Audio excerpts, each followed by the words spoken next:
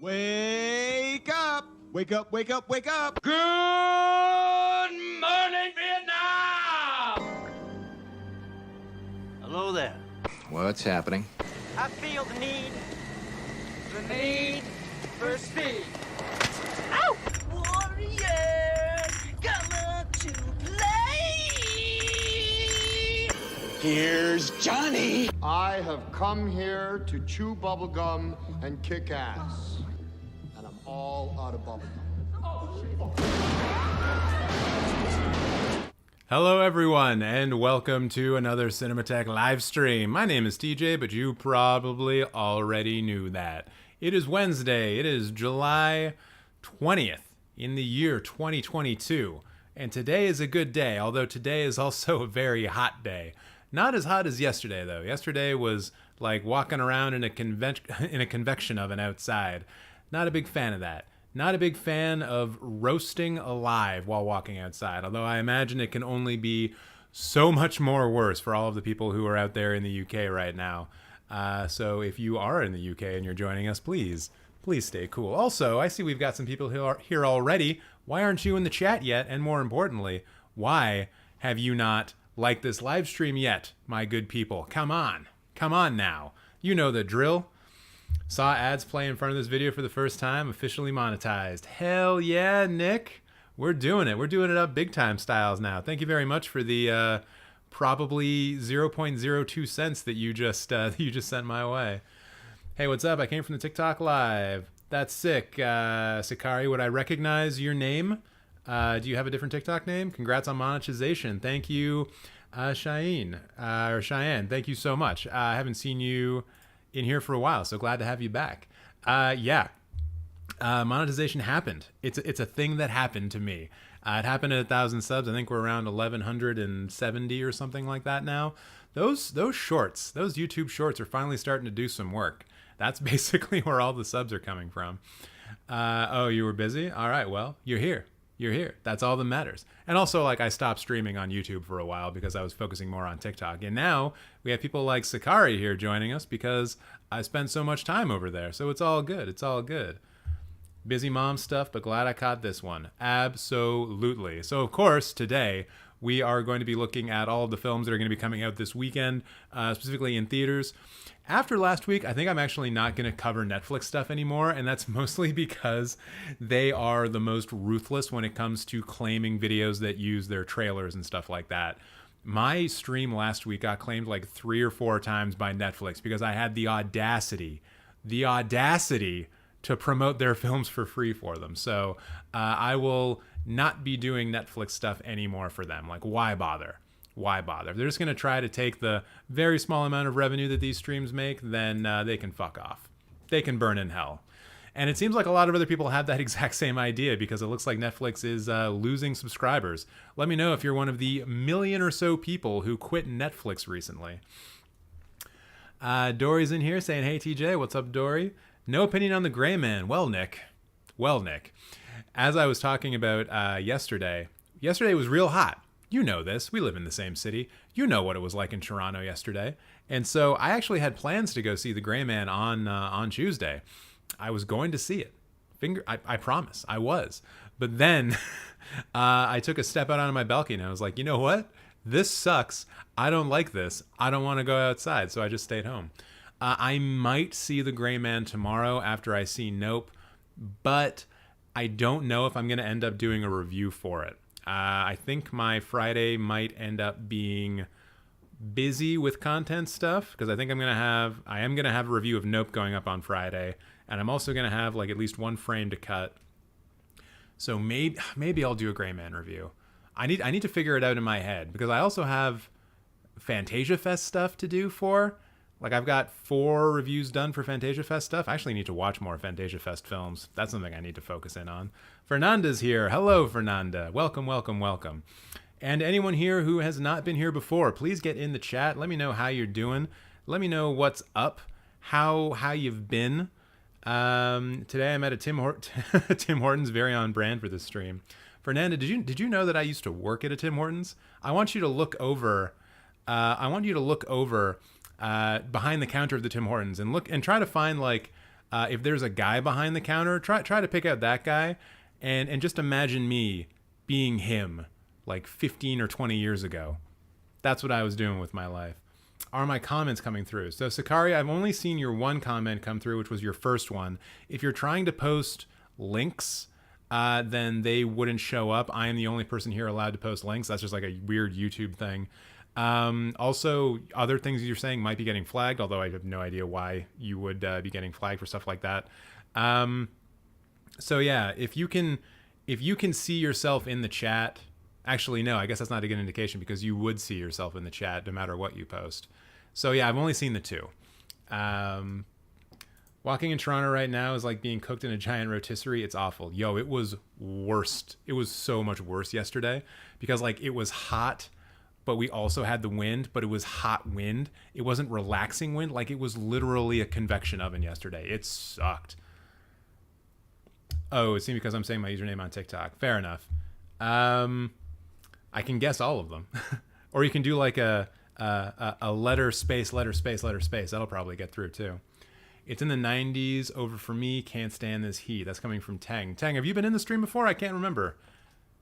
Oh, Preston. Sick. Okay, it's coming through now. Yeah, I remember you, Preston. You comment a lot. You've been very active on TikTok. I appreciate that. And it seems like you're actually watching like a ton of great movies and you're really going after that, which is also great. Like, well done. It's the 90s here. Are we into the 90s in Toronto? I don't know. I know that today it felt like 32 or 33 at some point, but I don't know if I don't know what the translation on that is. I forgot. So let's see. What's the weather in Toronto like right now?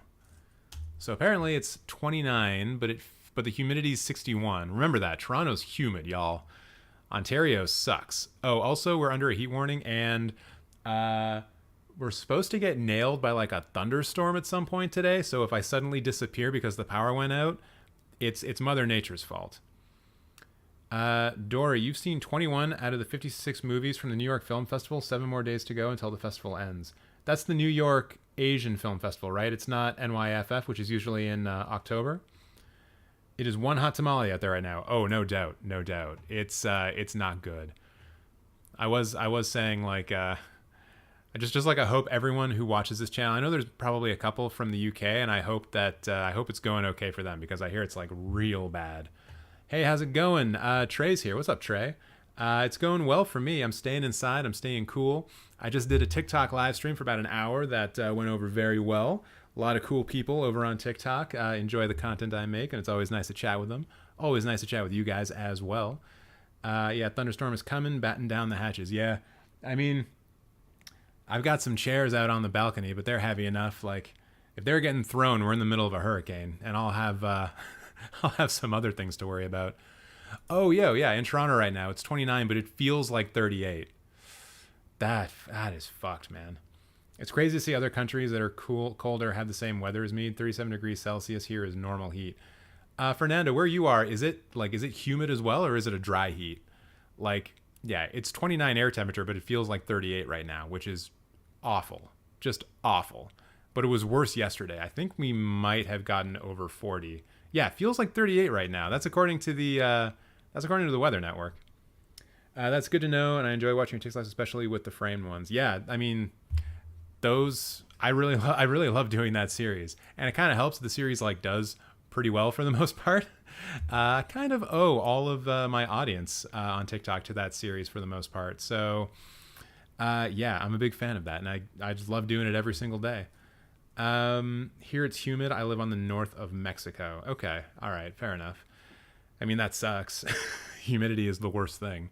I think if I could like move to some sort of like even politically neutral state in the United States that was just dry, you know, like one of the desert states, but like wasn't super Republican, I think I might do that. But like, I keep forgetting that we have different ways of measuring heat. I'm over in America, by the way. I was on TikTok Live. You were Phasm. Oh, cool. Thank you so much for making the jump over. I appreciate that.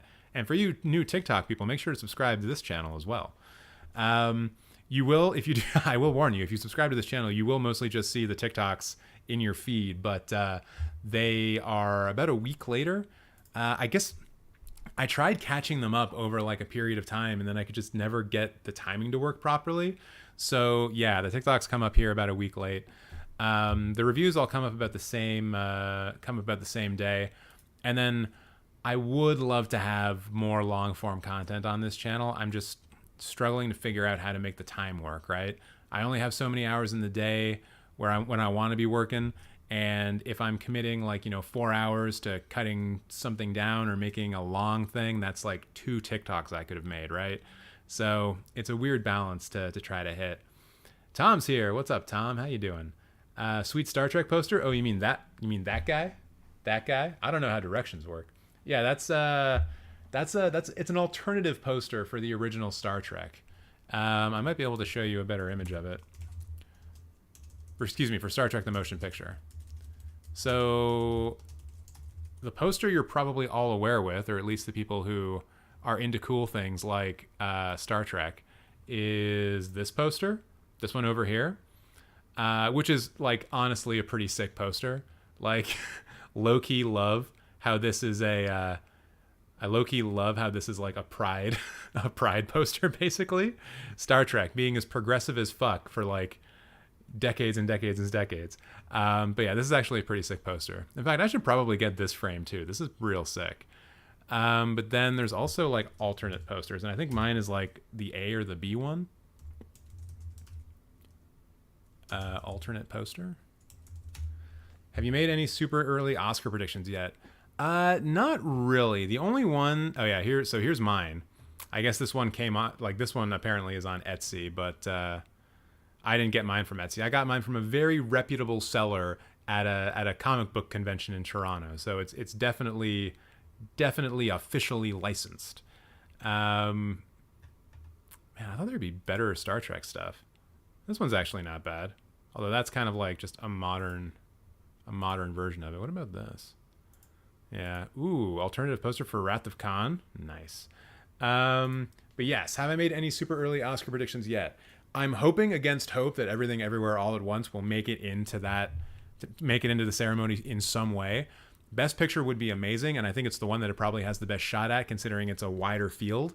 But if Michelle Yeoh could get a best Actress nom for that movie, I'm down for that.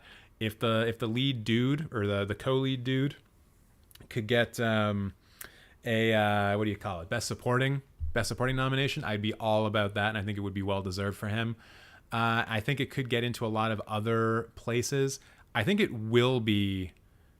definitely will be nominated for Best Stunts at the SAG Awards.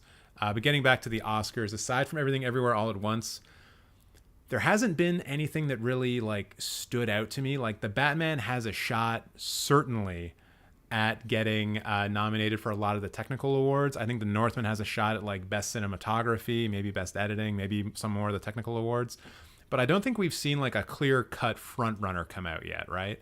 You got Dory here saying Babylon for Best Picture. Yeah, I've seen people talking about Babylon. It's the new film from the guy who did Whiplash, and I don't think Top Gun's gonna get nominated for anything. I honestly don't. I think that's a movie that like audiences have resoundingly accepted and loved, but it's gonna win like MTV Movie Awards. It's not gonna win Oscars. I just don't see what it could win for. Like maybe it gets a Best Picture nomination, but like what else does it get nominated for? You're gonna give Tom Cruise an Oscar nomination for that movie? No. Jennifer Connelly? No. Cinematography? Yeah, I can accept cinematography, and the original Top Gun was nominated for editing, so sure, we can throw that in, but I don't see it being a runaway favorite, and it maybe gets nominated for 3. Maybe. And it probably wins the fan favorite thing if they bring that thing back too. Oh, Preston, you haven't seen Top Gun yet? It's, in my mind, it's not as good as the first one, but I'm the biggest Top Gun fan on the planet, probably. Although I did see Top Gun in theaters once, like a few years back, and there were dudes who showed up to that movie in actual jumpsuits and like aviators, so they're probably the biggest Top Gun people on the planet. Top Gun won Best Song, Take My Breath Away by Berlin, and like, that's a great song. The Top Gun soundtrack has some absolute bangers on it, FYI. Also, Metro by Berlin is amazing. Hold on, I feel like I missed a whole bunch of stuff yet. Oh yeah, and Cheyenne, just to finish off the point on early Oscar predictions, Amsterdam, the new David O. Russell film. I feel like that is a tailor-made Oscar film, considering the cast, considering the pedigree of the director, considering everyone who's involved in that. But also, fuck that movie, because as it turns out, David O. Russell is a giant shitbag who like sexually abused his trans niece or something like that. So fuck him. I'm not seeing that movie. Well, I mean, fuck. I'm probably gonna have to end up seeing it, but I am definitely not reviewing it on this channel. He's fucking dead to me. He's blacklisted. He's out. Everything will make it because of the hype. Tom, I hope so. But the thing is, it's not even hype though. It's just real. It's just real. It's just so good. Didn't you used to have Halloween behind you? Yes. So I have 3 frame posters. I have 2001: A Space Odyssey, the Star Trek one, and Halloween, and I kind of swap them around depending on how I'm feeling. When we get closer to October, I'll probably put the Halloween one back. Everything Everywhere All at Once needs to sweep at the Oscars. Yo, that would be incredible. Not saying it's not well deserved, but the Academy is finally understanding the hype. Oh, for sure, for sure. And I think it's gonna have like this is the one problem with everything, is that it's been out for so long. Like look at the hype that Drive My Car needed in order to get nominated into a couple of categories last year, and even look at Parasite in 2019, or I guess the 2020 awards. Parasite came out in North America in September, right? Like I remember it premiered in North America, or premiered in Canada at least, at TIFF, and then was in theaters maybe the week after the festival, so like mid-September. So that's like perfectly aligned for a festival run. Same thing with Drive My Car last year. It came out much later in the year. So everything Everywhere All at Once can kind of look to those films as an example of being like a more under the radar film trying to get to the Oscars, but it needs to maintain people's attention for like double, maybe even triple the amount of time, and that is not easy. So like I'm really pulling for Everything Everywhere All at Once, but we're gonna have to just like keep talking about it and keep trying to get it into these festivals.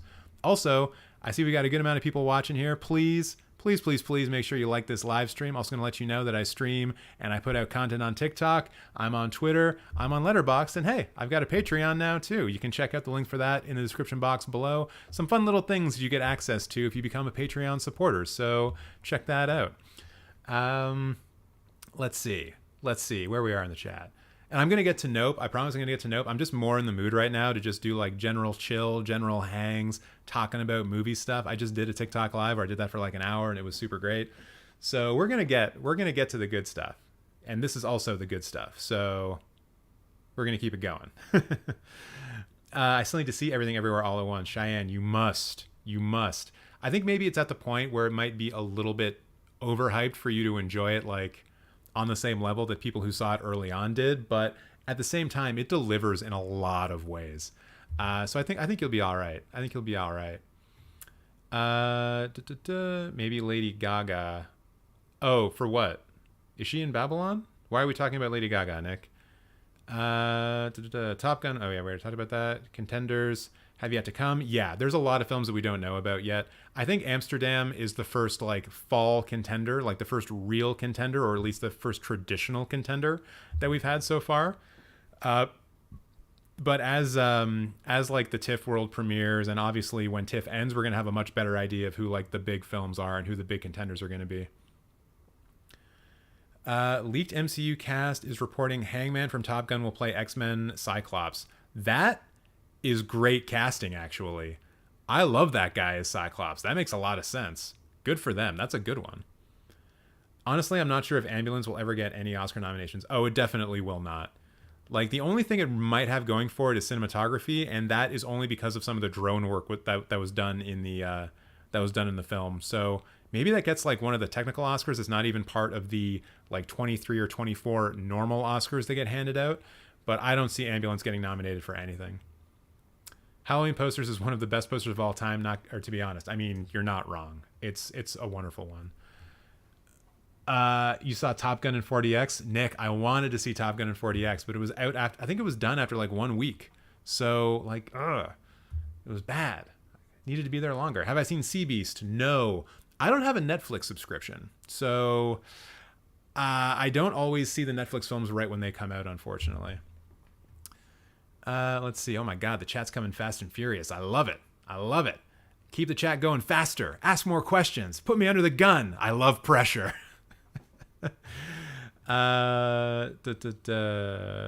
Decision to leave will sweep the Oscars. The next Parasite. Maybe. We'll see. I really dislike those terrible people who make good movies. I always separate the art from the artist, but like, bro, Kevin Spacey is in fantastic movies and has done evil things. For sure. And I've talked about this before, the way that I tend to separate this. And like, Preston, you'll know this from just my last TikTok live stream when I was talking about this in terms of like Alfred Hitchcock. Alfred Hitchcock did terrible shit to people, but he's dead. So like, I don't have to worry about supporting people or supporting a bad person when I watch his films. Same thing with Rainier Werner Fassbinder and like a bunch of other people who were alive before now. But I also think it's totally fair to like not want to give people money. And that's kind of how I draw the line with stuff. You know, like I listen to a lot of metal music, right? And there are a lot of metal bands out there that are just fucking racist, that are just straight up Nazis. And so you know what I do? I don't give them my money, and I don't wear their t-shirts, and I don't go to their fucking concerts. That's what I do. And so that's my approach to movies as well. If Harvey Weinstein were to get out of jail and produce a movie, fuck that movie. I don't care who directs it. I don't care who's in it. I'm not seeing it. And everyone, you know, will have their own way of approaching that, and will be able to draw the line in a way that's most comfortable for them. But that's kind of how I tend to approach it. I just don't want to give money to shitty people, basically. Coda was launched in late April, early May, and ended up winning Best Picture. Tom, that's a good point. Yeah, that is kind of a rare thing, eh? I mean, shit. I mean, maybe that's how Everything Everywhere gets in. Although I'm going to imagine that, like, Coda was buoyed by the fact that it was Apple going to bat for them. A24 does not have the kind of money that Apple will have for a run at the Oscars. How does the Discord through Patreon work? Asks Anthony. So basically, if you subscribe to Patreon or donate to me on Patreon, you'll get a link to the Discord, and then you're in the Discord. You can hang out and talk with some of the fine people who are in the chat right now, but, you know, all the time. What's your opinion on the film Legend? I love it, but so many people hate it. Oh, Legend. Don't hate me, but I haven't actually seen it. Sorry. Everything Everywhere exceeded my already high expectations. Yeah, it's pretty great. Everything Everywhere will bring the tears. Yeah, that's also true. Derpy is here. What up? Oh, Lady Gaga for the Top Gun song. Thank you, Tom. Yes, that makes sense. Hello, TJ. Do you really think Top Gun Maverick will get in the 10 for Best Picture, or do you think it's a summer internet thing? I think it has a shot. I think the goodwill that that Top Gun has will play well for it, and I think that the fact that people are kind of they're already starting the narrative by saying like Top Gun 2 saved movies or saved movie theaters. I think that's probably also going to help it out. And I can't imagine Paramount's going to have a lot of stuff to throw money behind, so they might as well throw it behind Top Gun. So yeah, I could see it cracking the top 10. Let's see. How about Austin Butler for lead actor? There's a shot, but I also think that Tom Hanks' performance, like, it takes too much away from him. You have to infer too much about Butler's performance because of the way that Tom Hanks was constantly stealing scenes in the wrong way in Elvis. So I don't know, like maybe, but once again, we haven't seen a bunch of other performances. Like Christian Bale in Amsterdam, I could easily see that getting nominated for Best Lead Actor. So I don't know. There's gonna be a lot of stuff still to come. That's gonna have a lot of really awesome things going for it. Comic-Con begins tonight. I didn't know that. Man, I am way out of the loop on that kind of stuff. I'm really looking forward to Knope. Comes out 6 days before my birthday, but it comes out tomorrow. So you've already had your birthday? In Everything Everywhere, I cried in that one emotionally scene. That one scene that really rocks. You mean the scene with the rocks? But no, yeah. I mean, that whole movie is just incredible. I can't say it any more times than I already have. I have the same birthday as John David Washington. Sick. Same year as well? Actually, don't answer that. That's too personal. I'm sorry. Literally rocks. Yes. Nice to see you again. Hey, CK is here. What's up, CK? Hope you're well. Yeah, I'm doing all right. It's just real hot in Toronto, although I'm doing fine in my air-conditioned apartment. Today at work at the library, the kids did a googly eye project with sharks. What? So they just put googly eyes on sharks? That's kind of cool. I like that. Ooh. Derpy's telling me to go faster. Stronger, harder, chat. Come on. Honestly, didn't know Hitchcock was terrible. Only learned that from your TikTok. Yeah, it's not something that's like widely spoken about because he is like held up as one of like the pillars of filmmaking. And honestly, I think some people give him a pass for some of his terrible behavior because you can kind of contextualize it in the way of like, oh, he's helping his actors and actresses, particularly his actresses, to get to the point that they need to be in order to do the scene. But like my counter to that is, if you need to like verbally or emotionally abuse people in order to get them to give you the performance that you need from them, you're a bad director. You're not a good director when it comes to working with actors, right? So, yeah. And I think also he has some sexual harassment stuff against him outside of filmmaking, although I would need to double check that. Let's see. I love your philosophy of not giving money to evil corporations you don't support, like Netflix, Amazon, Disney. Yeah, like we live in a capitalist society. You want change, you got to change your dollars. You got to change where they go. It's either that or violent revolution. So, like, pick which one is easiest for you. Triple R Oscar bound. I mean, if India puts it forward as its if India puts it forward as its best foreign language one, then yeah, I think it probably has a shot considering all the goodwill it's gotten. Although once again, the goodwill in North America for it won't really affect the amount of people who go in for it on the best non-English language Oscar category, since that is like a shortlist thing that people get down to. I guess it depends on who's on the short list then. I don't know. I'll put that as a maybe. Hey everyone, thank you for welcoming me in here. Derpy. Yo, everyone's welcome here as long as, you know, as long as you're not like racist and homophobic and shit. Everyone can hang out here with a diversity of opinions. That's what I love about this place.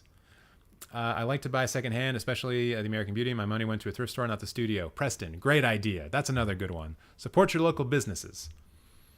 You see the trailer for Halloween Ends? Yes, I did. The only positive thing I had to say about that trailer was, well, at least they didn't spoil the whole movie like the Halloween Kills trailer did. I also did like in that trailer how they did try to pair some of the shots in Halloween Ends with some of the shots from the very first film. I think that was kind of cool. But I have very low opinions, like thoughts, expectations for this movie. Like, I expect it to be bad. And I think actually the best indicator of whether or not it's going to be bad is if it gets a premiere at TIFF and Midnight Madness, because the first Halloween did. Excuse me, the first David Gordon Green Halloween did. I can't remember if Halloween Kills did as well, but it might have. But if Halloween does get a premiere at TIFF, it might be good. But if it doesn't, like, it's certainly something they're going to try to get, and they have that history with Blumhouse to get that if they need to, and they'd love to have Jamie Lee Curtis on the red carpet again. But like, if it's not at TIFF, that to me is going to be kind of like a nail in the coffin. And even if it is at TIFF, it's going to be 50-50. Like, sometimes Midnight Madness programs like bad Hollywood horror and action films just to get the people out, just to get the red carpet going. TIFF is actually bad for that in a number of different cases. What is this? Sorry, what was this? The only other contender Paramount has is Babylon. Yeah, they're going to put that. They're going to put a lot of effort into that. That's why I'm a little bit skeptical about Top Gun 2 getting in for Best Picture. I think we cannot deny the possibility that it does. Like, didn't Spider-Man No Way Home get into Best Picture, or did it not? I can't even remember. Part of it is personal bias, admittedly. Sorry, I'm in the minority, folks. Hey, I didn't like Top Gun 2 either. But that's because I love the first movie so much. It was hard for me to accept Top Gun 2. Butler was great, and Hanks was truly, truly horrid. I can't understand how Hanks tanked so hard. I have the feeling that Hanks is the kind of actor who like really trusts a director. So I think Baz Luhrmann might be kind of responsible for that performance. And then Tom Hanks is just like, I mean, I'm Tom Hanks. It doesn't matter what I do. So I'm just going to have fun with this. But yeah, I think when he talks a little bit too much about the Christmas sweater, that might have been where everything went terribly, terribly wrong. Although I didn't love Multiverse of Madness, I'm excited for Bruce Campbell to come dressed as Pizza Papa. Do you think he would to the Oscars? It's black tie, though. It'll have to be black tie Pizza Papa. I don't know if I should watch Elvis. I'm getting tired with all the biopics. I think Elvis, in terms of like biopic stuff, is different. Like, I don't think it is in any way trying to be a faithful representation of Elvis. I think it's Baz Luhrmann's version of a eulogy. And I think that really gets hammered home with like the last 10 minutes of the film. But yeah, I think I mentioned this in my review. The whole movie is like a speed run of Elvis's life, and it kind of leaves out all of the problematic bits while sort of doing like a cursory examination of like Elvis's connection with African American culture, and like obviously that's where he got a lot of his inspiration, a lot of his songs, that kind of shit from.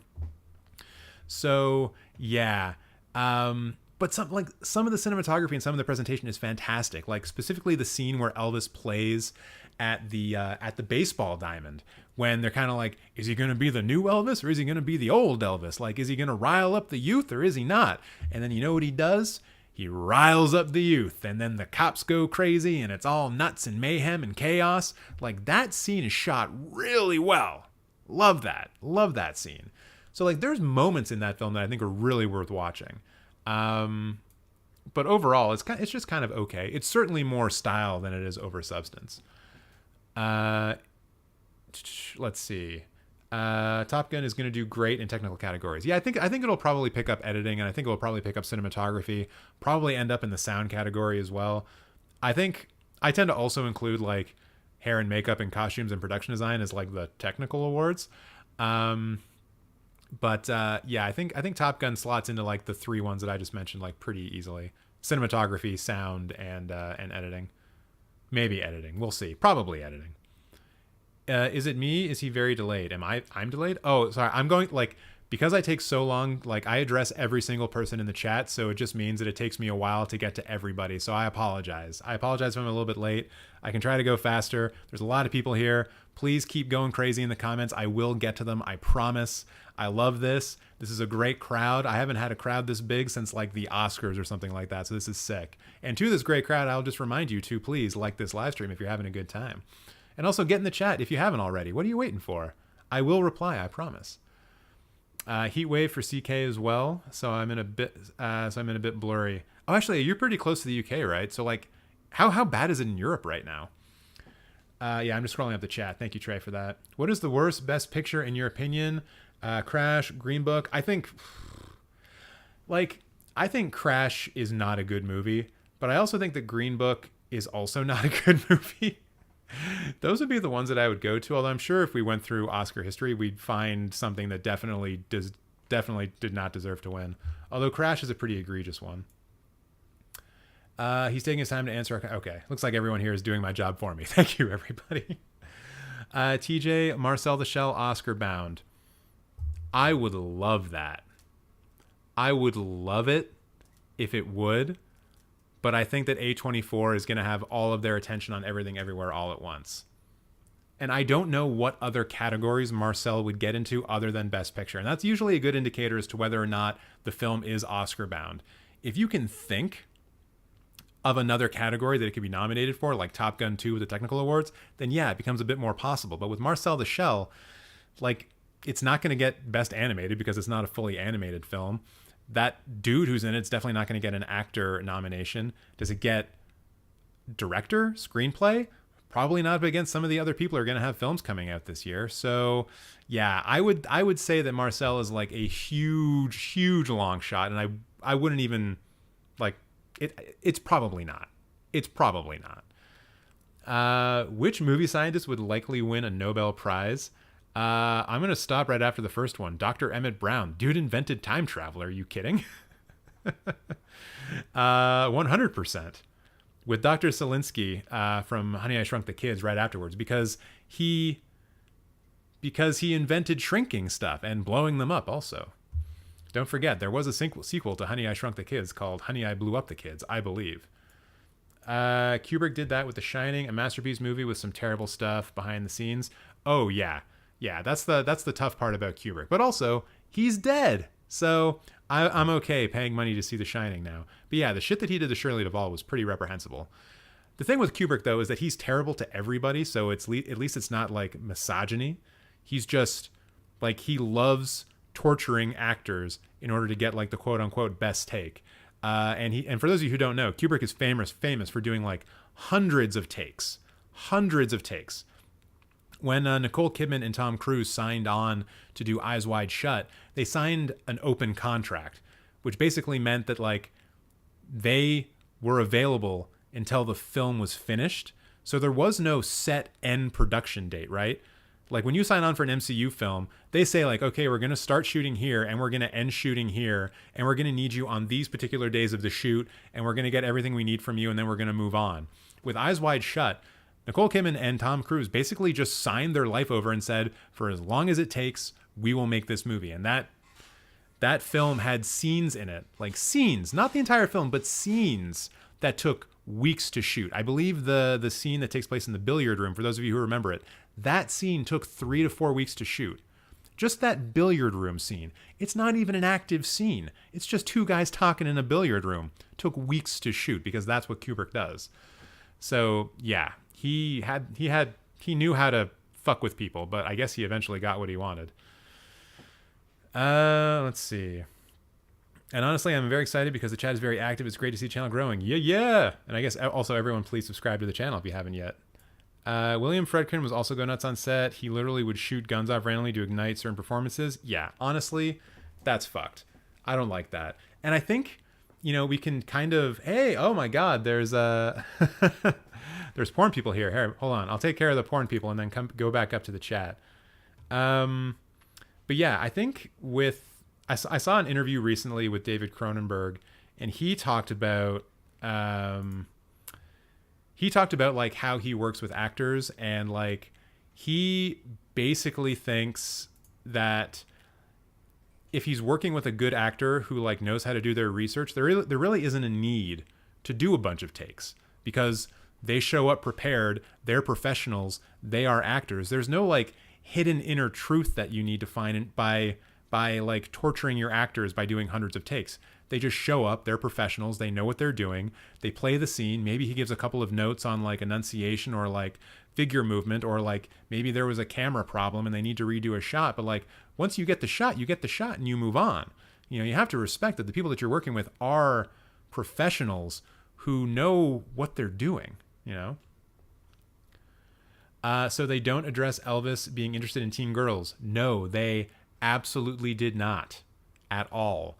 I had heard that like Elvis's wife, he groomed her, and they do show the scene where they meet for the first time.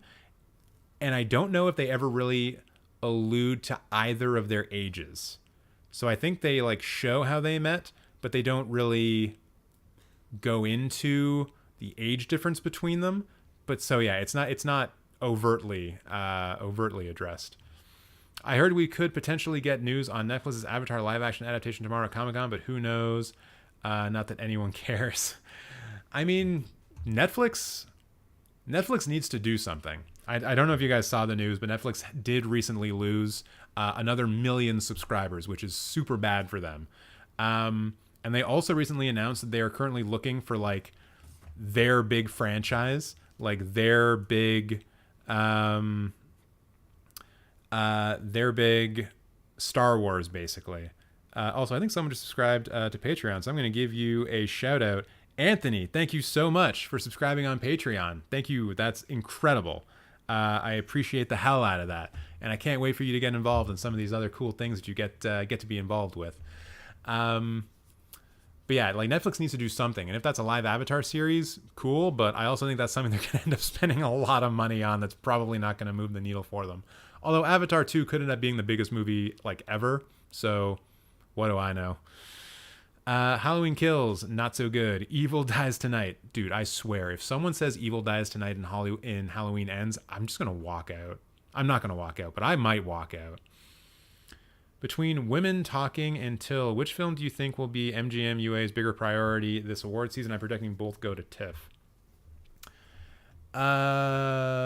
Is Till... I mean, I probably shouldn't be asking this because it'll take me a while to get to this in a chat. Women Talking.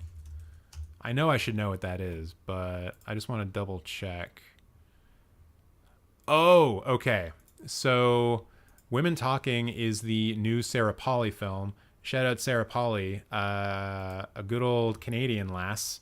And I heard an unsubstantiated rumor that all of the remaining big festivals are fighting tooth and nail for the privilege to premiere that film. So that could be a very good indication that that film is going to get a lot a lot of attention come awards season. It also stars Frances McDormand, Ben Winshaw, Rooney Mara, Claire Foy, Jessie Buckley, who we love here, Judith Ivey, Sheila McCarthy, like pretty outstanding cast. Yo, wait. Oh, the music is done by this Icelandic person. Sick. What films has she done before? I think she's really good. Oh, okay. It's the person who did the score for Joker. Yes. The best thing about Joker was the score. Change my mind. You can't. Hello, cat. Do you want to say hello to everybody? The cat's here. And then the other film, I'm not really sure what that is. Let me see if I can find it. Let's see. So it's I can't pronounce the director's name, so apologies for that. Same director who directed Clemency, so that's probably a tick in the right one. It's got Daniel Deadweiler, Whoopi Goldberg, Frankie Faison, Jamie Lawson, Kevin Carroll. I have a feeling that the Sarah Polley film would be the one that gets put forward more. But that could also very much depend on what happens when we get into the fall festival season. Because obviously if Till wins like People's Choice at TIFF, it's number one priority, hands down. Dune Part 2 is filming now. It's like Camp Arrakis. Yo, I can't wait for Dune Part 2, man. Oh my god. How would you design a Doom theme park ride? Let me ride on the back of a sandworm. That's all I need. Did you see the trailer for She Said? I did not. Is it worth watching? I watched Strictly Ballroom last Friday, directed by Baz Luhrmann. That is by far his best movie. Is that one that he did a while ago? Like, would that have been before or after Romeo and Juliet? I haven't seen it personally. Worst Best Picture is The Artist. I've never seen it, but I should watch it because I do like silent films. Let's play a game of fake Oscar movie pitches, biopic edition. All right, Josephine, you go first. Art projects at Tizen, the story of Freddie Dickel Bandis, a Jewish woman who taught secret art classes for children at the Ternzen Ghetto. Pff, yo, take your Oscar right now. That definitely would win. There's only one crash that matters, and it's Cronenberg's. Nick, you are correct. Now that Cronenberg does have Crimes of the Future out in theaters, I think maybe his films are a little bit more available than they usually are. If you've never seen his Crash from 1996, please do it. It is the horniest movie that you are ever going to see that is not a pornographic film. And even then, I would say The Crash is hornier than a lot of pornographic films. Like that's a date movie. If you're looking to Netflix and chill, you throw on Crash. Balloons Over Broadway, a biopic of Tony Sarg, the puppeteer from Macy's Thanksgiving Day Parade. All right, probably fun, but you don't win any Oscars for that one, I don't think, unless Tom Hanks plays somebody. I know that there are some insanely racist, homophobic, and just awful morally in the early Oscars. Yeah, I mean, yeah. Like, all you really need to know is that, like, Sidney Poitier was the first African American to be nominated for an Oscar, right? Or no, was it the woman from who was in that? Oh God, I mentioned the name of the director in the TikTok live stream today. Elia Kazan and Douglas Sirk. I think Sidney Poitier was lead actor. Feature films. Which one am I thinking of? Douglas Sirk, the film that he made. The big one, not Magnificent Obsession. Is it All That Heaven Allows? No, I don't think it's All That Heaven Allows. Look over Clack. My favorite Cronenberg film is Dead Ringers. Although The Fly is probably the most fun to watch. And obviously Crash is the horniest. Take Me to Town, Meet Me at the Fair. Why can I not find this Douglas Sirk film that I know exists? It's the one... Oh, Imitation of Life. I think that's the one I'm thinking of. Because, no, not Sandra Dee. Sandra Dee is not a black woman. Mahalia Jackson? Yes. Did she get nominated for an Oscar for that? Grammy Awards, Hall of Fame, honorary degrees. No, I guess not. Ah, shit, I thought she was. Oh, she was the funeral singer. No, that's not the star though. Oh, Juanita Moore. Excuse me. She was the 5th black actor to be nominated for an Academy Award in any category, and the 3rd in the supporting actor. Okay. So I was wrong there. I don't actually know who the first African American to be nominated for an Academy Award is. Could Marcel win Best Animation? No. No, it cannot. The Donkey Library, the true story of a traveling library in Colombia that distributes books to patrons from the backs of 2 donkeys, Alpha and Beto, funded by Luis Soriano. Yeah, that could work. Obviously, you would need to get Penelope Cruz into that movie, though, to have it get any leeway. Either that or Gael Garcia Bernal. The First Magician, the story of Richard Potter, an American magician, hypnotist, and ventriloquist. He was the first African-American born magician to gain fame in his own country. That'd be pretty cool. I'd be into that. Yeah, Kubrick was just a bad person in general, but he made some fantastic movies. Yep. Yeah, there's a lot of those in Hollywood. A lot. And I mean a lot around the world, but, just a lot. 3 movies in the Honey franchise. 3rd is Honey, We Shrank Ourselves. That's right. There is 3, isn't there? I haven't seen the 3rd one as far as I can remember. The Oldest Student, the story about how Mary Walker learned to read at 116. Holy shit. That would definitely pull on some heartstrings. How is Marcel the Shell eligible for Best Animated Feature? Was Who Framed Roger Rabbit and Cool World eligible for Best Animated Feature? Although I don't think the category existed back then. I hope a studio other than Disney wins Best Animated Feature this year for real. Oh, absolutely, yes. Don't worry, everyone. I defeated the bots. I defeated them with my fists. Thoughts on Monsters being dumped to Netflix rather than just Peacock? It was going to be a bad movie no matter what. I think we all saw the trailer. It's not great. It's not a great scene. I know that Denis Villeneuve doesn't do post-credit scenes, but I want Dune Part 2 to have a post-credit scene of Bruce Campbell doing the Old Spice commercial. Only this time it's Old Spice Melange. You know what actually would be kind of sick? If there is going to be an after-credit sequence in Dune, it either sets up further Dune movies or it gives you a glimpse of the Bene Gesserit TV show or something like that. I think Warner Brothers is looking at Dune as being a potential franchise. So don't count out a post-credit scene just yet. And then Paul waking up, it was all a dream. Oh my God, no. Netflix spending too much time focusing on quantity over quality, but only bite them in the ass. For sure. I don't think their business model is a good one right now. What is your favorite Stephen King book to movie? So I've only read one Stephen King book, and it is The Shining. So I guess it's The Shining. But if we're talking about just my favorite movie that's been adapted from Stephen King, and we'll just leave The Shining out of it because that's too obvious of an answer. I really like The Dead Zone, the one that Cronenberg did. I think that Misery is actually pretty good. Yeah,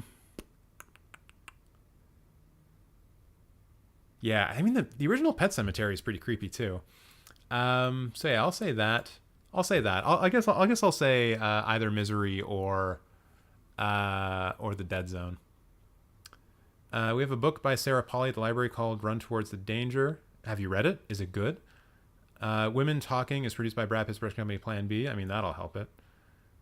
Let's see the cat. He ran away. I'm sorry. If he comes back, then I'll definitely bring him on here. He usually gets 1 appearance per stream. Shout out to Sarah Polley, Canadian legend. Absolutely. Which lawyer should win a fight, Atticus Finch or Jimmy McGall? I mean, Atticus Finch would win in a fight. Are you kidding me? Gregory Peck? That guy's got reach. He would beat the shit out of Saul Goodman. What Kurosawa films that I've seen, or what's my favorite? Oh man, you know what? I'll give you a bit of a curveball. I'll give you a bit of a curveball answer, Preston. So if you go into the Criterion Collection, they have a rare twofer. It's called The Lower Depths, and one of them is directed by Akira Kurosawa, and the other one is directed by Jean Renoir. And it's kind of a rare example of 2 kind of all-time great directors directing the same source material. And Kurosawa's version of it is pretty interesting because he tends to play it it's based off of a Russian play, and so Kurosawa's version of it feels like a stage play, but it was certainly at a time when you could have done something more sophisticated. I think he made it after Rashomon as an example. So that one I think is an interesting thing to watch with another film, or watch it with the other film, just to see how you can have two very different approaches to the same source material. So that's my left field pick. If you want to know what my favorite Kurosawa film is, I'm going to have to like double check all of the Kurosawa films that I've seen. Like Yojimbo's good, Seven Samurai is good. And when I say good in this instance, I mean like incredible. But I also haven't seen Ran as an example. So some of his big films are still missing from my personal filmography. Ever see Sarah Polley's other films? I've seen one of them. I can't remember the name of it, but I have seen one. Boz's debut is Strictly Dance or Strictly Ballroom. All right. She said it's about the Weinstein case starring Carey Mulligan. Oh, Jesus. Yeah, okay. That's probably going straight to the Oscars. She said is like a lesser Spotlight. No way Hollywood awards it when they still stand by Harvey Weinstein tactics. Oh, I see what you're saying here. They might actually. They might. Because I don't think that Hollywood is standing by Harvey Weinstein tactics. I mean, specifically, sorry, I should say that they are not standing by Harvey Weinstein. That's what I meant to say. And so they might look at this as a way of just like kind of quote unquote exorcising the demon of Harvey Weinstein by like trying to promote and push a film that is all about like Harvey Weinstein being an asshole. That said, and I do need to put this proviso on everything, I do not believe that the Academy votes in a block. So I should just rip everything I just said out of the record, because I don't think that everyone in the Academy gets together and says, okay, what agenda are we going to push this year? I don't think that happens. I think everyone votes individually. But as a number of individuals, they might see putting forward the Harvey Weinstein, the fuck Harvey Weinstein movie. I think that might be something that happens. I think I already answered the Cronenberg question. Feels like a mix of Spotlight and Bombshell. Spotlight's good. Spotlight's one of those films that like is not overly remarkable, I find, but I return to about once a year. It's probably because I like watching corrupt people get taken out to the shed, basically. I kind of love seeing stuff like that. Okay, but hear me out. Leonardo DiCaprio, Romeo and Juliet. I mean, you're not wrong, Anthony. Hattie McDaniel in Gone with the Wind was the first African-American to win. That's right, Cheyenne. Thank you so much for that. I should know that. But yeah, I mean, going back to like how racist Hollywood was, like the fact that we're talking about Juanita Moore being the fifth black actor to be nominated for Academy Award for a film that came out in 1959. that kind of tells you everything you need to know about how racist Hollywood was. Sidney Poitier was the first lead actor to win. Gotcha. How about a Crash theme park ride? People are just fucking. A Crash theme park ride is an orgy. On cars. Of course, in cars. Actually, no. Wait. I can't believe I missed this. A Crash theme park ride is an orgy in like not the demolition cars, the bumper cars. It's a bumper car orgy where people are fucking on bumper cars. That's what that is. That sounds awful, to be perfectly honest. But that's what it would be. Dead Ringers is so good. I never hear anyone talk about it. Yo, Dead Ringers is sick. It's his best performance. He's so good in it. So good in it that I have to like look up who's in it. Jeremy Irons. God damn it. This always happens to me and it's always embarrassing. 2001: A Space Odyssey ride would be sick. I mean, if we're talking about the very last part of the film where you're kind of like riding through infinity, yeah, that'd be pretty cool. The River Wild would also make a sick ride. Watch the trailer for River Wild. Oh, I remember the River Wild. I was in the target demographic of that film when it came out. Fifth Element ride would be pretty fun. Best animated film so far deserves to go to Sea Beast. Both Pixar films this year have been meh. Yeah, I think I think this year, because Lightyear was so not up to Pixar's standards, I think this is a good year for Disney to lose the category. It's really going to depend on the other stuff that comes out. Sea Beast I haven't seen yet, so I can't speak to it, but I'm always for Disney not winning anything. I would say my personal favorite Stephen King movie would be The Shawshank Redemption, maybe Stand By Me. I keep forgetting that King wrote The Shawshank Redemption. TJ, have you seen David Cronenberg's Crimes of the Future version, the 1970 version? If yes, which one is the better film? That's difficult to say. Actually, no, it isn't. I think Crimes of the Future, the 1970 version, is Cronenberg's worst film. His student film that he put out in like '69, I think, is substantially better. Stereo, I think, is the name. Yeah, Crimes of the Future 1970 is not good. Like, it's an interesting concept, but like, it ain't it, Chief. You know, it's just not there. So I would say the new one is better, although I'm also not the biggest fan of the new Crimes of the Future. I forgot to, but favorite Akira Kurosawa thing. Oh wait, I forgot to, but favorite. Oh, okay. Yeah, favorite Kurosawa. All right, let's take a look at all, or let me take a look at all of the Kurosawa that I've seen. Because I don't want to. I just like, it's so easy to give the basic answer of like, you know, Seven Samurai, right? Like, it's so easy to say Seven Samurai. So I will say right off the bat, like, if you're kind of sorting this by film popularity on Letterboxd, all of Kurosawa's films, you got like, actually no, let's sort by highest first. So you've got Seven Samurai number 1, High and Low number 2, and Akira number 3. Based on what I have seen, those are his 3 best films, although I don't know if I would put them in that order.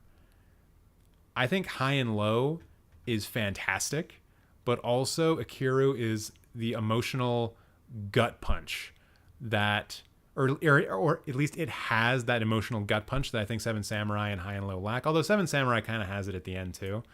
So I would probably put Akira ahead and maybe even tied with Seven Samurai, or maybe even in number 1. And I mean, it's also, I mean, Rashomon. God damn it, Rashomon. It's so good. So yeah, I have a lot of Kurosawa I need to catch up with in the future. My mom has the news on, said, and David Grohl from the Foo Fighters is being interviewed.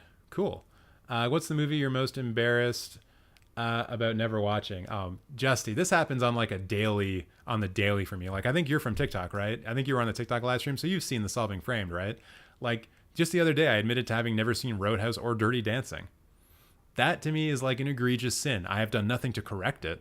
But yeah, having not seen those 2 movies is super embarrassing to me. I'm a child of the 80s. I should have absolutely seen those 2 films, but I haven't yet. And I mean, I also just want to say, because maybe other people are feeling this too, just let them know that it's okay to have not seen films that a lot of other people have seen and have loved. Like, there's so many. If you look at all of the films that have been rated by the MPAA, you know, either R or PG-13, there's over 55,000 films. I've seen like 3,400 in my life. I'm not even at the 10% mark of all of the films ever rated by the MPAA, and I've been watching movies for 25, 30 years. So, you know, if you haven't seen something that a lot of other people have seen, don't worry about it.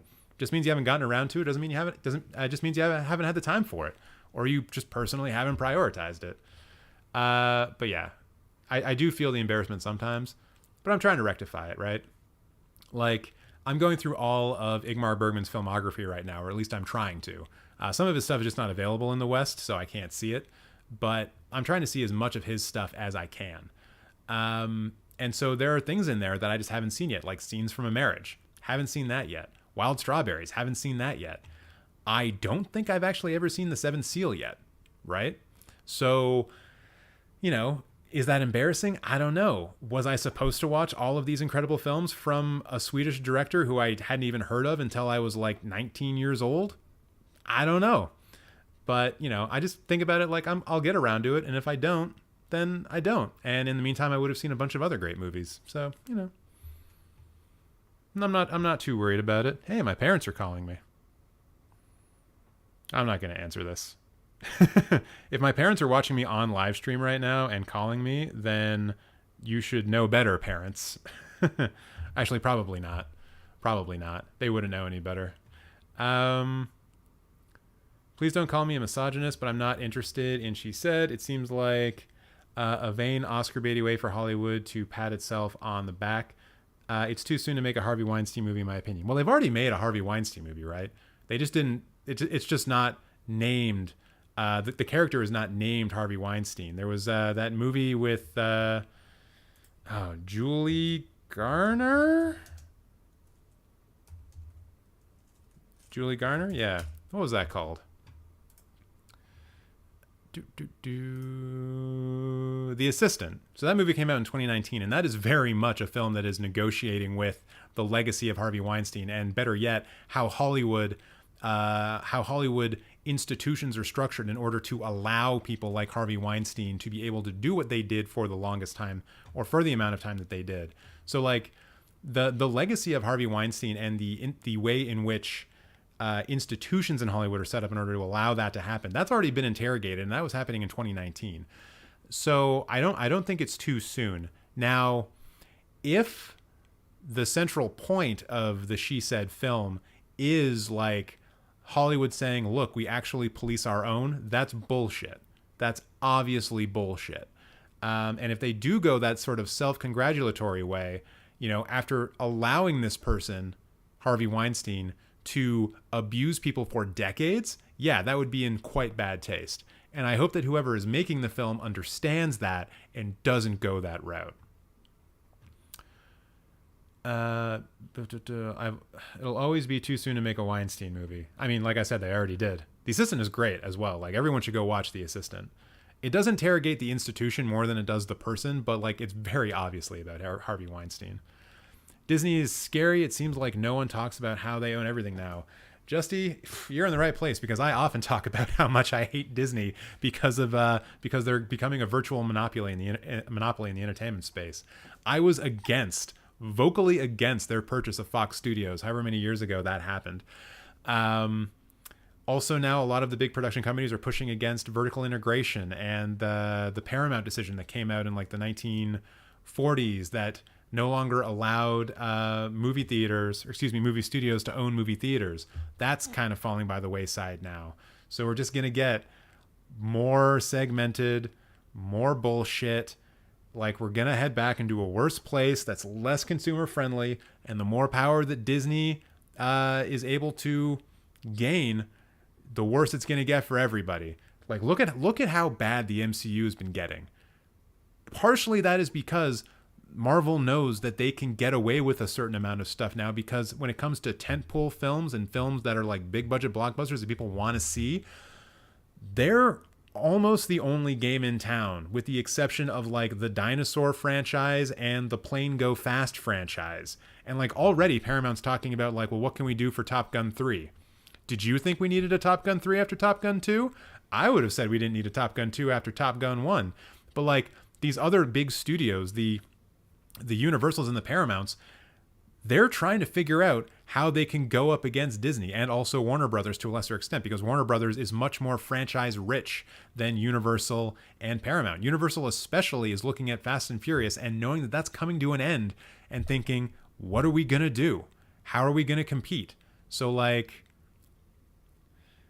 I don't know if they can. So yeah, it's, Disney is absolutely scary. Absolutely scary. And we should all be very, very afraid of what they could potentially do to the media landscape, especially in America and Canada. Luckily, other countries are more resistant to them because American film is not the only game in town like it is in America and Canada. So it's less bad in other parts of the world, but it's still not great. The last multiple years should not have gone to Disney. There were always better films. For best animated film, for sure. Like, absolutely, that's true. Mitchell vs. the Machines was the best animated film of last year. If not the best film not named Dune that came out last year. Kurosawa's Hidden Fortress would make a sick ride. I haven't seen it, so I can't comment. My favorite Kurosawa movie was his Russian movie called Dersu Urzula. I have not seen that one. I'm curious about it, though. Akira was my personal favorite of his and is on my top 10. I would consider it to be perfect movie. Yeah, I think it's the gut punch at the end that really sells Akira. Like, yeah, I think it's one of those ones where like you don't really understand you're watching a great movie, and then in the last 10 minutes you're like, oh my god, this is incredible. Seven Samurai made me want to become a director again. Watched for first time last year. Man, it's such a good movie. Basically like the first modern action film, right? Seven Samurai. Also, Jesse, does that mean that you were a director and you stopped, or you wanted to be a director and then stopped and now you want to be one again? Because there are people in the chat here who were involved in filmmaking. So if you want to like talk about filmmaking, please do. And like I said, I've been involved in filmmaking in the past. Oh, you know what I should do? That would be totally self-serving. Remember how I said that I was a production coordinator on 2 feature films? I could probably track down those feature films and maybe show them in a special screening night in the Discord. I'd probably only do it for one of them. I don't know if you guys would want to see the Johnny Cash documentary I was a part of. Actually, Nick is in that one, so maybe we do. But yeah, it's so yeah, maybe I'll do that. I've seen Rashomon, Seven Samurai, and Akira. That is all I've seen of Kurosawa. Oh, there's a lot more, which is good though, right? Like it means there's so many more good films to watch. Yojimbo and Rashomon should be the next 2 on your list, I would say. Agreed. I've seen 1500s and Lawrence of Arabia is not one of them yet. Man, I probably didn't see Lawrence of Arabia until well after 1500. Like, don't even sweat it. And the great thing about that is that it means you have a shot, depending on where you live, of seeing Lawrence of Arabia like projected on film, because that happens sometimes. I think Lawrence of Arabia is projected in 70mm like once or twice a year in Toronto. So like you have the opportunity of seeing it in an incredible format. So like don't sweat that. Don't sweat that at all. Did you start getting into the Fantasia stuff yet? Yeah, so on the YouTube channel, there should be a couple of reviews up already, although I don't think I've identified them as being Fantasia films. I've seen 4, I think, thus far. 4? I think 4. Let me check my handy dandy Fantasia spreadsheet. I think I might only have 2 reviews up right now, and I think a third one's coming out tonight. And then the review I put up on TikTok today is the 4th one, and that'll be on YouTube tomorrow, I think. I'm really just flying by the seat of my pants all the time. So let's see. Oh, apparently I've watched 5. Yes, I've watched 5 Fantasia films so far. One of them I cannot talk about because it's still under embargo, but I think the other ones are clear. Yeah. So I'll give like quick thoughts on them, although I will say that one of the special things that you get when you subscribe to me or when you donate to me on Patreon is that I do an exclusive live stream once a month where I rank every film that I saw in the previous month. So I'll leave like my more in-depth thoughts on these films for that. So check out Patreon. That's my second plug of the night. I'll try not to do it too much because I know a lot of you guys stick around for a long time. I don't want to oversell. But yeah, so the films I've seen so far at Fantasia that I can actually talk about are Swallowed, which is by the director who also did The Ruins, if you've seen that horror movie. Goodbye Donglees, which is an anime film from Japan. And it's being put out in North America by the same company that handles like the Studio Ghibli films. Also Popran, which is the film, the follow-up. Well, it's not even a follow-up film.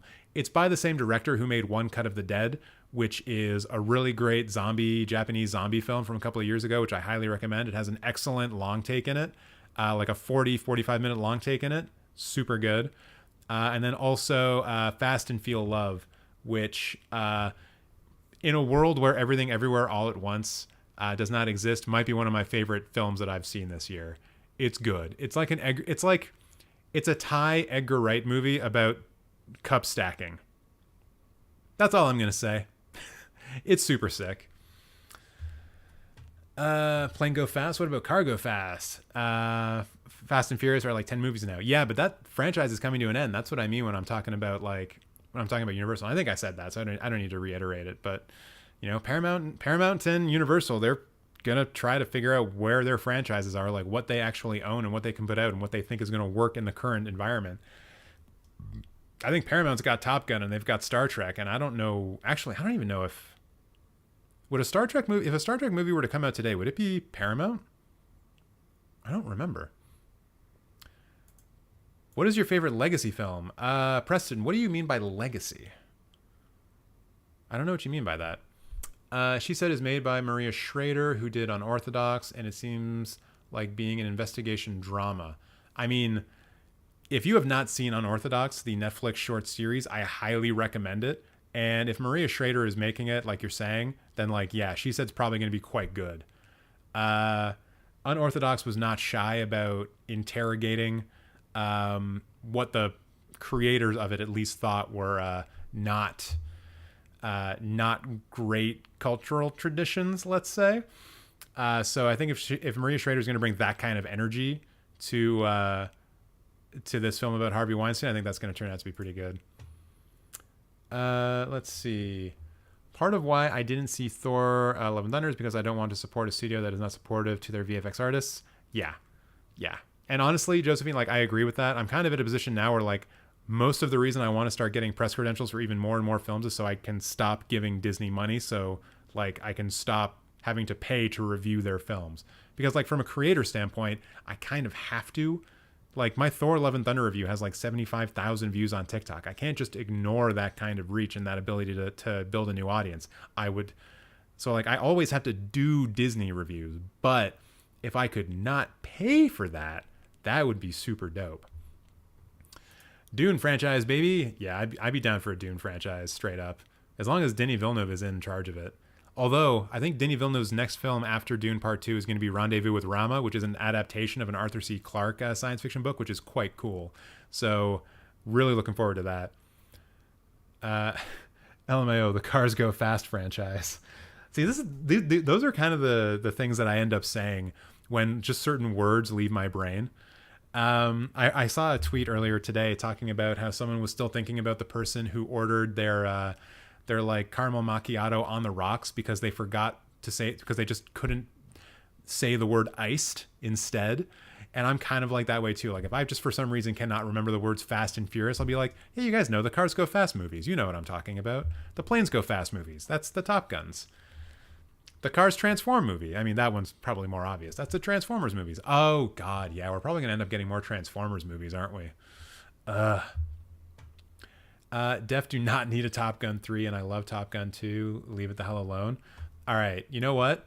If they do a Top Gun 3, but they do the plot line that I think they should have done in some way for Top Gun 2, then I'll be fine with it. But anything else, and I will not be okay. I want Paul Atreides to kill an evil Mickey Mouse with a Chris knife. I mean, yeah. That'd be super cool. Oh, Preston, you're talking about legacy sequel films. So you mean kind of like Halloween, like the new Halloween trilogy we got, or like Scream 6 as an example, or Scream 5, I guess. God, do I have a favorite of those? I don't know. I'd have to think on that. Quick, people in the chat, name legacy films, and I'll tell you if I like them or not. I wanted to be a director, but decided to focus on my cybersecurity degree, but I've been writing again and hoping to make a short film this year. Jesse, that's super sick. And like, if you're in cybersecurity, I don't want to make assumptions because I don't really know that area, but I assume you're probably doing all right. So like financially, so if you have the opportunity to self-finance as well, so you don't have to like listen to other people and you can just do your own thing, that's also pretty awesome. So that's sick. Good for you. Everyone should make a movie. Even if it's a bad movie, everyone should make a movie. Your appreciation for cinema will go through the roof. Through the roof. If you try to make your own film. Because as soon as you do that, like this is something that happened to me, like, I'll give you like a bit of an insight into my trajectory, right? So when I did University for Film Studies, I'm there for 4 years. I'm watching films, I'm reading about films, I'm talking to people about films, just doing lots of film related stuff. Not making films though. Just talking about films, just watching films. And by the end of it, I was such a pretentious dick when it came to movies. I was like, oh, this and that about this, and blah, blah, blah. And this is the only proper way to light this scene, and blah.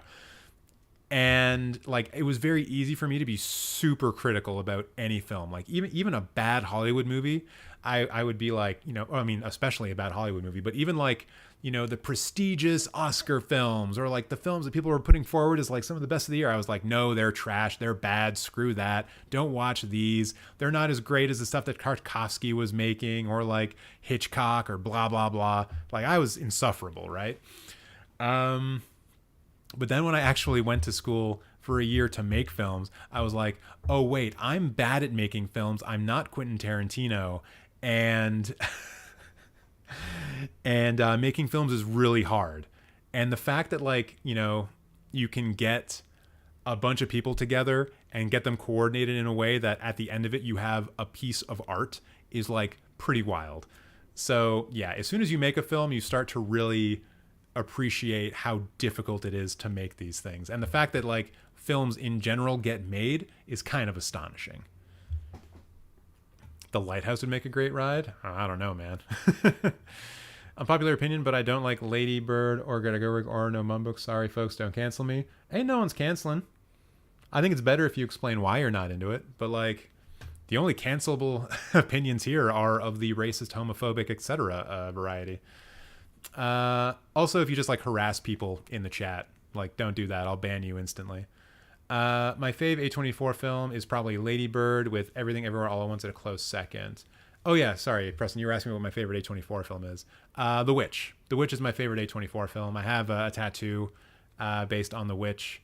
It's Black Phillip. He's a good boy. And yeah, I see also Dory here saying American Honey is their favorite A24 film. Dory, yeah, no, you were so right about Fast and Feel Love. That movie rules, man. I super love that movie.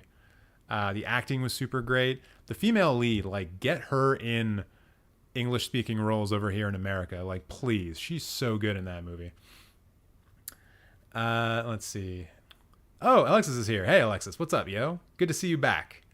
I've been seeing you comment on some of the YouTube videos. I appreciate that. Everything Everywhere All at Once. Drink Idea. Everything Everywhere on the Rock. And it just tastes like granite. I have seen 42 of 117 A24 films. Ooh, how many have I seen? Have I talked about that? Let's check this out. I know that I am not going to be as high as that. Let's see. Is this just... Okay, 117 films. Let's use this list. I have seen 46. Wait, am I ahead? Dory, am I beating you? Dory, I am beating you. For those of you who don't know, Dory has seen like more movies than all of us put together. So the fact that I've seen more A24 films than him is like kind of incredible. You gotta watch, and like he'll come back next week and be like, "Hey TJ, I watched 10 more A24 films, so now I'm the master of A24." Gotta love that shit, man. But yeah, okay. My favorite A24 film. I said it was The Witch, but let me just go through these kind of quickly. I think Ginger and Rosa is worth checking out if you haven't seen it. It's got Elle Fanning in one of her first roles. It's the second A24 film, so I think it's interesting to see like the kind of films they were going for very early on. Spring Breakers is another good example of their early films, and it kind of like Spring Breakers to me is more like what A24 is about, you know, like kind of dangerous, weird, interesting indie films. I think Spring Breakers is definitely that. Under the Skin is obviously super great. Ex Machina is like fantastic. Ex Machina would be in like the top 5. The Amy Winehouse documentary is excellent. Like just excellent. One of the best documentaries we've seen in the last 20 years, probably. The Witch, of course, but I already mentioned that. Green Room's all right. Moonlight is really good. It Comes at Night is decently okay. I like Lady Bird. I do like Lady Bird. First Reformed is another one I would put in the top 5. My God, First Reformed is so good. Hereditary is great. Climax is a Gaspar Noé film. The Souvenir and Souvenir Part 2 are really good. Midsummer's really good. I really like Under the Silver Lake, although it's not to everyone's liking. Farewell is good. Waves, I really liked it when I saw it. The Lighthouse is great. Minari's really good. Oh my God, guys. The Green Knight, Zola, Val, they're decent enough. Lamb, I really enjoyed. After Yang is super sick, too. That low-key might make it into the top 5. After Yang is real good. And yeah, Everything Everywhere All at Once, Marcel the Shell. A24's had a pretty good year, all things considered, man. Like, I think in this year alone, they've had After Yang, X, Everything Everywhere, Men, and Marcel come out. And, like, I know a lot of people are not into Men, but there was a lot about that film I appreciated. But just look at the other 4. After Yang, X, Everything Everywhere, and Marcel. Like, that's a banger year for them. Good for them. Like, yeah, A24's done really well this year. I was kind of getting a little bit, like, low on them. Like, I wasn't as into them, but this year has kind of brought me back around. I was thinking that, like, Neon was going to take over the American indie distribution space and put out all the best films, but it's gone back in A24's direction, I think. Okay, so Preston, if we're going to include like The Last Jedi as a legacy sequel, that's probably my favorite legacy sequel.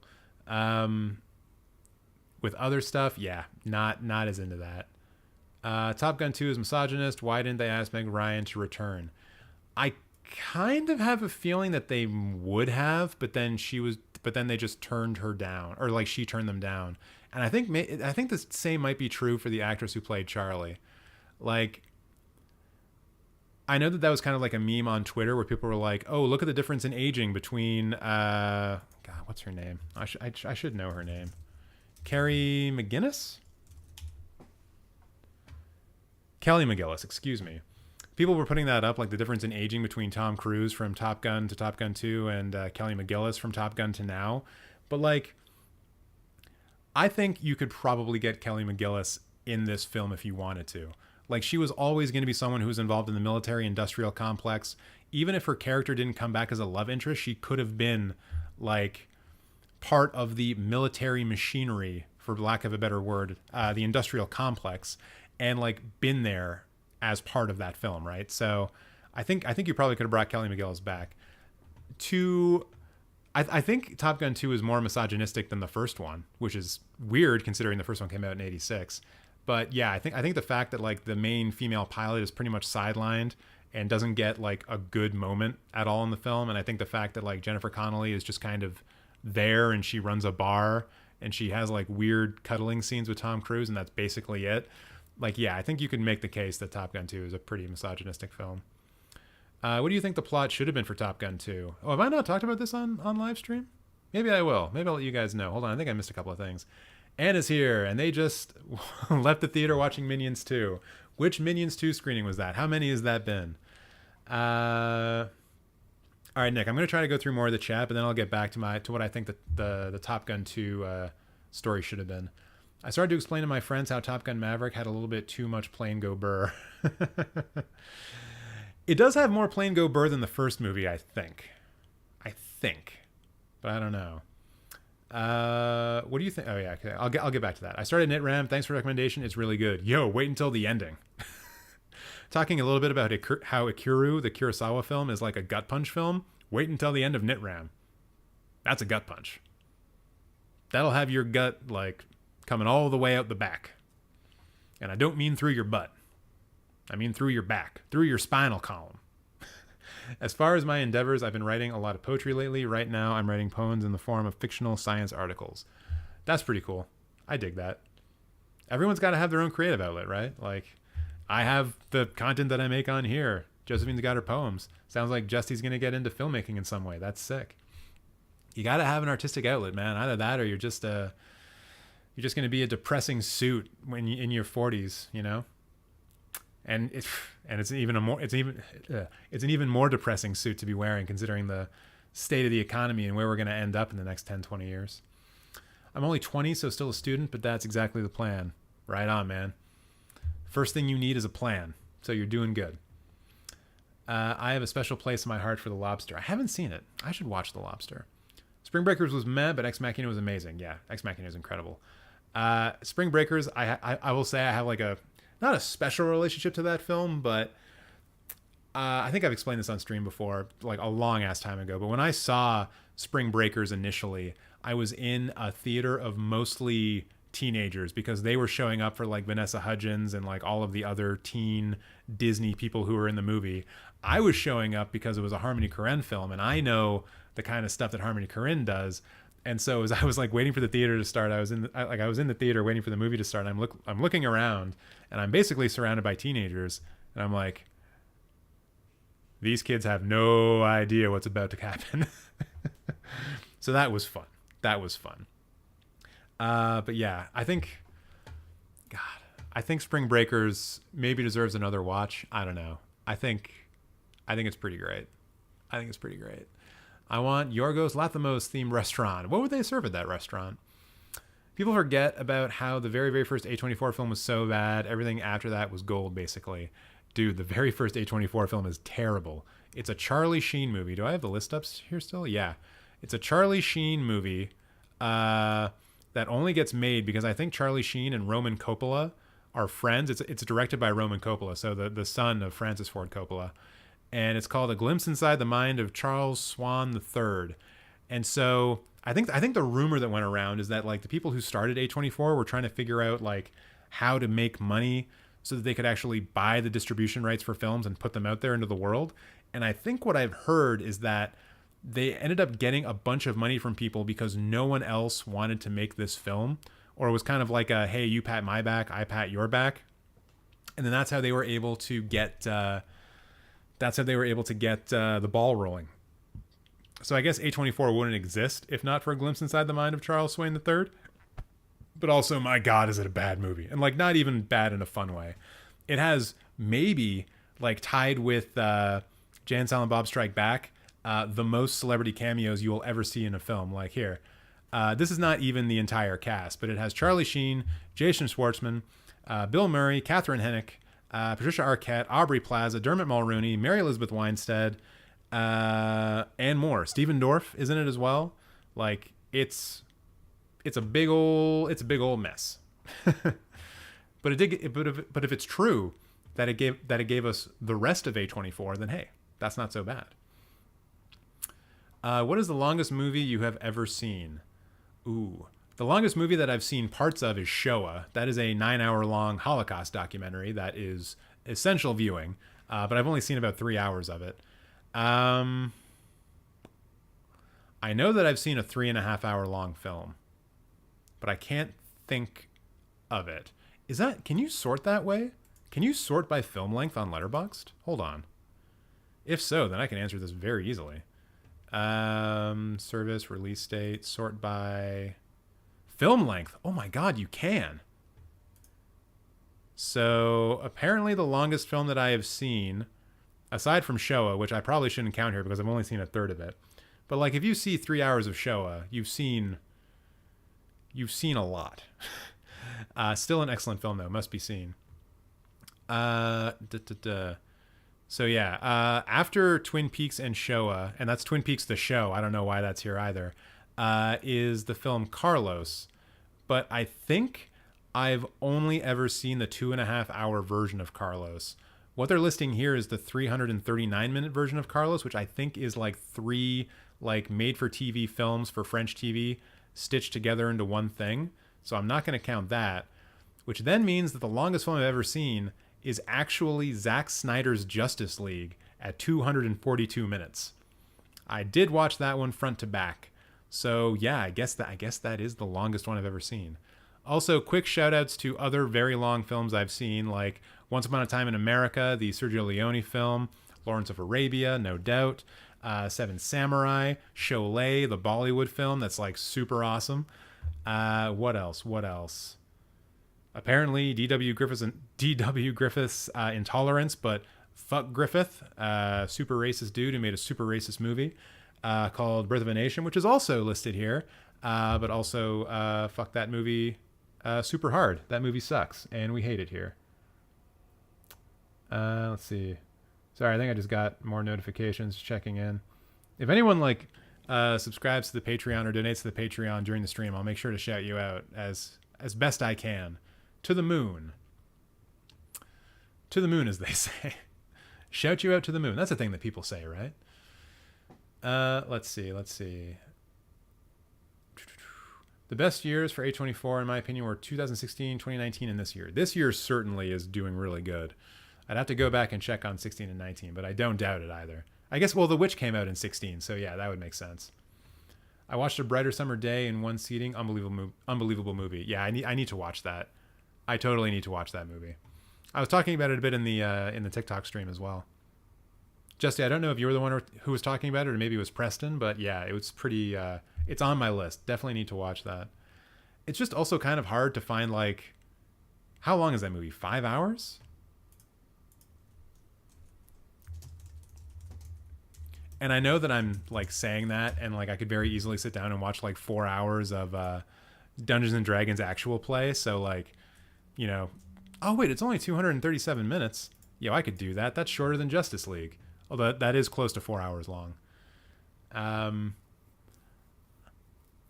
Yeah, I do really need to watch A Brighter Summer Day. I really, really do. Most misogynistic movies of the past 5 to 10 years, in my opinion. Oh, geez. God,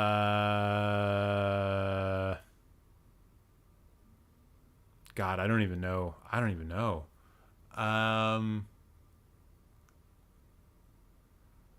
like it's hard to say. Like, still so many films don't even pass the Bechdel test, right?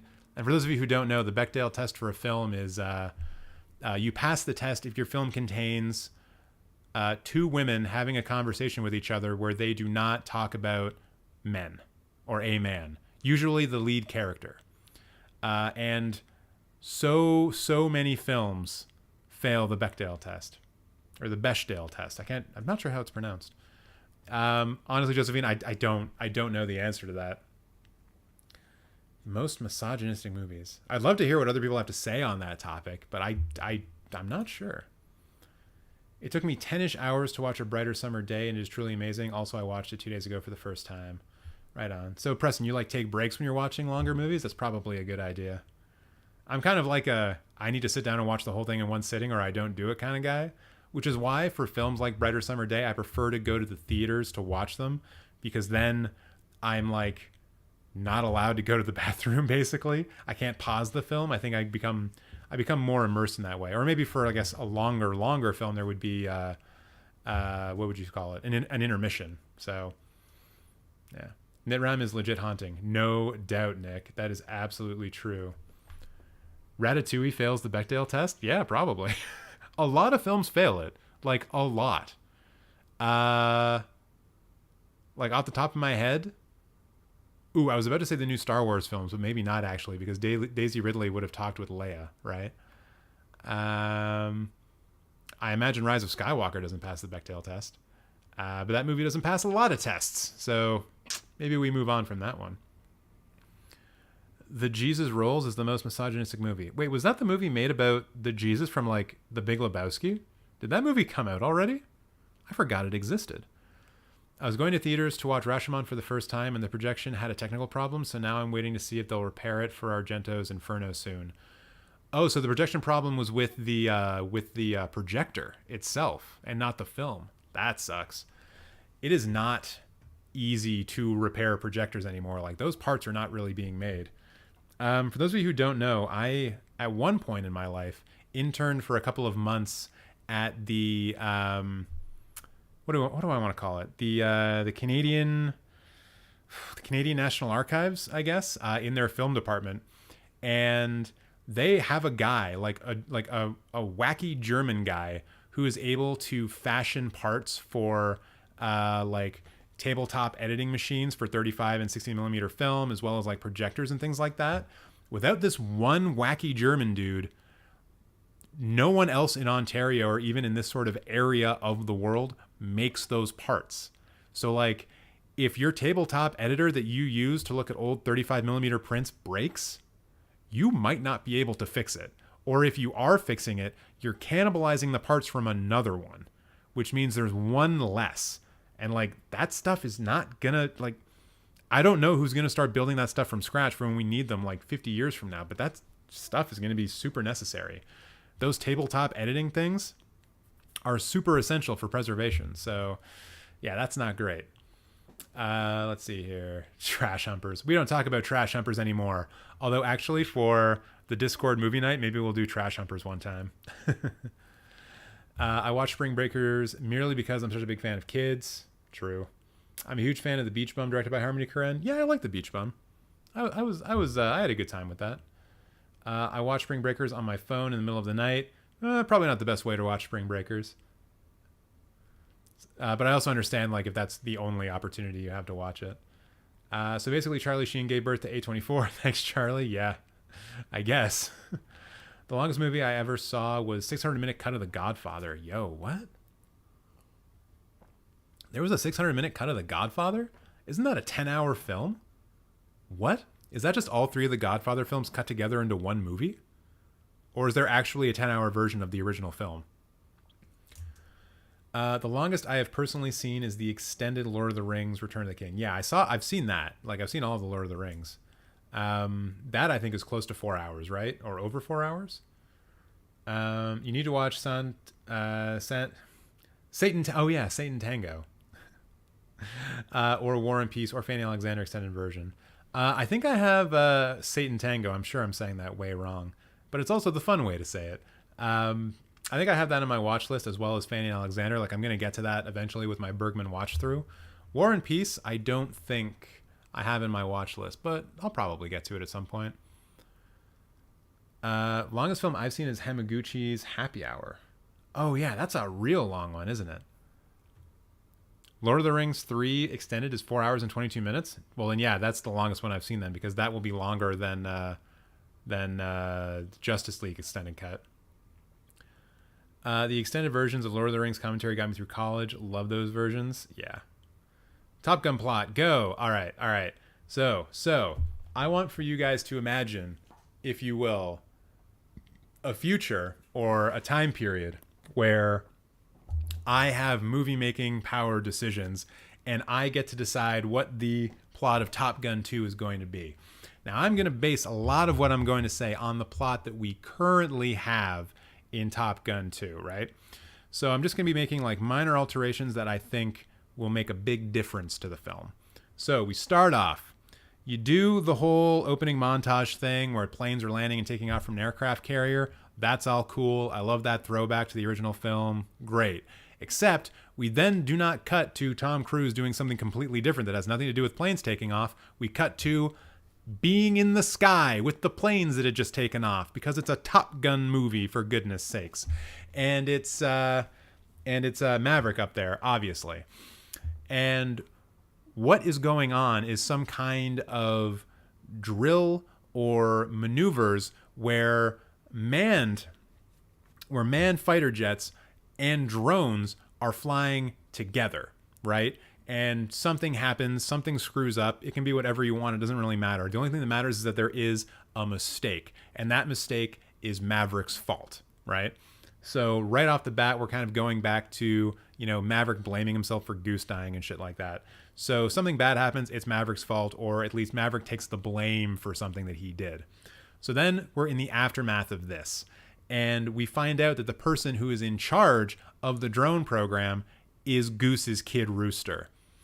Rooster, in this version of the film, was a fighter pilot, did go to Top Gun, did graduate from Top Gun, is one of the best fighter pilots, but decided to dedicate himself to drone warfare because in that scenario, if drones existed in 1986, his father would not have died. So he has personal stakes in the drone program succeeding because no more pilots would have to die. That's something that he cares a lot about. So he and Maverick are at odds because Maverick's like, yo, you can't think up there. You need to be able to read situations. Like, that's all Maverick's deal. He's all about flying by the seat of his pants, like his ass is on fire, or whatever the quote from the original film is. And Rooster is all about safety of the pilots. So then Admiral what's-his-name, Ed Harris, comes along and he's like, we had a mission. We were going to give it to Maverick's people. In this version, Ed Harris is speaking with a southern accent. And we gotta go do, we were going to give this mission to Maverick's people, but now we're not sure, haven't seen what's going on. Rooster's like, yo, let the drones do it. Like, obviously, we're the ones who should be going in because we are not a risk. And Maverick's like, no, we're the only people who can do this mission. We need to prove it to you. And so Admiral Ed Harris is like, all right, this is what I'm going to do. We're going to have a competition between Maverick's people and the drone people. And Maverick is going to be able to bring in on his team any person who's won Top Gun in the past. So it's going to be the best of the best versus the best drone fighter pilots, right? And so now we have our conflict. These two groups are going to be competing to go on this super dangerous mission. And what Maverick is going to do as a sneaky guy, he's going to say, okay, as part of my team, since I'm picking from winners of previous Top Guns, I'm going to pick Rooster. So now Rooster, under orders, has to join Maverick's team. And now he's put in a conflicting situation because people on his team don't really trust him. And Maverick's trying to build a relationship with him, but he doesn't want any part of that. Rooster doesn't want any part of that. But Rooster also wants his side to win because he wants pilots to live, but he doesn't want to disobey orders or put in his all because also that's not what his dad would have wanted. So he regretfully throws his lot in with Maverick because he has to, and then through them coming to learn to trust each other in the situation where they are rivals, but they do have a similar goal now, they learn to trust each other, and that's how they develop their relationship. It's then at that point that you get like sort of the mid-movie finale, let's say, where they're doing the sort of final exercise that will determine which side wins. And it's like Maverick and Rooster. I don't know if Rooster is a pilot in this or if he's a Rio in this. I haven't really decided that. But yeah, you basically have those two people flying together in order to determine who it is against the two best drone pilots, let's say. And once again, there's like a bit of a mistake. Maybe something happens to Rooster's plane where he needs to like crash land, but he's actually able to eject. And Maverick's like, oh my God, I can't believe this almost happened again. What could I have possibly, like, why do I keep doing this to myself? Why do I keep putting the people that I love in these situations? Maybe the drone program is the best way of doing it. And so Maverick, again, loses his confidence. And then maybe at that point he can go off and have a conversation with Admiral Iceman and see what happens. So then the drones get put forward as the people who are going to carry out this mission.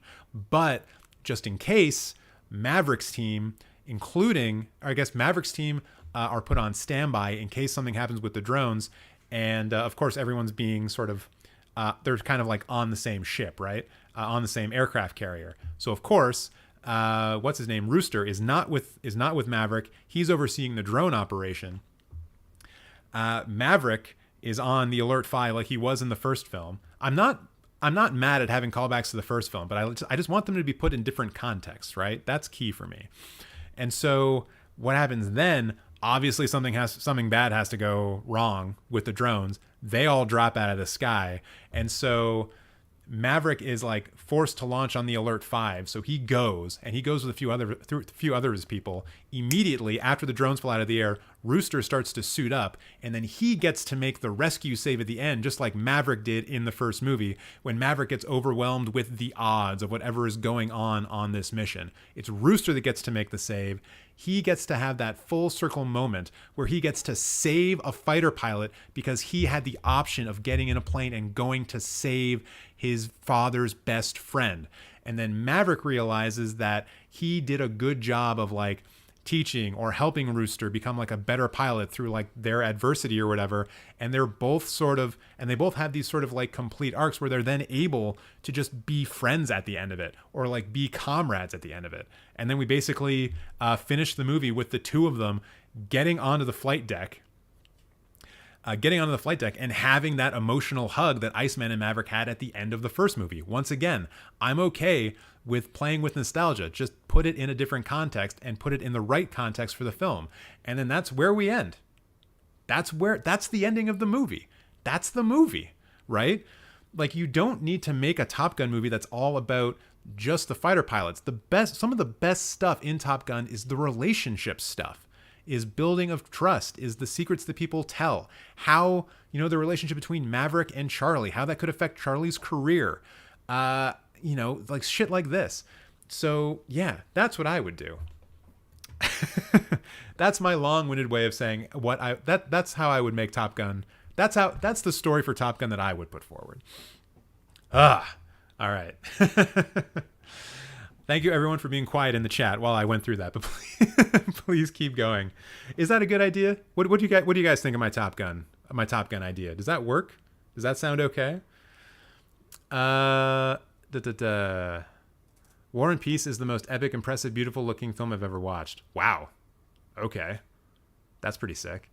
600-minute cut of The Godfather is a chronological cut of all three films with all the DVD extras. Holy shit, dude. That's pretty wild. That's a lot. I definitely have not seen that. She probably talks to Leia about Luke, though. Oh, true. Talking about the Bechdel test? Yeah. That's probably true.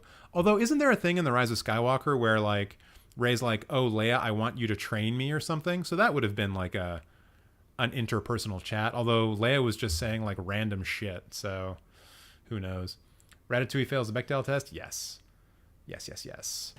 Zack Snyder's Justice League was so long for no reason. It could have been 2 hours and 30 minutes. I kind of like the 4-hour version of it, though. I kind of like the way that, like, it sort of paced or something like that. I was into that.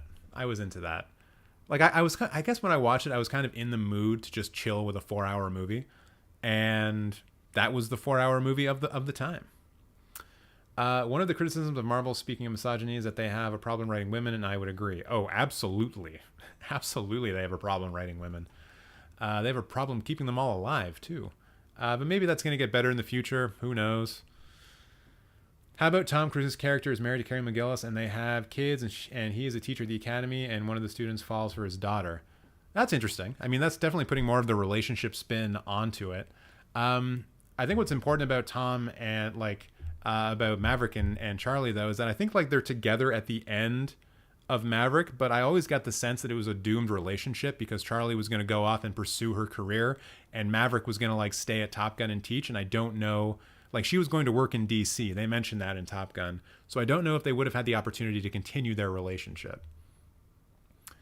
What are some of the movies that are too long for no reason? They can be so much shorter. Dude, there's a lot. There's a lot. But this is going to be very much taste dependent, right? When I saw The Batman recently, everyone was saying that movie was too long. But I felt that it was actually just long enough. And I couldn't think of any specific scenes that I wanted to be removed from it. Yeah. I don't know. I'm sure there's examples. I just can't think of any right now. I'm bad at this. Sometimes I'm bad at coming up with examples on the fly. I love the mood created in Assassination of Jesse James because of the length. Yeah, that's the other thing, right? Assassination of Jesse James by the coward Robert Ford. It's shot by one of the best one of the best living cinematographers. What's his name? Guy who worked on Sicario too. And 1917, the guy.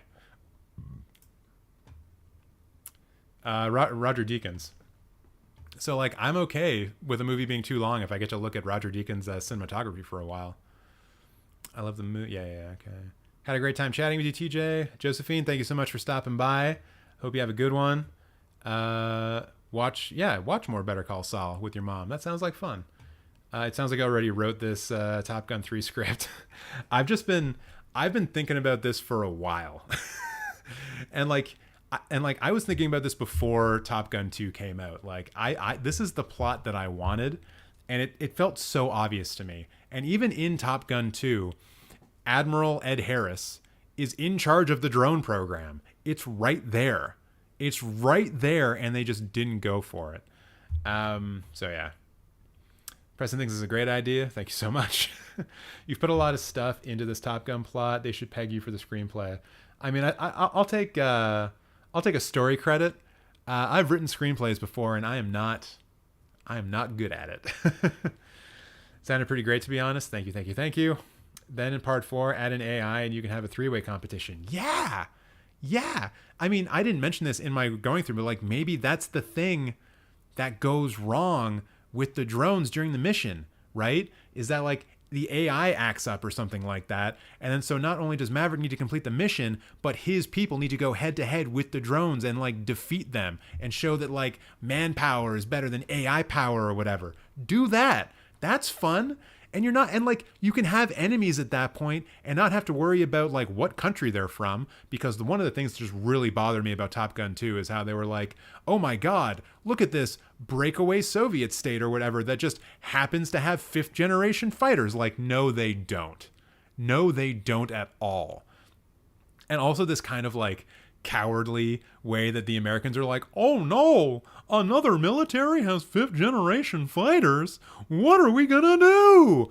Don't play me like that. Your military budget is $700 billion a year. You could fuck up any country no matter what generation their fighters are.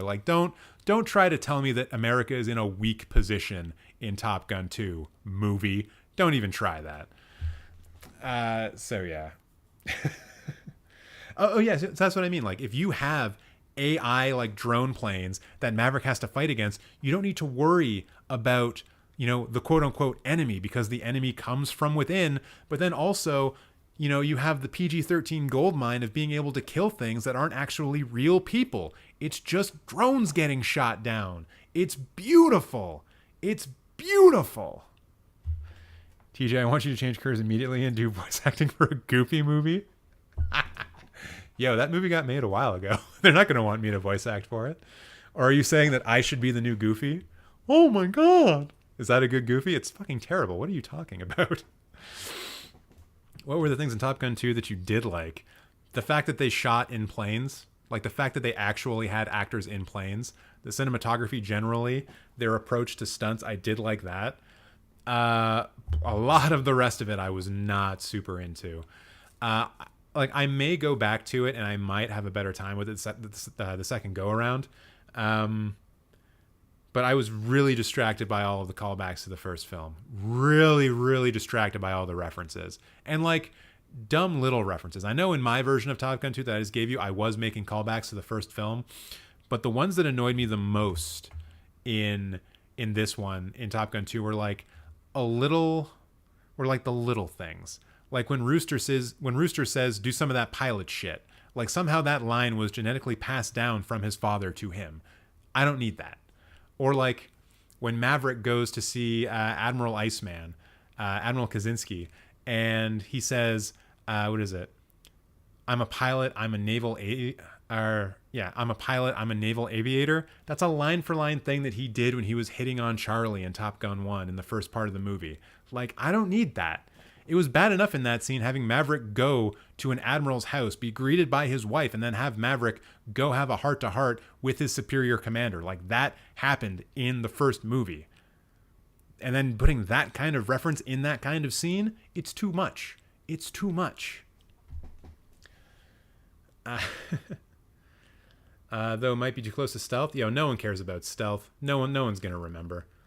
And also, like, it's okay if you still have them doing like shit in real planes. They can be CGI drones. I don't care about that. But yeah.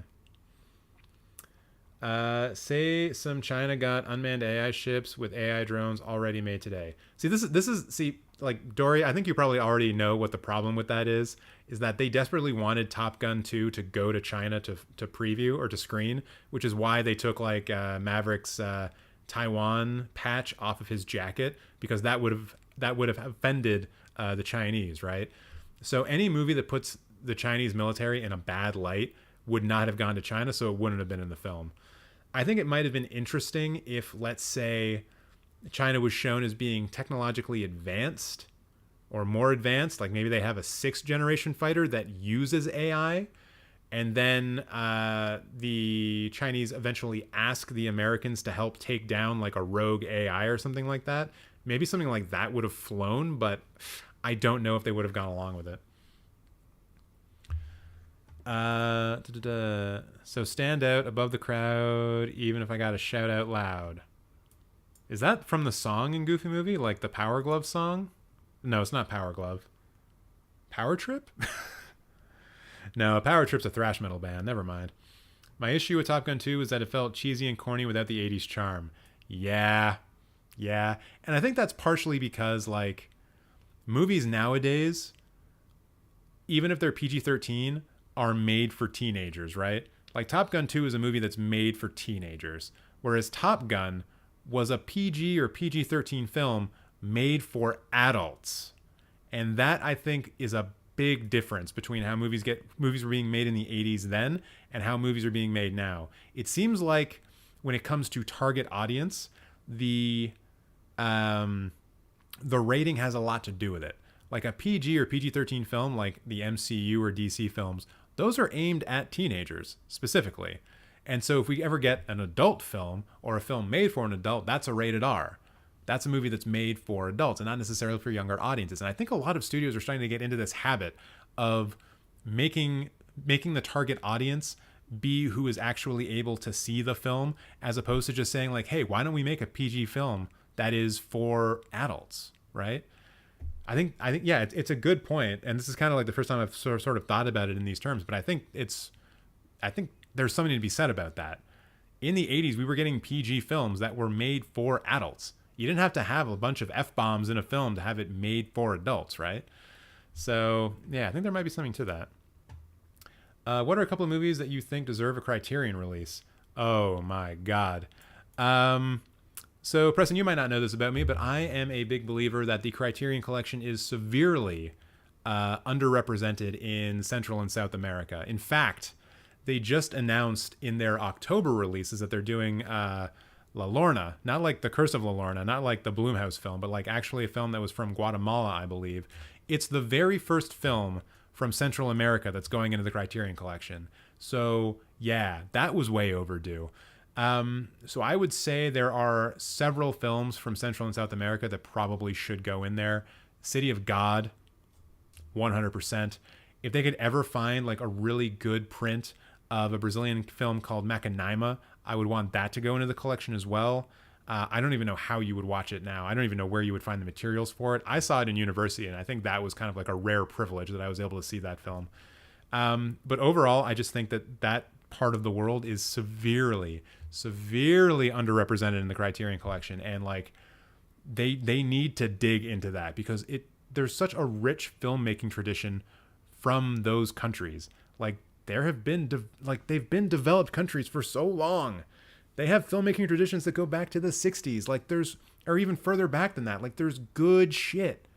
There's good shit there, and they just need to go. I mean, part of the issue might be that just like good materials from some of those films don't exist anymore. I don't know what the preservation infrastructure in Central and South America is right now, but like the things that are most dangerous for a film, like film on film, is heat and humidity. And like, yeah, they probably got a lot of that in Central and South America, depending on where you are. So it could just be that a lot of the films have deteriorated to the point where they can't be saved, which is really unfortunate.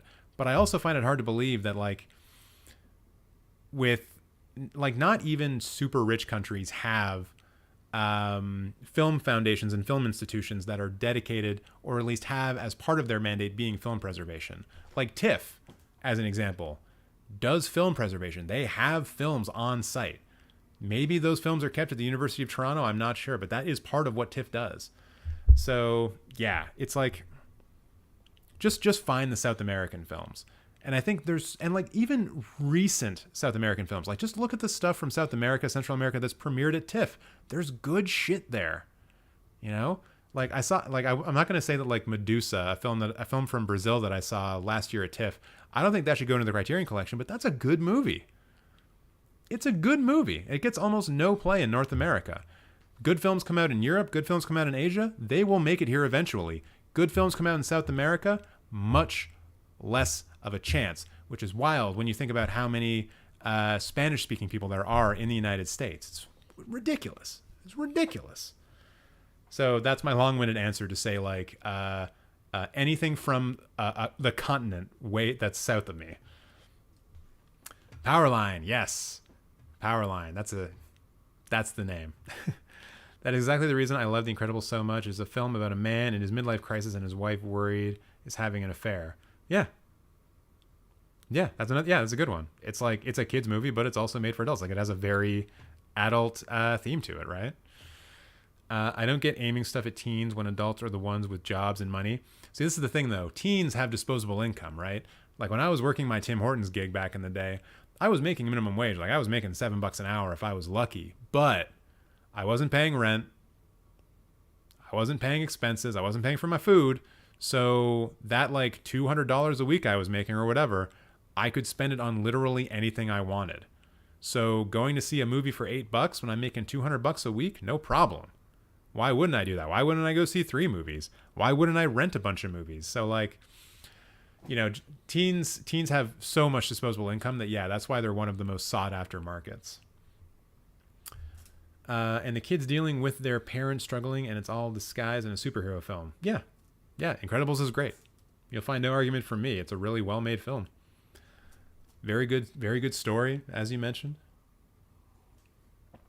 Nothing but good vibes. Teens have their parents' money, and all their money is disposable. Teens do nothing but spend money. It's small business, money-wise anyway, not art-wise. Yeah, Nick, kind of echoing what I said there. I think maybe you said it before I said it. Okay. So I guess maybe now is the time that we start talking about the movies coming out this weekend, now that we've just been chatting for a couple of hours. Damn, that was good.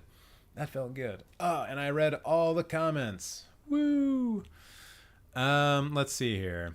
So what is actually coming out this weekend, aside from Nope? Because Nope is the big one, of course. And yes, I'm going to see it tomorrow. There will be a review on TikTok on Friday for it, and I think also on YouTube as well. I try to do those on the same day. So the movies that are coming out this week are... Nope is the only one in wide release, and then we've got 4 in limited release. How to Please a Woman, Shamshera, My Donkey, My Lover, and I guess we should be thankful that those are all not the same person, and Alone Together, which looks kind of interesting. It has an interesting poster, at least. So let's watch some trailers, shall we? Let's anger the YouTube gods and watch trailers. So let's see. Let's start off with How to Please a Woman.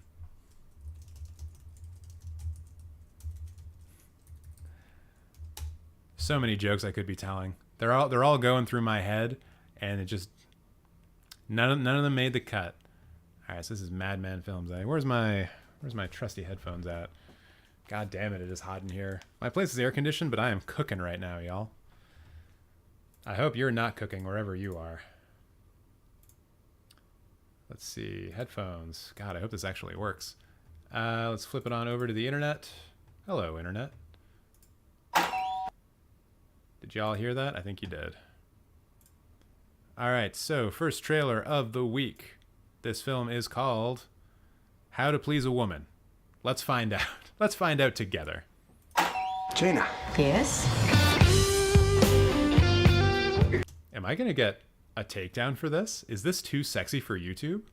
Got me for 2 hours. 2 hours? Hold on. I need to shout out the fact that both Nick and Preston, in the span of like a split second, both said that they are cooking. That's awesome. That's some good groupthink going on right there. Then I'll do anything you want me to do. Anything? Do you think you could clean my house? What? Yo, if that guy shows up on your doorstep, like, even if I'm not going to have sex with him, I'm not getting him to clean my house either. I feel like I would be better at cleaning my house than that guy is. Not to stereotype, but he just doesn't seem like the kind of guy who's good at cleaning. Thank you very much for the sex worker you sent to my home. But if I want that, I will find it in my own marriage. Can you get the vibe? Oh my god! She's married? I thought she was like single or something. No. That's actually kind of better. This makes this more interesting automatically. Also, if you're mad that I'm pausing the film, I'm sorry. I need to do this because I'm getting kind of tired of other companies claiming my live streams because I play trailers in them. So I'm going to be doing this a bit more. Maybe it breaks it up. Maybe they don't claim me. Who knows? Let's find out more. Find it in my own marriage. Can you get the vibe? No. You know you haven't remembered my birthday for 5 years. There was a restructure. I'm sorry. No. No, I mean, she's right, guys. It's not like any of us singles are getting any. Contrary to appearances, we haven't given up on sex. And we're sick of cleaning the house. Sounds amazing, actually. Having a man clean your house. Ooh. I guess she goes back to the guy. And from the sounds of it, he actually did clean the house. So, like, props to that dude. There are a lot of women who really like the thought of a man cleaning their house. And I think they'll pay for it. Well, for cleaning or for sex? I would like to make an offer. Yo, is this woman setting up like her own gigolo business? Like, it's an escort, but instead of the escort like coming with you to a fancy restaurant and having sex with you later, the escort comes to your house, cleans it, and then maybe you have sex with them later. I feel like you should have sex with them first, so then they can clean up after you, or after the both of you, like afterwards, right? It wouldn't make any sense for them to clean your sheets and then to have sex on the sheets. They just need to clean the sheets again. And are they going to want to clean the sheets twice? I hope these are the questions that this movie answers. On the removals company, pleased to move you. Well, you can help us. Rob Schneider is definitely not in this movie. We clean houses and give orgasms. Obviously, there must be a minimum of 1 orgasm. Excuse me, are you the one with the service? I've heard it's very good. He gets into every crevice. If I'm paying for it, I want God. lots of edging. Ease towards it, then back off. A delicious lead up, and then total annihilation. Oh my God. All right, I'm going to watch this movie. This looks great. Women are quite tricky to please. They all seem to say completely different things. What if he doesn't like me? Why do you think he wouldn't like you? I might have to forget myself to get started. You know, I think you were here to remember yourself. Good old women supporting women movie. Don't get a lot of those. This probably passed the Bechdel test.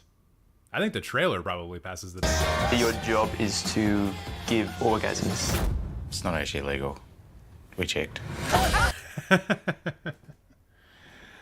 You heard it here first on Cinemateq. It is not illegal to give orgasms. We are fulfilling a need for All those women who feel sexually invisible. Yes. Sex, pleasure, Integrity? discretion. Best ever route you get all year. Oh, I thought we were all going around. Yeah, integrity's good. A lot of their conversations are about men, though. But they are talking about, like... Wait, okay, hold on. Let's just confirm what the Bechdel test is. Because it is, like, is it they can't talk about men or they can't talk about the lead male character?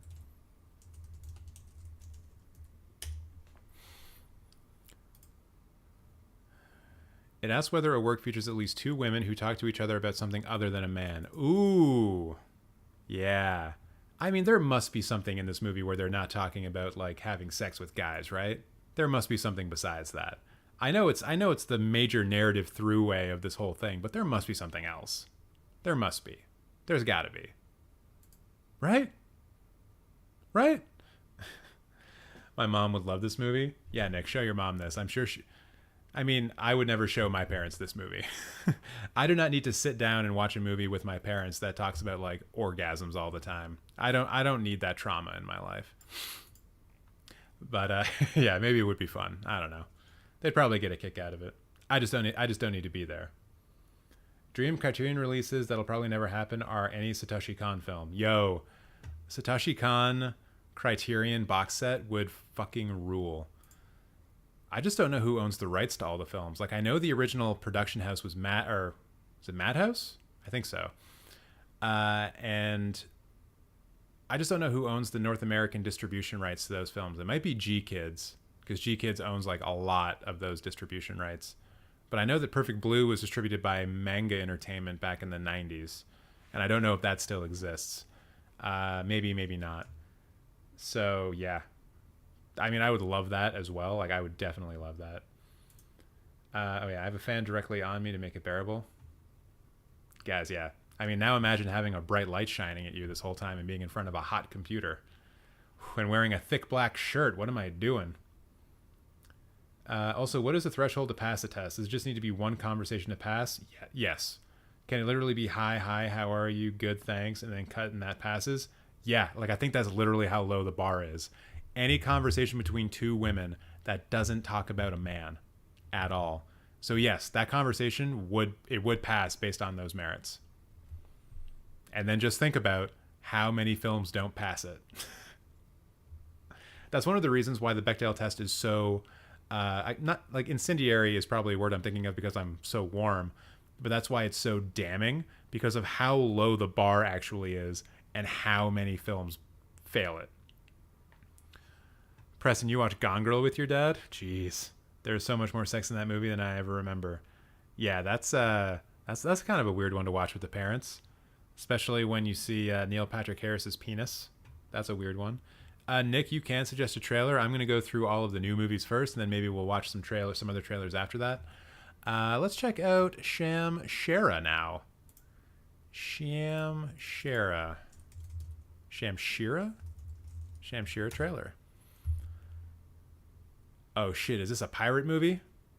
Oh, this guy's dressed like a pirate. I wonder if we can get one that is subtitled in English. I guess we'll try this with captions, see how that goes. Do we get English captions? Yes, nice. Oh, going back to 1871, y'all. ये कहानी है उसकी जो कहता था गुलामी किसी की अच्छी नहीं होती और आजादी तुम्हें कोई देता नहीं आजादी छीननी पड़ती है. This looks pretty epic, I'm not gonna lie. ये कहानी है. Wait, is the desktop audio too loud for y'all? You want me to turn it down a bit? शमशीरा की. अरे कोई नई बात बता हजूरी, ये बात तो बचपन से सुन के जवान हुआ हूं मैं.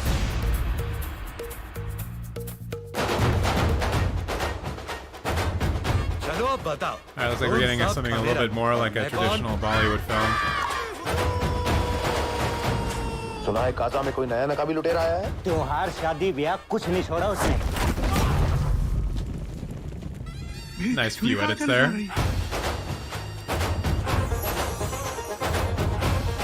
Wait. What was that spinning top nonsense? What is the point of this if it's CGI? I don't know, that looks so weird. Like, does this top thing have its own light source? Like, she is in darkness right now. Why is it so well lit? Is it giving off its own light? Is that what's going on here? Like, even there, it looks like it's in different light. Like, the coloring on her skin, like, the light on her skin is a different color than the light on the top from the looks of it. What? Alright.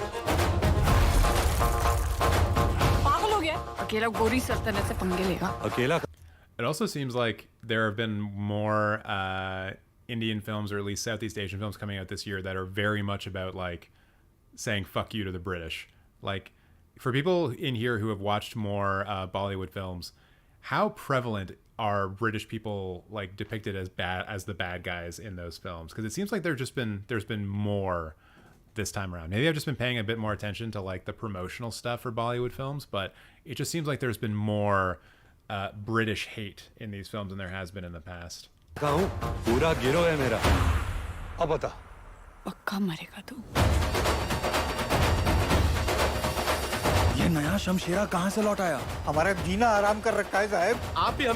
Yo, that guy is aggressively British. Holy shit. Part ginger, he's got the sideburns going down into the stash, blue eyes. My god. It's like they casted the more handsome version of me for this role.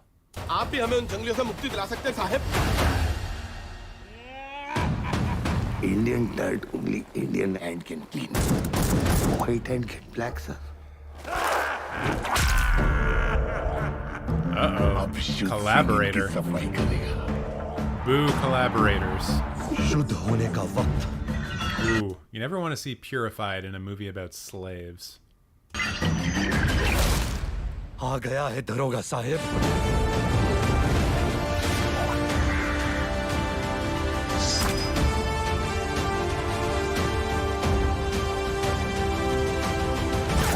That looked pretty sick.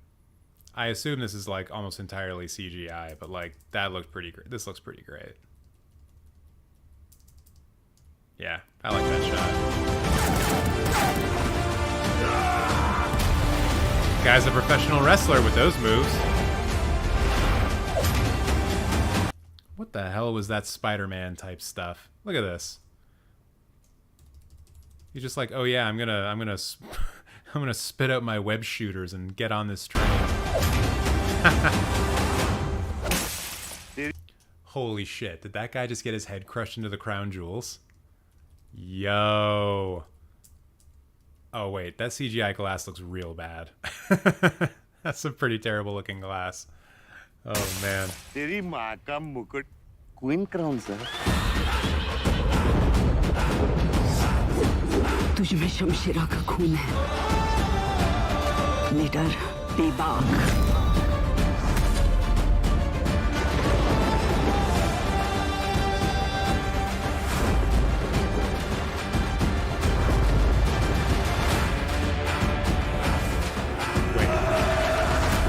A Son's Destiny? Is, like, the inspector dude his dad? Is this like a son versus father thing? Also, I'm just going to go back, like, a little bit because I just wanted to point something out to you guys that I absolutely hate in movies when I see it. Queen crown sir.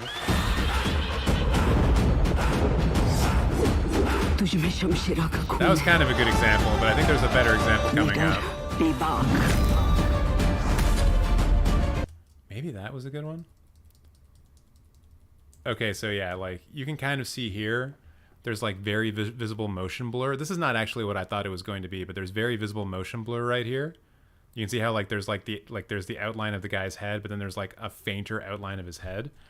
That just should not be in a modern movie.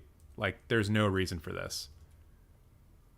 And it seems like this is actually an issue with pull down, which is editing thing that I don't really want to get into because it was the bane of my existence for a while. But you see here how like this frame has doubling and this frame has doubling, but this frame does not. This, Preston, is not like a shaky cam thing. This is a frame rate conversion issue. When you go from 24 frames to 30 frames a second, you need to add in like a frame every 4 frames, I think, in order to get it up to that. And so the way that this is done is like that frames are kind of like weirdly doubled in this way. So you get like, yeah, probably 3 clean frames and then 2 shit ones and then 3 clean frames. Although it looks like this is in a different weird pattern. So this could either be pulled down or this could be an attempt to turn a shot that is not slow motion into slow motion, which is actually what I wanted to point out. If you're going to do slow motion, just shoot the whole sequence in 60 frames a second and then, or 120 frames a second, and then just do it slow motion or not slow motion. It'll look so much better. It puts more load, it puts a higher load on the back end because you need like the space to store lots of shots that are at, 120 frames a second. Those shots will be, 4 times as large as a file that is going at 30 frames a second. But when you're on a film of this size, you should be able to afford all the storage you need.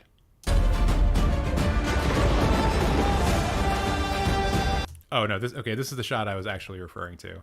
So watch as he's just kind of like walking confidently after the edit, right? And also this is a weird shot because like, I don't know if you guys can notice this, but this shot right here is skipping every other frame, right? So here, I'm going to frame through. So I'm framing back and forth right now, but the image is static, right? Which means that this is a duplicated frame. So now we're going to move forward 1 and then frame again, we're not moving. Frame again, we're moving. Frame again, we're not moving. So this sequence is weirdly has duplicated shots. I don't know why that would be the case. This may once again be like them trying to slow down the shot in order to make the edits work a bit better, but it's a really bad way of doing it. But then, so watch the shot that comes up after the edit on this one, the guy walking towards camera, and just look at how like the motion looks. Right? So this is clearly a shot, and once again, this is something we can tell just by framing through. So there we are. Now I'm framing through, no movement, framing through, movement, framing through, no movement, framing through, movement. So we're once again getting duplicated frames here. That could be a technical issue. That could be them trying to do slow motion. But you can also tell with the blur and everything going on that this was probably footage that was shot at like 24 or 30 frames a second, that they're slowing down to like 12 frames a second in order to get the look of slow motion, and it just looks like shit. Like that is just shouldn't be in a professional film, in my opinion. And also, yeah, the shot that comes right after looks totally fine. Like no issues here, nice smooth movement, looks good. But this just looks, there's so much motion blur that probably shouldn't be there. And you get into this one, much less motion blur. The frames are going properly. Like, yeah, that really bugs me.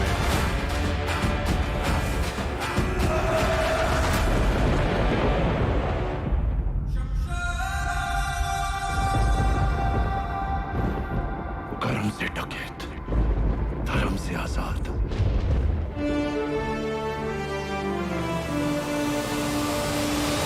Way to ruin the plot twist, trailer. Thanks a lot. They're brothers, right? Like that's the point of this. It's the same dude, right? Yeah. Experience it in IMAX. Nice. Oh, nope, don't want to watch it again. All right, so Shamshara. That was the film Shamshara. I watched He Got Game with my mom and grandmother. Interesting. I watched The Exorcist with my parents when I was 12. Big mistake. I mean, they're the ones who probably had the worst time, right? Because they're like, oh my God, what have we shown our child?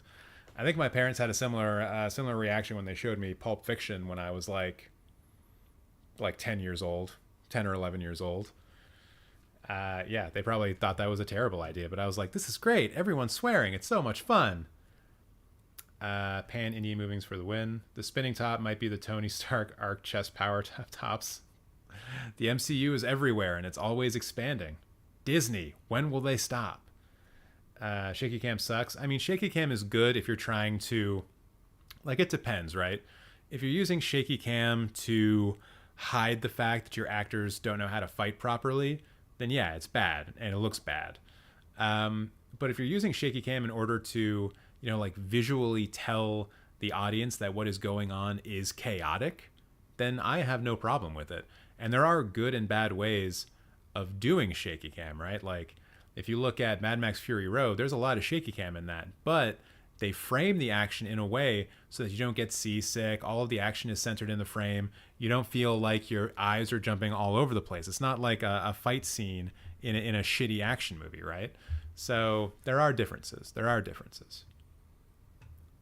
I watched Pulp Fiction with my dad, and he did not like that I was enjoying it as much as I was. He hated the drug stuff. I mean, yeah, I'm pretty sure no parent wants their child to find out about heroin from from Pulp Fiction. I'm now wondering, like, did I walk around as a teenager being like, no, guys, it's fine.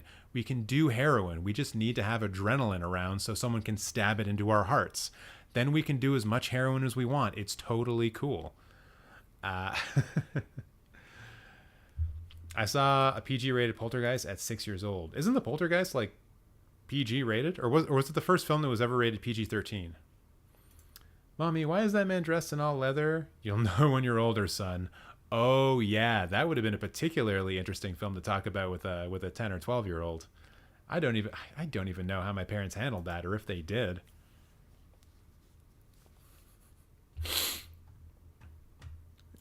I was just thinking, like, should I get my parents on the live stream one day and just have you guys ask them questions about how they explained, like, fucked up things that happened in movies?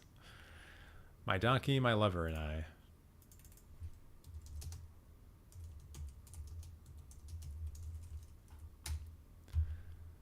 Really don't know what's going to be going on in this movie, but it has English subtitles. Interesting. Is this a en français film, perhaps? Oh, this played at Cannes in 2022, or excuse me, in 2020. Holy shit. This might be a good one. And it played in the official selection, so that says something. All right, let's check this out. Hey, come on, do the thing. Oh, wait, is this frozen? Is it frozen? Have things frozen? I think it's frozen. There we go. Unfroze it by switching things. I don't know why that works, but it works. Here's a trailer for My Donkey, My Lover, and I. Allez, à nous. Oh no. A dance competition for children? I hate it. On part tous les trois dans les salades. Tous les trois. Non, pas toi, nous trois avec Alice.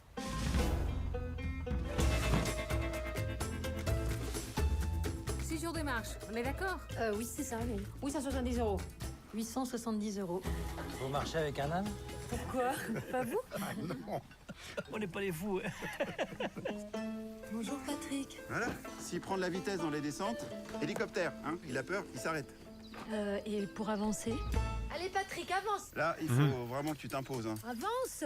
Faut que tu lui montres qui est le maître. Allez, mon gros, on avance. Qu'est-ce qui va pas? Tu vas avancer, espèce de bourrique de merde! Vladimir, il me plaisait pas du tout. You should never yell at animals, even if they are donkeys. Are donkeys not majestic beings? Worthy of our love? I think so. C'était pas du tout mon genre. Alice! Ça alors? Ça alors, c'est extraordinaire. Je te demande une chose. Ne viens pas avec nous demain. Oh, so this is like oh, she's the mistress. Gotcha. Je vais rester un peu avec vous. Oh non, non, non, non, ça me gêne là. Non, bah faut pas. Je suis pas venue pour des bonnes raisons. L'important, c'est pas le but, c'est le chemin. Arrête, Patrick! Vous déjeunez pas avec nous? Vous déjeunez pas avec nous? That played at Cannes? Really? Who directed this? My Donkey, My Lover, and I.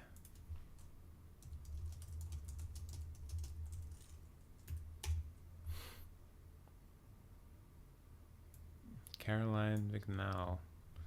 Doesn't have a Wikipedia page. Oh, yes, she does. It's just all in French. Filmography, long métrage. Antoinette dans le Savant, so that's the one we just watched. Le Autre Fil, which came out in 2000. What? So apparently the movie we just watched was nominated for 2 Caesar Awards, which is the French Academy Awards, basically. Best Film and Best Original Screenplay? Really? That movie? That we just watched? Really? I mean, don't judge a book by its cover, but I think judging a film based on its trailer is appropriate. I don't know. What did you guys think of that? What was going on at the 46th annual César Awards that year? Best film was Adieu Lacan. Okay. Gonna try and do my best with my French here. France at 85. Man, so many of these films don't get over here. Okay, wait. Best act. Wait, what? The lead in that won Best Actress. Wow, I would not have expected that. Okay, maybe I was too quick to judge that film, because it apparently did quite well. Acteur dans un second, so Best Actor in a secondary role, which I guess is a supporting role. This guy also was nominated, so that's like 4 nominations. Just don't have to go through this. Does it tell me like which films are nominated the most? Yeah. Here we go. Antoinette dans le Savien, 9 with 1 win, I believe. Yeah, nomination victory. 9 nominations and 1 win. Wow. What? I would not have expected that. All awards are industry oriented, not necessarily art oriented. I mean, that's a good point. That is a good point. And I was kind of looking through here to see if I recognize like any of these other films, like Les Choix qui ont dit, Les Choix qui ont fait. Like, I don't know what that film is. I'm trying to think of like what might have been a big French film from 2019 that I might have seen. No idea. But yeah, that's wild. Okay. I still don't know if I'm going to watch this. Apparently it's coming to theaters September 16th, but that's probably of last year. Oh no, this is a 2020 film. True. What is a movie with a horrible trailer, but the movie was great? Man, there are so many films that get misrepresented by their trailer, but I don't know if that necessarily counts. Like Paul Schrader's The Card Counter. The trailer versus what you get in the film are very different vibes. Very different vibes. The narrative ends up being kind of the same, but the vibe is way different. Braveheart. Does Braveheart have a terrible trailer? I didn't know that. All right, let's check out the trailer for Alone Together.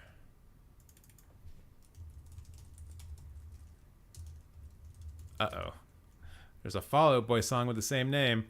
Ah, yes, this one has Katie Holmes in it, so we're going to answer the question as to what Katie Holmes has been up to. Cabin in the Woods has a bad trailer? Did it really? Might have to watch a couple of these.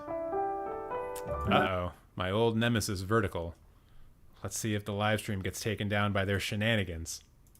Hey, Ma. I want you to meet somebody. I want you to meet June. Hi, June. Hi. We're locked down together, Ma. Oh, are they not? We're so Katie Holmes, writer-director. Good for her. conditioned to achieve things and to find the perfect mate. And then 2022 Tribeca Film Festival official selection. That would have happened earlier in the year. So that's wild. Once again, good for her. the world shuts down. The only thing that matters are essential workers, and I'm not essential. All right, I feel people are gonna that. judge you no matter what, so you might as well do what you want in life. It's nice to talk. John. Sure. Uh-oh. Love triangle in the pandemic? You might a friend in the middle of this. What other person can say that? Hey, Melissa Leo. Feeling like one big emotional wound. Dory, you're never going to watch a COVID movie? Why not? Aren't COVID movies fun? Petite Maman was a COVID movie. That was sick. Although I don't know if they actually reference COVID in the movie. How long do you think this is going to last? Forever. It's going to last forever. I mean, that looks totally harmless, but I don't think I would see it. Just based on the trailer, like, it's not one that I would be interested in watching. Okay, and then we have... What is this in reference to? Imagine if Jews didn't watch about the Holocaust. Oh, you mean like if movies were not made about, like, tragedies? Right, I see what you're saying, Tom. I see what you're saying. I can't watch this only for the reason that I'm all COVID out. Yeah, I get that. I think what I'm most interested in when it comes to the pandemic is how filmmakers now would depict the world. Like, is the world that they construct in going to look, or excuse me, is the world that they're going to build their movie in, will it explicitly look like a post-COVID movie, right? Like, if, let's say, you have a horror movie and you have some people go into a restaurant, are some of the people in that restaurant going to be wearing masks because they're like a little bit worried about COVID still? Or is the whole restaurant going to be mask free because you don't want to like date the movie as specifically being post-COVID, right? Like, that's what I'm kind of interested in. And like, when I wish we could talk about that a bit more with like filmmakers and how they make certain decisions about how to represent the spaces that they show, the time periods that they're showing, especially, I mean, obviously when they're post-pandemic.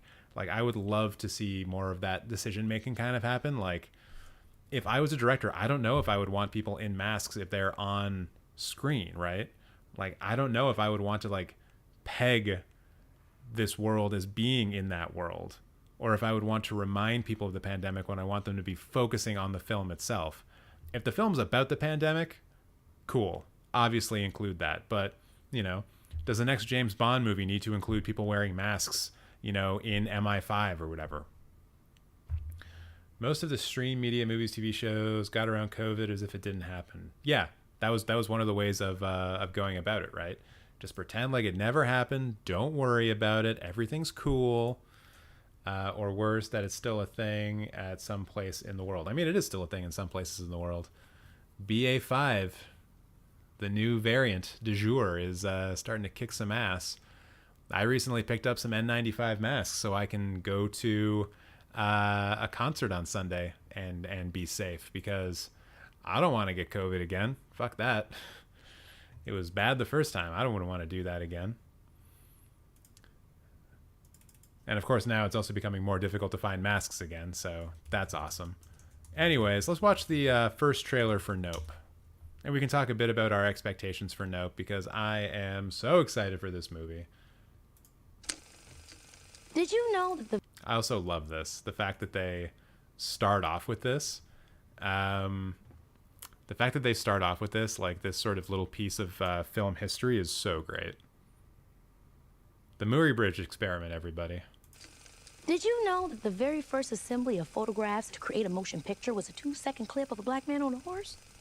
And that man is my great-great-grandfather. Great. There's another great-grandfather. I'm probably reading into this too much, but like right at the very end here, the guy behind the the guy in the camera, like this dude right here, kind of looks like a younger Christopher Lee, even though this dude is like in his 60s. At the very end of the shot, you can see him kind of like moving away from the camera just ever so slightly. Like, it's almost imperceptible. So I'm kind of imagining him, like, as this shot continues, getting up and being like, what is going on here? This is blah. I don't like this. Grandfather. But that's why back at the Haywood Ranch, as the only black-owned horse trainers in Hollywood, we like to say, since the moment pictures could move, yeah, skin in the game. Wait, hold on. Is that... Yo, I never realized this. She's wearing green. She's wearing a green sweater in front of the green screen. That means that whatever shot they just took, they're not going to be able to, like, key her out properly. or key out the background properly, because this green, even though it's not the exact same green, is still going to match. I wonder if that's what the guy behind the camera is going to be mad about, or if that's going to be brought up in the film. Yeah, skin in the game.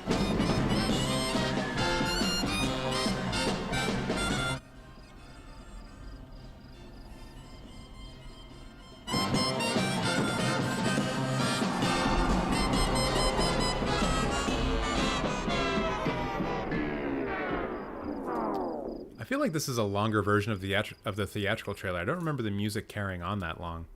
And I've seen this trailer a lot in theaters. Oh, yes.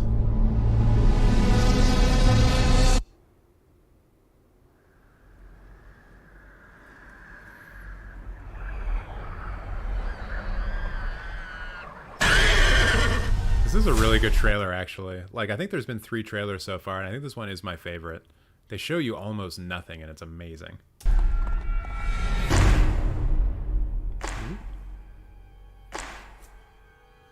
What's a bad miracle?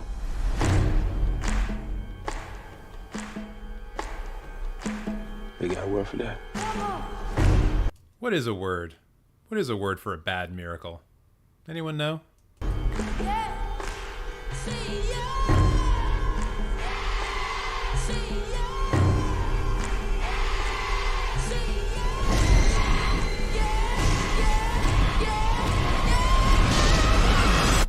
Yeah, nah. Yeah! That's how you can tell she's Canadian. Yeah, no, that's a thing that we do. Maybe it's not only Canadian, but I did see a TikTok thing about that where it was like how Canadians talk. It's like, yeah, it means like yes. Whereas like yeah, no means like no. Whereas no, yeah means yeah. But no, like yeah, nah, yeah, no means like maybe. I don't know. Do other people do that? Or is it just us?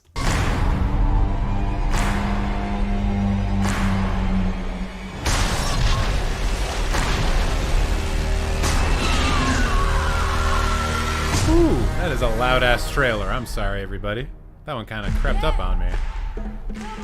God damn it, it's so soon. Tomorrow, I'm seeing it in IMAX. It's gonna be sick. Nick's saying, I mean, it's aliens, right? We know this. So, I think the safe assumption is that it's aliens. But with Jordan Peele, I never want to say that I know for sure what the movie's going to be about, right? Like, when I saw the trailer for Get Out, I was like, oh, this movie's going to be about white people being racist to black people. You know, that's how they set it up. And that turned out to be true. But the way that they were racist was not apparent to me from the trailer. Oh, hello, Rocco. Are you ready to make an appearance? No? All right. You stay cool, cat. So yeah, just because we've seen like what looks like a spaceship in like more than one trailer now doesn't necessarily mean that it will be aliens, although it would be really surprising if it wasn't aliens. As to what Tom just said about there are already some very interesting reviews, I've gleaned a little bit of that on Twitter. I try to avoid it, so I have my own clean impressions that I can talk about in my own reviews. But I have seen people talking about how, like I saw one person say that it's Jordan Peele's worst film, which is not to say that it's a bad film. It's just not as good as Get Out and Nope. But I've also seen the occasional take that talked about how Nope is not a film that is actively engaging with political or social commentary. And so people going in thinking that it's going to go in the same kind of direction as Get Out or as Us, it doesn't, right? So that could just be, people might just be disappointed by the fact that the film is not making a kind of social commentary. So yeah, I don't know what to expect. It's probably going to be aliens, as Brent rightly said. I'm not saying it's aliens, but it's aliens. That would make a lot of sense. But also, what if it was like, you know, the lost city of Atlantis coming back to murder us because we have ruined the planet that they built? I don't know. That could happen. That'd be kind of fun. I love, how do I pronounce that name?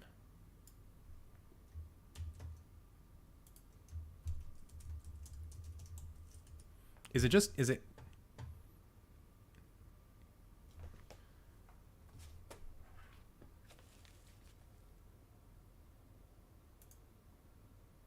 You guys are probably going to How hear this. to pronounce Kiki. Oh, it's Kiki. Okay. Kiki. There we go. Cool. Yeah, okay. Thank you for that, everyone. I'm not sure when I see a name like that if it's meant to be like a one-syllable thing or a two-syllable thing. Like, yeah, never mind. I try not to mispronounce things. I wasn't a fan of Us. The movie was too confusing. I don't think I found it confusing when I watched it. I just don't think I don't think it really blew me away in the same way that that Get Out did. God, that movie was so good. So good, I saw it twice in theaters. Yep, that's a rare thing. Let's see here. All right, so that's all the trailers. I am going to take a quick break. I'm going to rehydrate or at least get more tequila. It's water. Don't worry. It's just water, I swear. And I'll be back in a couple of minutes. So y'all stick around and we'll talk more about movies and probably watch a few more trailers when I get back. So, as always, I'll be right back. I'll be right back. I'll be right back. I'll be right back, Dan. Richard, do you mind to step aside and let's talk? I'll be back in just a second. I'll be right back. Don't get dressed. I gotta leave this room. I'll be right back. No! Don't you leave me here! I'm coming right back. I give you my word. Be right back with a search warrant. Sarah, I will be right back. I gotta see this. Was it something I said? How about the words, I'll be right back? I'll be right back. We were running. What? I'll be right back. I'll be right back. You understand? Hey, buddy, you pay for the drinks. I gotta go to John and be right back. Gonna introduce Mr. Thick Dick to Mr. Urinal Cake. Jeez. Never, ever, ever, under any circumstances, say, I'll be right back. Because you won't be back. I'm getting another beer. You want one? Yeah, sure. I'll be right back. I'll be right back. I'll be right back, Dan. Richard, do you mind to step aside and let's talk? I'll be back in just a second. I'll be right back. Don't get dressed. I gotta leave this room. I'll be right back. No! Don't you leave me here! I'm coming right back. I give you my word. Be right back with a search warrant. Sarah, I will be right back. I gotta see this. Was it something I said? How about the words, I'll be right back? I'll be right back. We were running. What? I'll be right back. I'll be right back. You understand? Hey, buddy, you pay for the drinks. I gotta go to John and be right back. Gonna introduce Mr. Thick Dick to Mr. Urinal Cake. Jeez. Never, ever, ever, under any circumstances, say, I'll be right back. Because you won't be back. I'm getting another beer. You want one? Yeah, sure. I'll be right back. I'll be right back. I'll be right back, Dan. Richard, do you mind to step aside and let's talk? I'll be back in just a second. I'll be right back. Don't get dressed. I gotta leave this room. I'll be right back. No! Don't you leave me here! I'm coming right back. I give you my word. Be right back with a search warrant. Sarah, I will be right back. I gotta see this. Was it something I said? How about the words, I'll be right back? I'll be right back. We were running. What? I'll be right back. I'll be right back. You understand? Hey, buddy, you pay for the drinks. I gotta go to John and be right back. Gonna introduce Mr. Thick Dick to Mr. Urinal Cake. Jeez. Never, ever, ever, under any circumstances, say, I'll be right back. Because you won't be back. I'm getting another beer. You want one? Yeah, sure. I'll be right back. I'll be right back. I'll be right back, Dan. Richard, do you mind to step aside and let's talk? I'll be back in just a second. I'll be right back. Don't get dressed. I gotta leave this room. I'll be right back. No, don't you leave me here, you... I'm coming right back. I give you my word. Be right back with a search warrant. Sarah, I will be right back. I gotta see this. Was it something I said? How about the words, I'll be right back? I'll be right back. Leave her running. What? I'll be right back. I'll be right back. You understand? Hey, buddy, you pay for the drinks. I gotta go to John and be right back.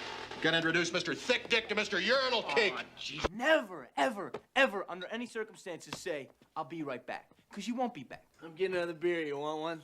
Yeah, sure. I'll be right back. I'll be right back. I'll be right back. Dan. Richard, do you mind to step aside and let's talk? I'll be back in just a second. I'll be right back. Don't get dressed. I gotta leave this room. I'll be right back. No, don't you leave me here, you... I'm coming right back. I give you my word. Be right back with a search warrant. Sarah, I will be right back. I gotta see this. Was it something I said? How about the words, I'll be right back? I'll be right back. Leave her running. What? I'll be right back. I'll be right back. You understand? Hey, buddy, you pay for the drinks. I gotta go to John and be right back. Gotta introduce Mr. Thick Dick to Mr. Urinal Cake. Oh, jeez. Never, ever, ever, under any circumstances, say, I'll be right back. Because you won't be back. I'm getting another beer. You want one? Yeah, sure. I'll be right back. I'll be right back. I'll be right back. Dan. Richard, do you mind to step aside and let's talk? I'll be back in just a second. I'll be right back. Don't get dressed. I gotta leave this room. I'll be right back. No, don't you leave me here, you... I'm coming right back. I give you my word. Be right back with a search warrant. Sarah, I will be right back. I gotta see this. Was it something I said? How about the words, I'll be right back? I'll be right back. Leave her running. What? I'll be right back. I'll be right back. You understand? Hey, buddy, you pay for the drinks. I gotta go to John and be right back. Gotta introduce Mr. Thick Dick to Mr. Urinal Cake. Oh, jeez. Never, ever, ever, under any circumstances, say, I'll be right back. Because you won't be back. I'm getting another beer. You want one? Yeah, sure. I'll be right back. I'll be right back. I'll be right back. Dan. Richard, do you mind to step aside and let's talk? I'll be back in just a second. I'll be right back. Don't get dressed. I gotta leave this room. I'll be right back. No, don't you leave me here, you... I'm coming right back. I give you my word. Be right back with a search warrant. Sarah, I will be right back. I gotta see this. Was it something I said? How about the words, I'll be right back? I'll be right back. Leave her running. What? I'll be right back. I'll be right back. You understand? Hey, buddy, you pay for the drinks. I gotta go to John and be right back. Gotta introduce Mr. Thick Dick to Mr. Urinal Cake. Oh, jeez. Never, ever, ever, under any circumstances, say, I'll be right back. Because you won't be back. I'm getting another beer. You want one? Yeah, sure. I'll be right back. I'll be right back. I'll be right back. Dan. Richard, do you mind to step aside and let's talk? I'll be back in just a second. I'll be right back. Don't get dressed. I gotta leave this room. I'll be right back. No, don't you leave me here, you... I'm coming right back. I give you my word. Be right back with a search warrant. Sarah, I will be right back. I gotta see this. Was it something I said? How about the words, I'll be right back? I'll be right back. Leave her running. I'll be right back. I'll be right back. You understand?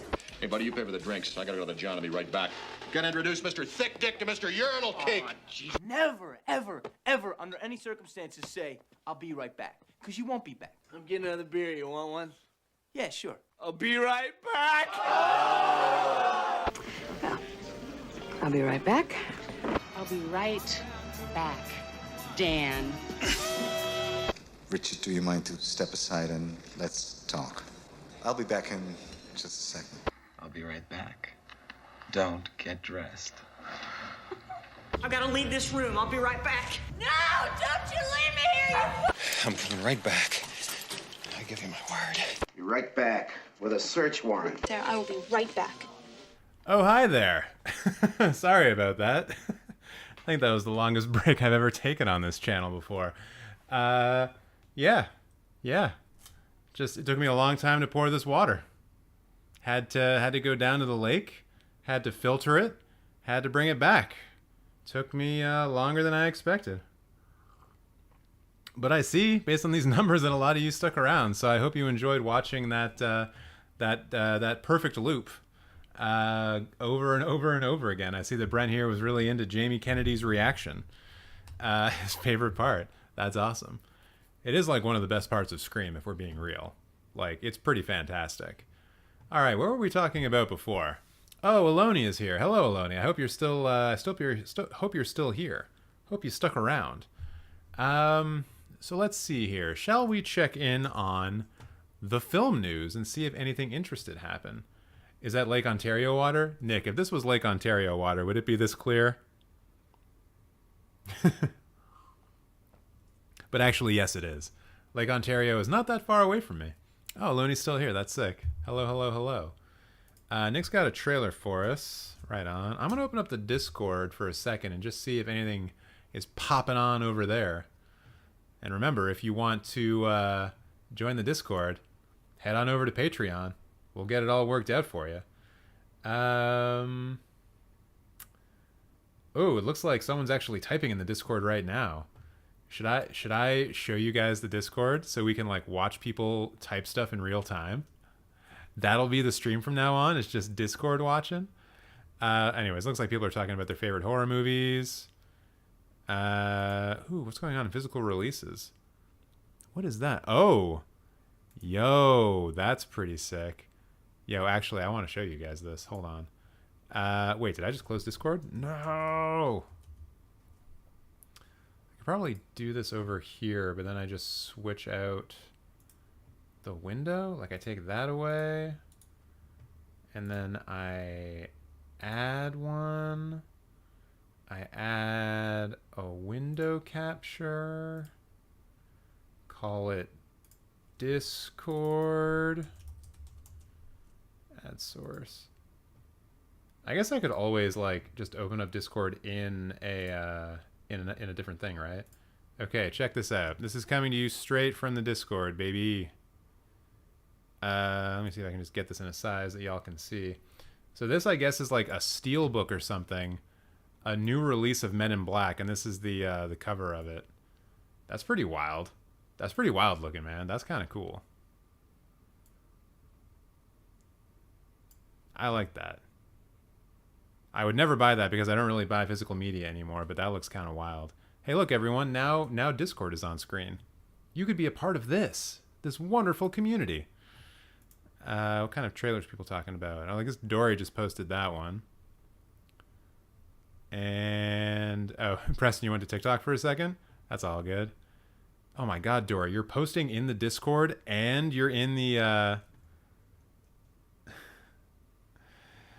Oh, and I guess someone just waved. I wonder if this is Anthony who just joined. This is great. We're watching the community grow in real time, baby. This is wonderful. Should I answer Tom right now? Just say like, yo, come to the live stream. What are you doing? I'll answer this in the live stream that's happening right now. How fucking meta can we get with this live stream, everybody? How meta can we get? Oh, Aloni, you're going to see Nope tomorrow at an early screening. That's sick. I am also going to see Nope tomorrow in an early screening. Super excited about it. So let's see. Damien is answering it. That's Damien. You mentioned majoring in film preservation, right? There's a great podcast called Film Comment. There's a great, their newest episode has Ina Archer, media conservator at the Smithsonian National Museum of African American History and Culture, talking about their work in preservation. That would probably be super interesting. I should probably look at that. Film preservation's so awesome, guys. It's like the coolest thing. It's like being Indiana Jones, but with movies, except there's no danger whatsoever. Yeah. So yeah, maybe I'll have to check that out. I just answered out loud. It's probably not worth Damien's time to come over here. But I think I mentioned it in the Discord, and I'll just go back to this view for now. I mentioned it in the Discord. Actually, no, you know what I'm gonna do? I know the better way of doing this. Get Discord out of here. Go back to the internet. So I did mention this to a few people last week, but Damien invited me on his podcast again. So if I can just find it quickly. God, I can never remember the name of it. I'm so bad at this. Do you have physical media? I collect DVDs, Blu-rays, and I have almost 700 currently. So I used to. Oh my God, did someone just put A24 movies in VHS? That's so sick.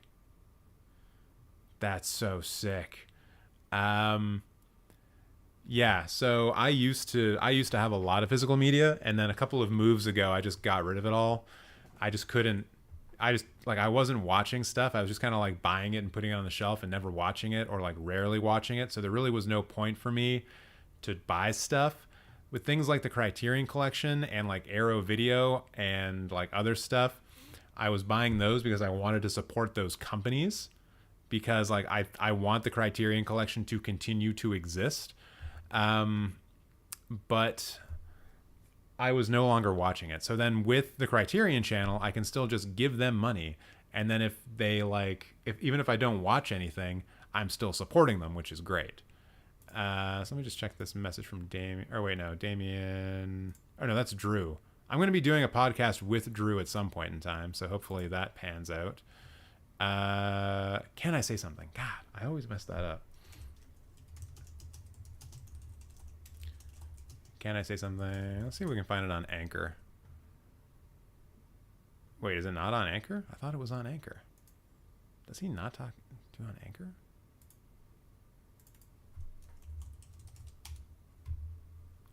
So Apple Podcasts, Amazon, Audible, Listen Notes. What's a good one? Can I say something bitchy? Oh yeah, Radio Public. That's the one I checked it out on before. So here it is. Finding TikTok Fame with TJ, aka Cinemateq, Part 2. You can basically, and I guess Part 1 is on here somewhere as well. I don't know. Oh yeah, view all episodes. So I guess, yeah, he did two separate interviews with me, which was pretty sick. And so if you ever want to have hear me give long-winded answers to really good questions, this is where you want to go. This is also a good space for that, but this was also quite good. Wait, Brent, are you making a pull-down joke like an hour too late? Is that what that is? You mean when you pull down a VHS tape from the top shelf, a whole bunch don't fall down on your head? Or are you talking about just physical media? I'm confused. Because I was always tall enough that the VHS didn't fall on my head because the shelves were never that high. Yes. So what were we? Oh yeah, I was gonna look at the film news, see if there's anything popping off. Let's check the film Twitters. We go back to this. I do really love this. Like, my God, that's so cool. I love that look, man. You said it's like Indiana Jones without the danger. Oh, being a preservationist. Yeah. I guess yes, that would be true. And I mean, like, I guess, that was weird. My neck just told me, ow. I don't know why. Yeah, I would love to say that you don't often work with VHS in preservation, but you do, but it's usually more government-related stuff. Like when I was working at the Canadian National Archives, there was a project going on, I was not involved in it, where they were backing up all of the video cassettes that had all of like the parliamentary debates from like the last 40 or 50 years, or probably even longer, saved on them. Like there were no other records or copies of that stuff, so they were having to back up, like digitally back up those VHS tapes of like, you know, Canadian Parliament and people, you know, basically bickering about stuff. So that's like an instance where you would deal with VHS in a preservation setting, but for the most part, VHS tapes are viewed as being more of like a cultural object well, I shouldn't say cultural object. They're more about like the original version of the film, which is going to be on film for the most part, or on digital. So like VHS is always going to be seen as an inferior version of the original, so you're not often going to come across it in a preservation setting. How tall are you? I am just a little under 6'4". Everything Everywhere All at Once getting theatrical re-release with 8 extra minutes. I wonder what's in those 8 extra minutes.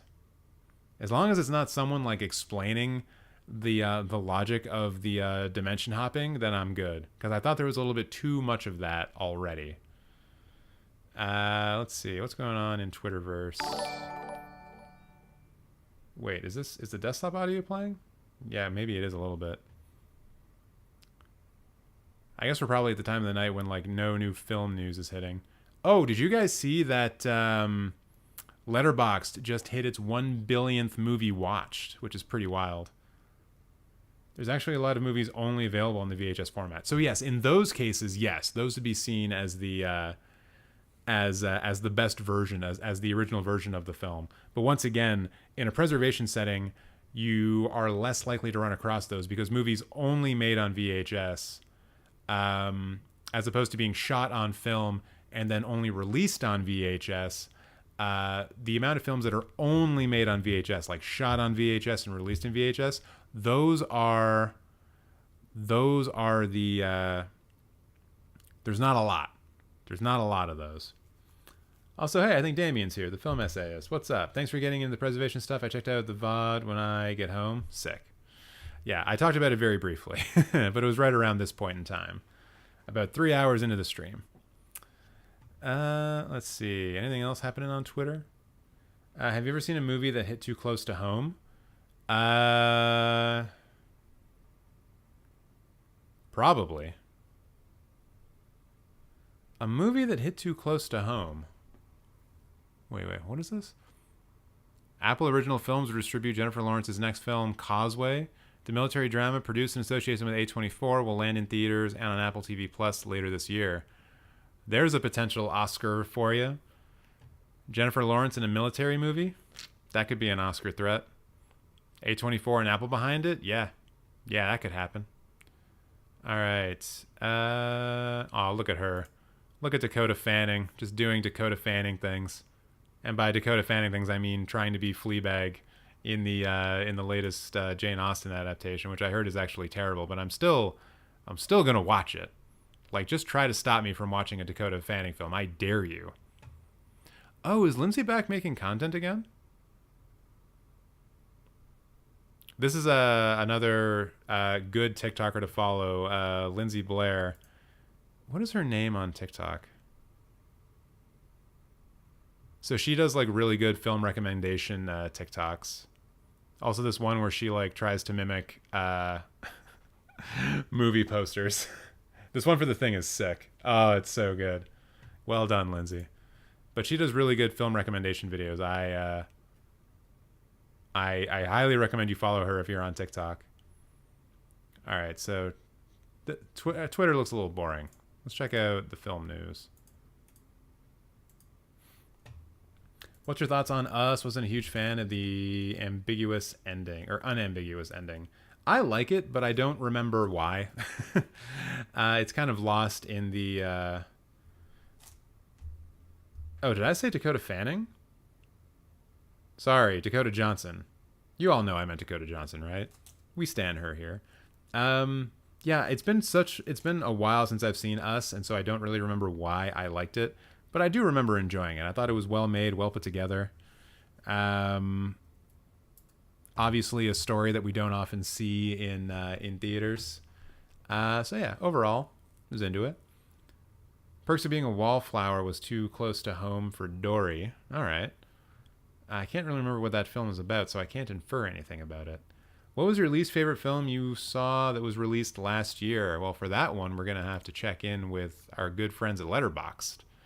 Let's see. Films that TJ has seen in the decade of 2020, in the year 2021. I assume that my opinion will mirror the rest of people. Okay, I'm not going to say The Unholy because that's a James Dean Morgan. That's a James Dean Morgan film. So of course that's not. Oh, sorry, Jeffrey Dean Morgan. That's a Jeffrey Dean Morgan film. I'm not going to say that was my least favorite. This Resident Evil movie might be it though. Welcome to Raccoon City was garbage. So bad. Yakuza Princess is also not good. You Can't Kill Meme is good. I don't know why this is so low. I actually enjoyed that documentary. Coming to America 2 is not great. Reminiscence should not be this low. I kind of like that movie. Same with Red Notice. It should probably be a little bit higher. Red Notice is much better than Halloween Kills. But also F9 is better than, like, The Little Things. Hold on. How is F9 lower than The Little Things? What? An Army of the Dead? Hold on. I'm about to have a problem with this. F9 is not as good as Brain Freeze? As a not very good Canadian zombie movie? I'm sorry, but that is just fundamentally incorrect, Internet. Who would have the audacity to say that Brain Freeze is a better film than F9? Not me. Not me at all. No, no, no, no, no. I'm about to get angry. Yeah, Antler was pretty disappointing too, eh? Ugh. King Knight, is that the one I think it is? The Satanist one? Yeah, that film's not great either. Wasn't as into that. Anyways, yeah, just going from the bottom. I would say probably the Resident Evil movie or Yakuza Princess were the worst films I saw from last year. I'd probably give the prize of worst to Raccoon City simply because it had like a $30-40 million budget and it was just like completely dumb and pointless. Like Yakuza Princess is not great because it seemed like they didn't have a lot of budget, so I'm a little bit more lenient about things like that. And also Halloween Kills is pretty bad. Like pretty bad. Oh, also The Many Saints of Newark was one of the films I hated the most from last year. Like so annoying. So incredibly annoying. Let's see. Going back to the comments. KKK trailer recommendation. The Price of Fitting In. All right, let me do some of these comments and then we'll do that. Office Space was too close to home for me. Man, yeah. Yeah. Office Space. Yeah. Yeah. I wish I could say that like Green Room hit too close to home because it would mean that I am in a punk band and beat up Nazis, but it's not. I used to be in a band though. Haven't beaten up a Nazi yet though. I'm sure that will happen at some point in the future. Snakehead was terrible. Yeah, I saw this. I saw it listed somewhere. Where was it? Snake Eyes, I didn't mind that much. But Snakehead, I think, is a different movie, right? Oh, Snakehead. Oh, yeah. This was at TIFF, eh? This movie was at TIFF last year. I will say that, like, the worst part about it was, like, the sound design. I think if they had that figured out, then the film would have improved a lot. But yeah, it wasn't the best. Is Get Out loved worldwide or only in USA because the subject in it only appeals to Americans and blacks because of the history of the country? I mean, like, America is not the only racist country that is dominated by white people, right? Like, Canada knows what's going on with that. The UK knows what's going on with that. Like, America was not the only country that had slaves. They were just, like, one of the last big industrial countries to get rid of it. Even the United Kingdom had slavery at some point. They just like got rid of it earlier. So yeah, I mean, I'm sure other people saw Get Out and like understood what it meant. And also like Get Out is kind of just talking about systemic racism in a lot of ways, and that is not strictly the purview of like the treatment of African Americans in America. Systemic racism exists in a lot of different countries. So like, if that movie is screened in Australia, as an example, someone might watch Get Out and be able to apply what is going on there, apply what's going on in the film to the racist treatment of Indigenous people in Australia, as an example. Same thing for Canada. We have been terrible to the Indigenous population in Canada for many, many, many years. And there's still quite a bit of racism in Canada to Indigenous populations. So, yeah, the general themes of Get Out certainly apply to more than just America. Whether or not other countries are talking about it, I don't know, man. I'm Canadian. I interact with mostly Canadians, and everyone else I interact with on the internet is mostly American, I think. But, you know, we all got our bubbles. All right, the price of fitting in. What do you think is a great country for film, or like a couple's country with the best films, because there's so many? The easy Criterion answer to that... Oh, wait, sorry. Shit. And Rude, I accidentally blocked your message. That was a mistake. Send it again, and I'll reply to it. But yeah, like the Criterion answer for like great countries for film is going to be America, France, and Japan for the most part. I think those are the three most represented countries in the Criterion collection. And like they are three of the films that have the longest film traditions. You would also probably want to look at other countries in Europe, like Germany. Germany has a very rich film history going back to Nosferatu and the Cabinet of Dr. Caligari. They had a lot of very important movements in the 70s and 80s. Well, one big important movement in the 80s, New German cinema. Italian cinema is another one that you would also want to go to. But once again, I'm saying this as someone who went to university in Canada and had a very like Westernish that had a Western bent to it, right? So like Guatemala or Colombia or Brazil could actually be the best filmmaking countries in the world, but because of the education I received and because of how films are talked about in the modern discourse, I might not know that. I know that Korea has a very good filmmaking tradition, but it doesn't stretch back as far as a lot of other countries, I think. But yeah, like the stock answers are going to be America, France, and Japan. And I'm sure there are like other good examples. I mean, Canada's pretty good at filmmaking. Just going to say that out loud. But we often don't get credit for it because most of the population of Canada doesn't give a shit about Canadian cinema. But we've been at it since like the 1910s, and we've put out some good stuff. You've been loving Asian cinema recently? Yeah, there's lots of great stuff there. Hong Kong, you know, so much good stuff came out of there in the 70s and 80s. Why is racism and genocide against Native Canadians and Australian Aboriginals not talked about? Because white people don't want to talk about it. White guilt, like, you know, that's the reason. My top countries for film are France and Japan. Honorable mention Hong Kong pre-1977. Yep, pretty accurate. Accurate. And I would, you know, like, as I said, I add America to that because, you know, America needed the help of World War I to turn into like the biggest film producing country in the world. But once they got that title, because France was obviously decimated in World War I and had to make up a lot of lost ground after the war.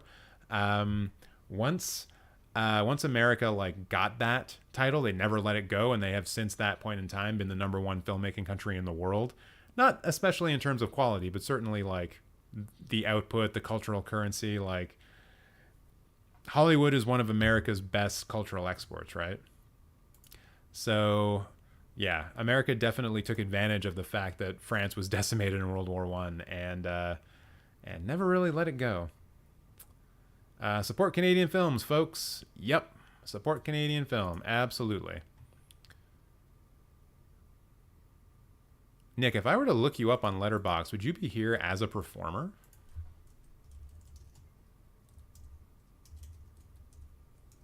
Nick is an actor, by the way, for those of you who don't know. Oh, yeah, you are here, dude. There he is. Look at our boy. He's in films. I still haven't watched For the Sake of the Vicious, but I have it in my... But I have it. Like, I own it. I need to watch it. Looks like I haven't seen any of your movies, actually. Oh, God. This is a terrible self-report. What is this? In a perfect society, there's no room for imperfect? What? Is this like an animated movie? What's going on here?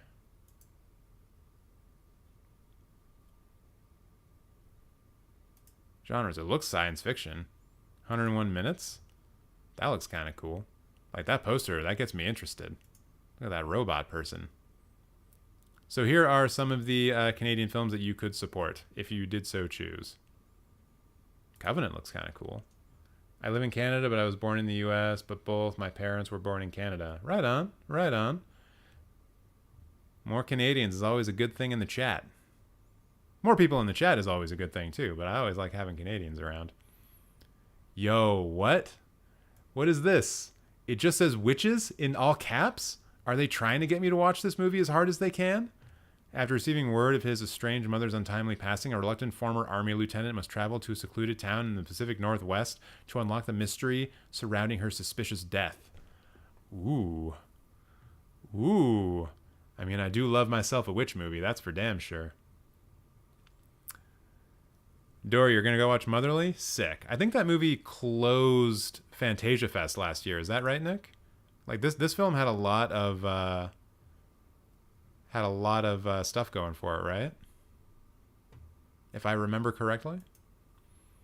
What did you think of Where the Crawdad Dog Sings? I think I was thinking of watching it, but some of the reviews are bad.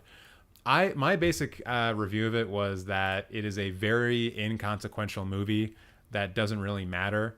Oh, that was For the Sake of the Vicious, excuse me. The one that closed out Fantasia last year. But Where the Crawdads Sing,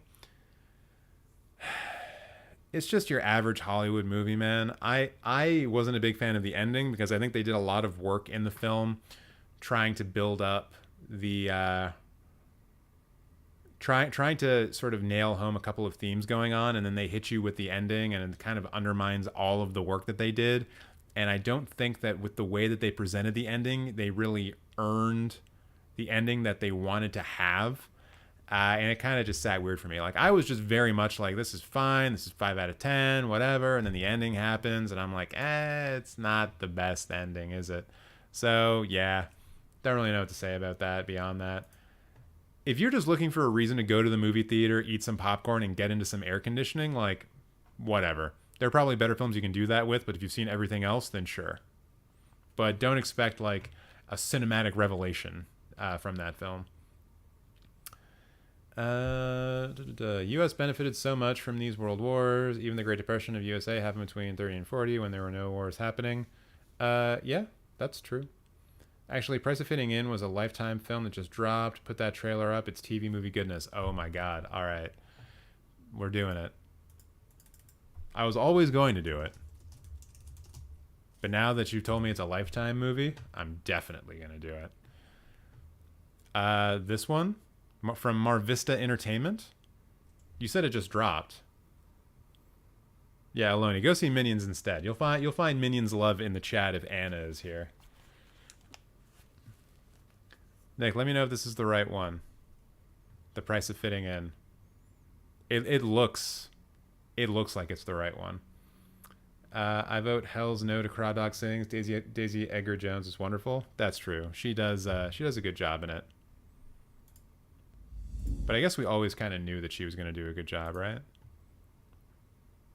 Oh, maybe not. We don't know how much of a known quantity she was. Anyways, The Price of Fitting In. Let's go.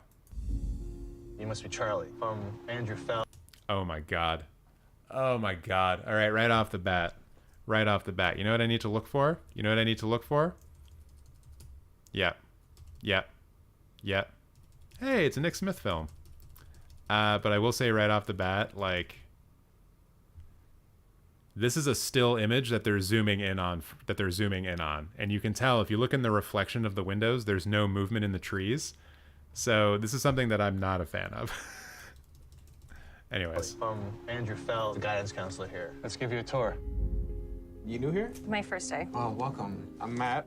Are you interested Yo, in who is that actor? How was your day? I joined the robotics club. I'm proud of you. Kind of thing that attracts good kids. Just remember, you have counseling on Wednesdays. Hey, Charlie. Just wanted to come by and tell you how excited I was that you joined the team. You know, you really are the complete package. Nick, are you fucking creepy in this movie? Am I gonna have bad things to say about you after this? And tell you how excited I was that you joined the team. You know, you really are the complete package. Kind of creepy. Beautiful. It's rare. Wait, did you just say that she was smart and beautiful? You know, you really are the complete package. Thanks. Smart and beautiful. It's rare. I'm so looking forward to your party tomorrow. Brad invited the rest of the team to hang. This actor on the right, he looks familiar, right? Who is he? Is he anyone, or does he just look like someone who's a bit more famous? You want the address? Charlie! Yes. Just in time. No thanks, I don't smoke. It's not actually weed, it's synthetic. Wait, synthetic weed? Isn't that like way worse for you? I have to say, you are a lot more fun than I thought. We need to talk. This is another still image. I saw some concerning photos. You at a party. You creep students on social media? It's not safe. I promised your mother I'd keep an eye on you. I have Creepy. robotics classes after school, so I'll be home late. How you liking bridge, Mom? So far, so good. I'll take the one in a white package. Still early, though, so there's plenty of time for things to go downhill. Hello. Hi, Miss Rust. Charlie skipped school today. What did you get up to last night? Hung out with some friends. From robotics? Yep. There is a rather large height difference. I don't know if this is forced perspective, but this just jumped out at me. Like, the daughter is much taller than the mother. From robotics? Yep. You have stuff going on, you can tell me. Come on. What is Nick, was this shot in London, Ontario? Skipped school and went to a party. Or was it shot in Toronto? Is serious. Oh my god. Oh, synthetic weed. Sorry. I thought, Brent, that they actually said artificial weed instead. Serious. I'm here to administer a drug test. We never got tested before you joined. You junkie loser! I want to know that we're gonna get along here. Talk to me. Mr. Fell. He's creepy. You come around either of us again. I Hamilton, will call all the right. cops. I'm worried that she's struggling again. Charlie, please tell me. There's an underground tunnel before that looked like it was London. I found synthetic cannabis in her room. Yo, I don't know who this actress is, but the conviction that she said synthetic cannabis with, like, you have to appreciate that. I found synthetic cannabis in her room.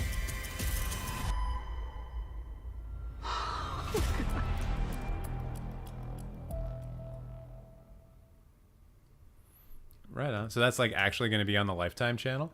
That's where we're going to be able to watch that? Then it turns out the whole movie is an anti-drug PSA. Yeah, I thought they were going in like a very different direction. Like, I thought just based on how they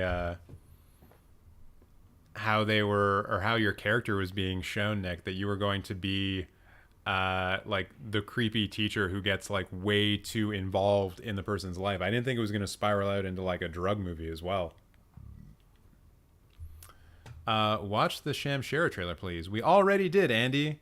We already did. And it was big. Lifetime is doing Christmas movies right now. Really?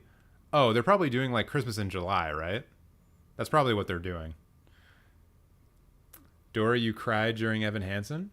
Nothing wrong with that. There's a couple of very powerful moments in that film that I don't like very much. But that's more of like a I don't like the character of Evan Hansen very much thing. It already premiered on Lifetime in the US. All right, all right. Is it available in Canada then? Like, is Lifetime here? Did you watch the Halloween Ends trailer? I watched it earlier today, but I can throw it on now. Oh yeah, my character is about as creepy as it gets. It looks like it. I mean, as soon as like a guidance counselor puts his hand on a student, I'm just like, yo, this guy sucks. Yeah, definitely very Lifetimey. So wait, how many days was that production? Was it about like a 15-day shoot? 12-day shoot? Like, was it 3 weeks, 4 weeks? I feel like it's a 3-week shoot, but I don't know. It seemed like the locations were pretty manageable, so maybe it could have been done earlier. Maybe 12 days, but I'd say 15. Was it a 15-day shoot? Also, I don't know if you would know that because you probably wouldn't have been on set every day. I don't know why I'm asking, but it seems like a 15-day shoot to me. What movie made you cry the hardest? I've never cried in a movie because I'm an emotionless blob. That was my worst song ever. Close 4 weeks in total. Okay, all right. So I guess, what, 20 shoot days? It's not bad. Movie that made Dory cry the hardest was Lion. Have I seen Lion? Dev Patel's in that, right? I still don't know if I've seen it or not, though. All right, Halloween Ends. Where's the Blumhouse trailer? I will say I do like this trailer a lot more than the first Halloween Kills trailer. I still have very low expectations from this film, though.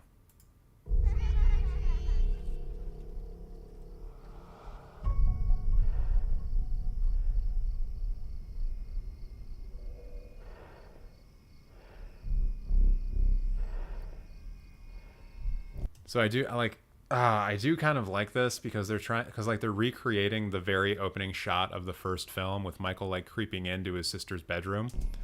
That's kind of like the significance of this. I like how they're making the visual allusions to the first film, and later in the trailer they start doing like actual like comparison juxtaposition shots between the two, and I also like that. But once again, I have no expectations for this film other than that it's going to be not very good.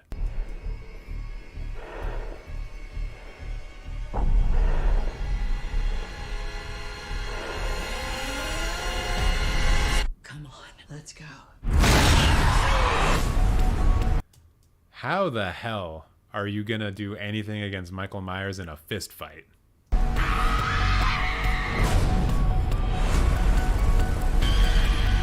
Yeah, so there's an example of a shot from the original. Obviously that's much younger Jamie Lee Curtis turning around, seeing Michael for the first time. Oh God. And then we get it again. This is like earlier in the original Halloween when I think she sees Michael for the first time at the hedges, it appears. So like that's kind of cool, like her realization of seeing Michael for the first time, and then her like, you know, turning around and seeing him come closer to her, I guess, in the new film. Like, kind of a cool juxtaposition. I also really hope that this movie gives something to the daughter. Like, I don't really think she did anything in the second movie, right?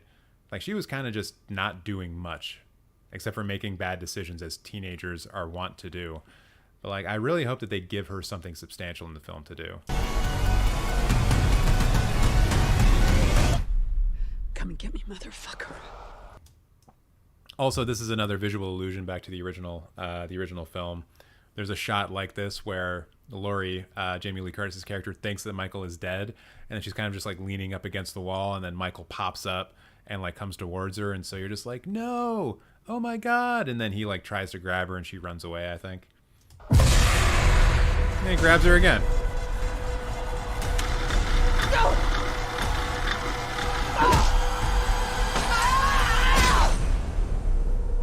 Halloween ends.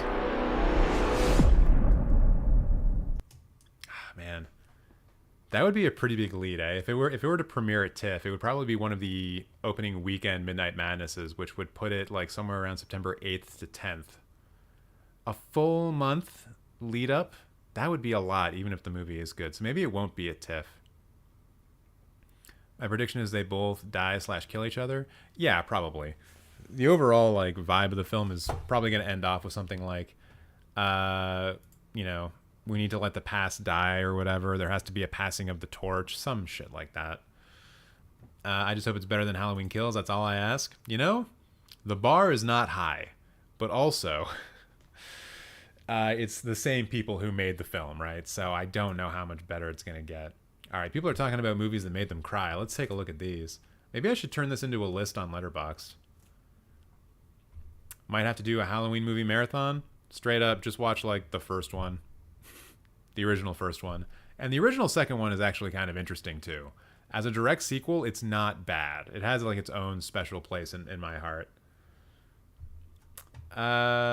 Should I turn this into a list? Films that make cinephiles cry? Let's do it. Let's make a list, everybody. We haven't done that in a while. Lists. Start a new list.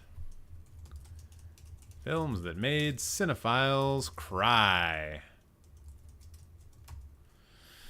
Crying. Emotions. Emotional. I'm so good at tagging stuff. Oh my God. Ugly Cry. Yeah. Best list ever, baby.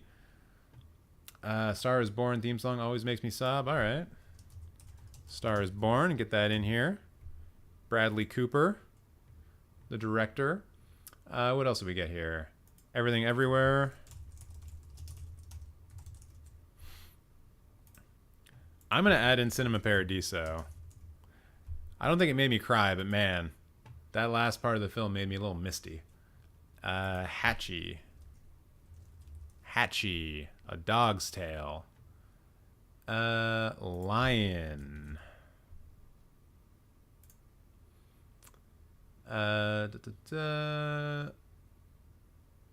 Yee. Spirited Away in Toy Story 3. Excellent. Excellent. Did I spell Spirited wrong? Spirited Away? There we go. Spirited Away. What was the other one? Toy Story 3. Nice. Tom Hanks lost his volleyball in Castaway. All right, that counts. Anomalisa, that's a great one. That one's rough, actually. That one's a rough watch. See, this is the thing, though. He, like, talking about Michael Myers being old, he did sustain those injuries, though, and survive. Like, literally everything that happens to him at the end of Halloween Kills should have killed him. Should have killed a human. So now we're dealing with, like, a supernatural Mike Myers. So who the fuck knows how much damage he can take? Like, guy walked out of a burning building and you're going to try to punch him in the gut? I don't know. That's not a great strategy. Big Fish? That's a good one. That's a good one. Might have to do Halloween. Oh, yeah, okay. Manchester by the Sea. Yeah, that's a little weepy, isn't it? Manchester by the Sea. Maybe add sad as a tag. Yo, nice. Good thinking. Good thinking. Sad. It's a good word. 3-letter word that carries a lot of weight. About Time. Oh, yeah. For sure. I mean, I haven't seen it, but a lot of people have told me that it's a crime movie. I Am Sam? Really? Wait, there's a lot of movies called I Am Sam. And by a lot, I mean 2. I assume you mean the 2001 film? Yeah, I think so. Her? All right. Him? Her? Tremblay's Wonder and Eric Stoltz's Mask about deformed kids always makes me cry. Damn, all right. You guys are going for the deep cuts now. Tremblay. I'm not seeing anything by Tremblay called Wonder. And then Eric Stoltz's Mask. That might be... Yeah, I don't see that one here either. Might have to try to find those later. Click with Adam Sandler. No. No, Aloni. Oh, Preston, you didn't like Anomalisa? I mean, I don't want to just turn this into an ageist thing, but I don't know if I would have liked Anomalisa either if I saw it when I was a teenager. I think it's more of a film that you kind of get when you're a bit older. Oh, the Bogdanovich film. Is that the one you mean, Dory?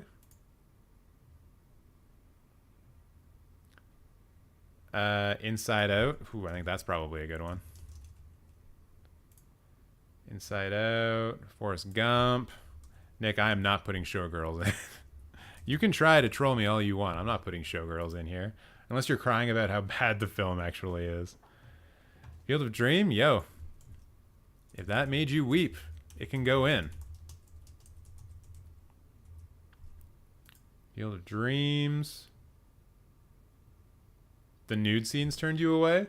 Yeah, I mean, I guess it is a puppet movie, right? That could be a little strange. I get that. I mean, I'm coming from the perspective where, like, I watched Team America World Police when I was a teenager, and that has puppets, like, having sex and shitting on each other.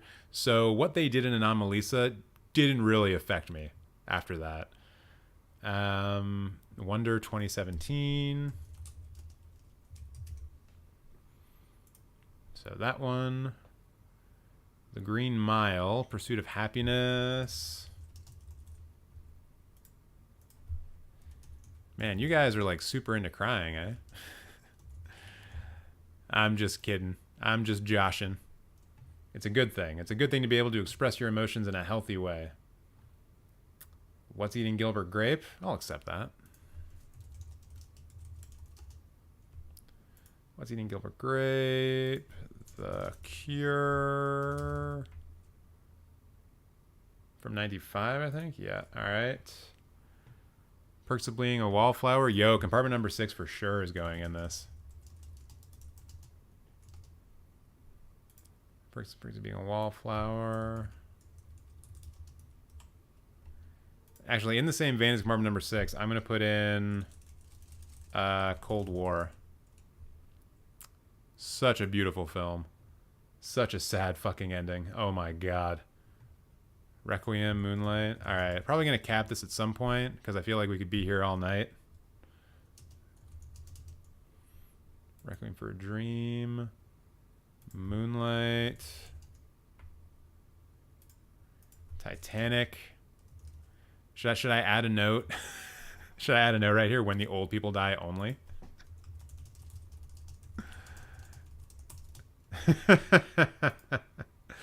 Sicko, the part where Cuban firefighters stand at attention to honor those who died in 9/11. Oh, hello, Kat. Are you ready to make your appearance? Come here. We're talking about sad movies. What's your favorite sad movie? Is your favorite sad movie the movie where the cat doesn't get fed when it wants?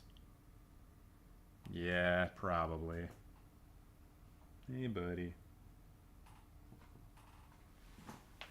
I'm gonna get you. Oh, I got him!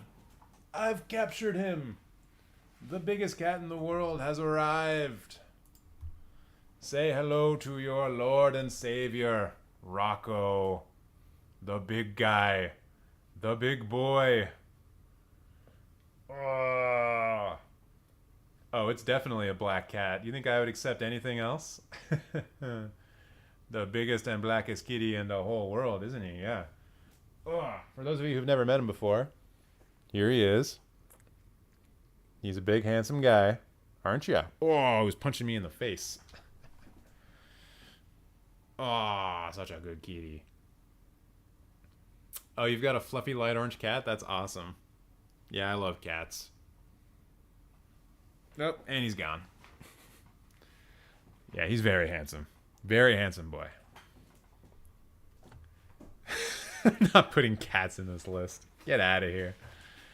Stand By Me. Wait, did Cold War get in? Why isn't Cold War listed here? I thought I put that one in. Oh, it is. Okay, never mind. Stand By Me. I have an all-black cat, and she was the runt of the litter, so even though she's a few years old, she's very small. Aww. Small cats. I don't think I've ever really had a small cat. Like, I had a couple of cats growing up, and one of them was like 20 pounds, or like close to 20 pounds, and the other one was around like maybe 10 or 12. And Rocco is about a little under 17, and I'm trying to get that weight down. I'm also a little concerned because I can kind of smell something burning, but I know all of my oven stuff is off.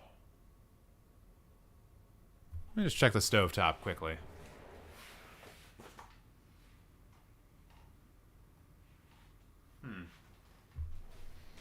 Yeah, kind of smells like someone's burning pizza right now. Don't know if I like that. If the fire alarm goes off, I'll try to mute my mic so it doesn't deafen all of you. Oh, it's a good smell, though. It just concerns me. People are either burning their pizza or they're having pizza without me, and both of those things are unacceptable. Actually, the 9/11 movie with Nicolas Cage made me cry. Oh, God, what was that one called? Bridge Over River Kwai. All right, add that in.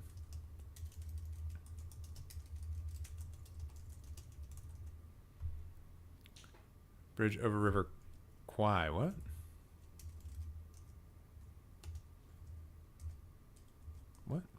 What? Type. What do you mean no match?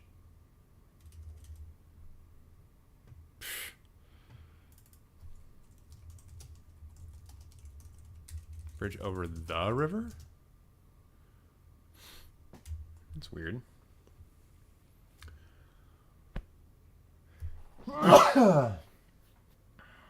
Oh, the Sandlot. Shit, that reminds me of something I needed to tell y'all about.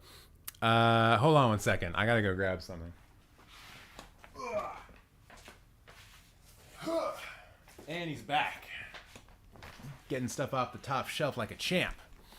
So, y'all know that in August, probably, we're going to do a month-long thing where we're going to vote on the best film from a number of different decades in order to add it to the Cinemateq Archive of Excellence.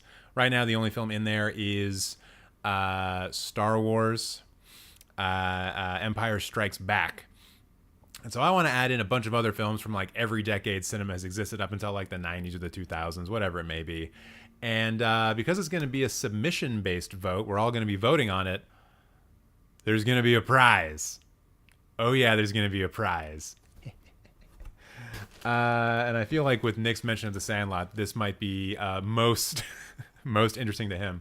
So I have a cousin who hit me up, I guess maybe a week ago, 2 weeks ago. I was like, hey man, I've got this thing that I think you might like, and maybe you can give it away on your channel. And I was like, what is it? And he's like, well, and I guess I'll just show it to you. What is it going to be? What is it going to be? So obviously it's something that's in a bag. Something that's in a bag, right? But what could it be? Let me get it out here and let me unfold it for y'all. But first, let me show you its certificate of authenticity. Ooh, what could that mean? What could a certificate of authenticity mean, huh? What could be authentic?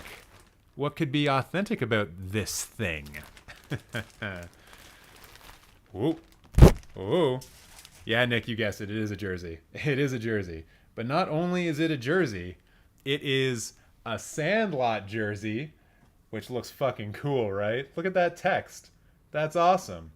But a jersey that is signed by the cast of The Sandlot. Can y'all see that? Look at that. That's what, 5 signatures, I think? 5 or 6 signatures? Yeah. Officially signed by the cast of the movie. So this is what we're going to be giving away. So everyone who enters into the final vote, not the nomination vote, but the final vote, everyone will be entered into this and winning this potentially. So get hyped. Get hyped. It's going to be so awesome, man. And this thing like smells new, right? Like it's wild. New jerseys smell great. Let's see if I can fold this properly while still trying to protect stuff. Got to keep those signatures intact. It's kind of weird, right? When you like sign a piece of clothing, you're basically like saying that that piece of clothing will never, ever be washed again. Like, you could never wear this because you could never wash it. As soon as you get any kind of like human stench on it, you just got to put it in the closet and you can't do anything with it. I don't know, maybe dry cleaning would be able to protect the signatures, but I don't know if I would trust that or not. But yeah. So thank you to my cousin Carl for just giving this to me. I did give him a 6-pack of beer because I'm a Canadian and that's how we repay favors. But yeah, it's super awesome. And I think looks like at least some people in the chat would be into this. Looks like Preston's saying it's a nice jersey. Dory's quoting the movie. That's always a good sign. Rocco's trying to eat it right now. Rocco, please do not eat the prize. It's not a Rocco prize. It's a chat prize. Oh, he just wants to rub his face against the cardboard. Here, I'm gonna put this back up so you don't rub your face on it too hard. I also didn't realize that you guys would be able to see me in the wide shot. So like, here I am standing up. I'm tall. Ow, don't bite me, you jerk. What are you doing? Ugh, that's right. Run away. I'm sorry, Rocco. Come back. Please. Please. I think maybe he's a little bit hungry. Oh, yeah. He gets fed in 15 minutes. $1 trillion jersey? Maybe. I mean, if it was worth $1 trillion, I'd probably just sell it for $1 trillion and then give out some money instead. I'll have to look into that. I was going to ask during your TikTok, but I totally forgot. There was a woman director, I can't remember her name at the moment, but you said she was inspirational to many filmmakers.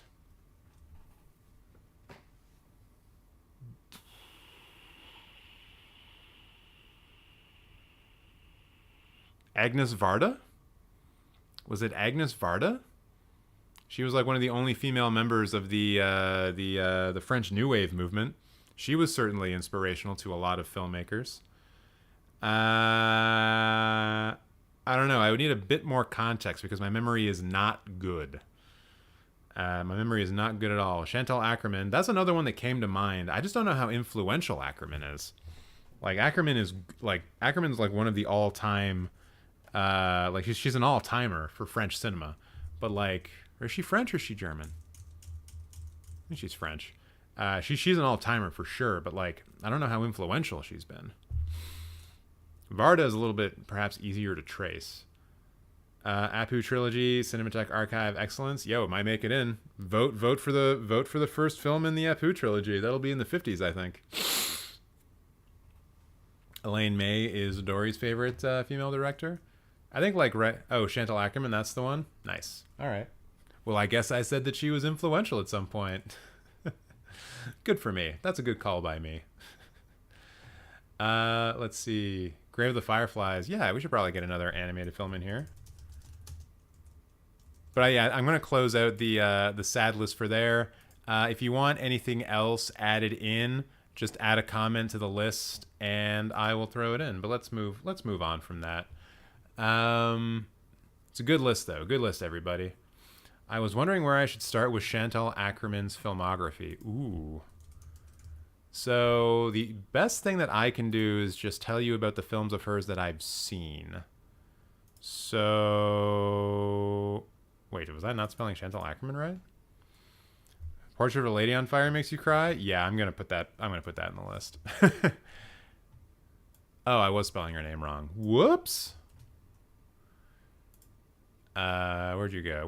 There we go. Dory, I think you could probably tell your favorite Chantal Ackerman film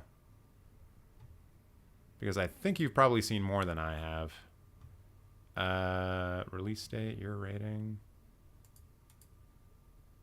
I want it done in the order that I've seen them. Okay, so what have I seen by Chantal Ackerman? I've seen Tout en Nuit, or Nuit, I should say. I know that it's a silent T. I've only actually seen one of her films. So the film here that's at the top for popularity is Jean Delmen, 23 Quoi du commence, 1080 Bruxelles. Bruxelles? I don't know. And then after that is News from Home, and then J'ai-tu IL, and then Les Vendredi d'Anna. The meetings of Anna. So any one of those top four would probably be a good one. Yeah, I'm gonna add Portrait of a Lady on Fire into that list like right now. Can't believe I forgot that. What am I doing? I'm an idiot. Editor delete. Portrait. Oh, shit. Come on. Portrait of a Lady on Fire. There we go. There we go. Done and done. Chantal Ackerman, the Meetings of Anna is my favorite. Yeah, that was one of the top fours. I always watch Gendelman on Mother's Day. Oh, awesome. I will add them to my Letterboxd watch list and check them out as soon as I have time. Thank you so much. No worries. We're all about film recommendations, yo. Brent, all right. If it was anything other than that movie, I would not add it in because, once again, I'm closing this down. But yeah, I'll add Terminator 2 to the films that make people cry list. Because the ending is sad. The ending is very sad. All right, I'm going to take a look at some film news and see if anything like interesting popped up. That's a weird thing to people getting on about. All right, hold on. What was popular? What was really popping today? Britney Spears calls Michelle Pfeiffer's Batman Returns breakdown the hottest scene I've ever seen in my life. I mean, she's not wrong.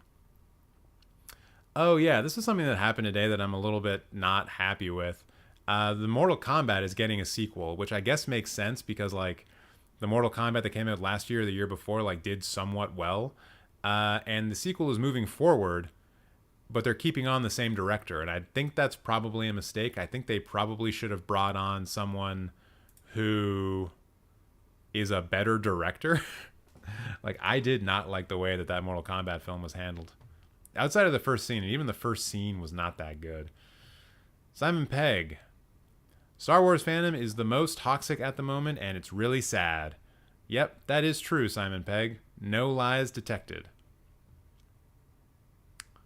I will never watch Mortal Kombat without Johnny Cage. I mean, maybe he'll be in the second one. Who knows? To be honest, I've been watching The Two Towers most of this live stream. Man, the final battle is so hype. Dude, that's one of the reasons why I say The Two Towers is the best Lord of the Rings movie.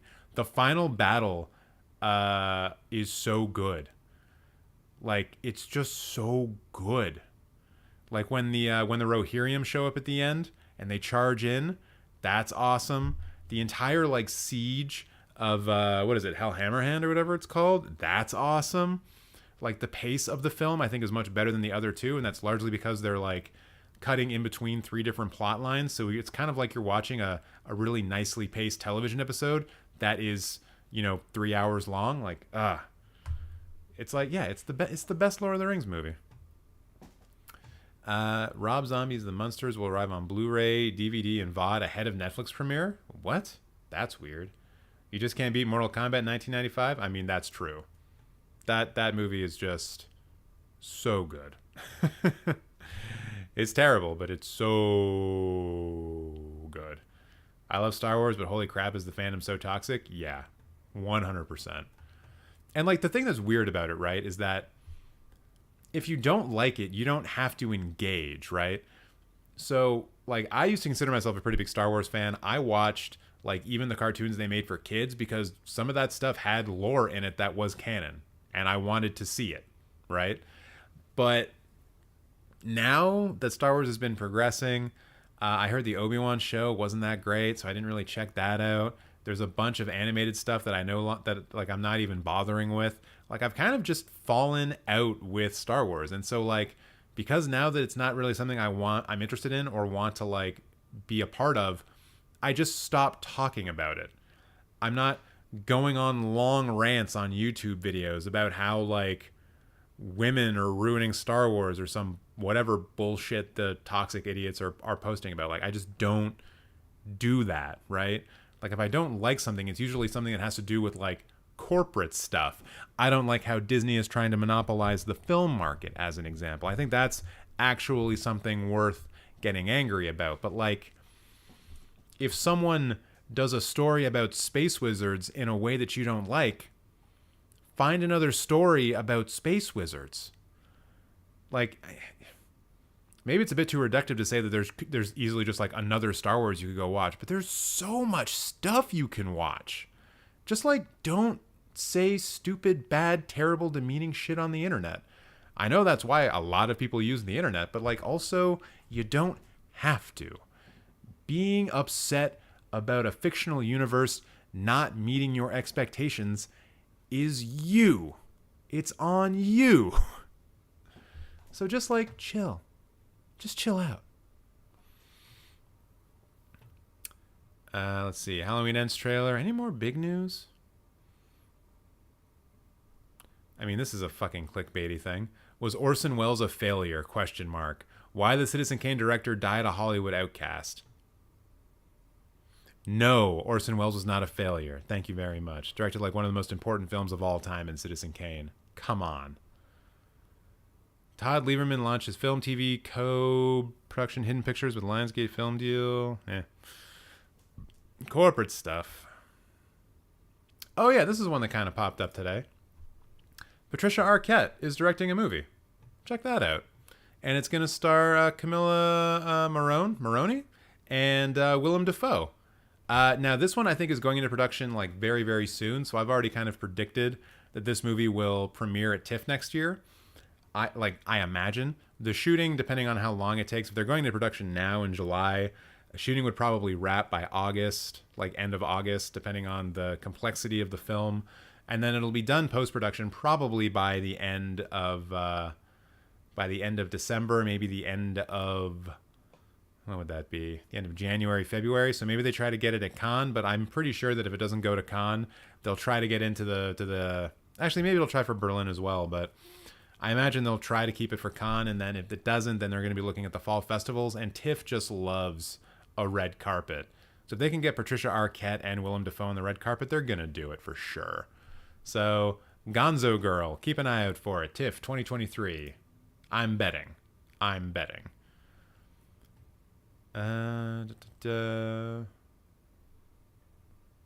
I guess that's all the big stuff from the last little while.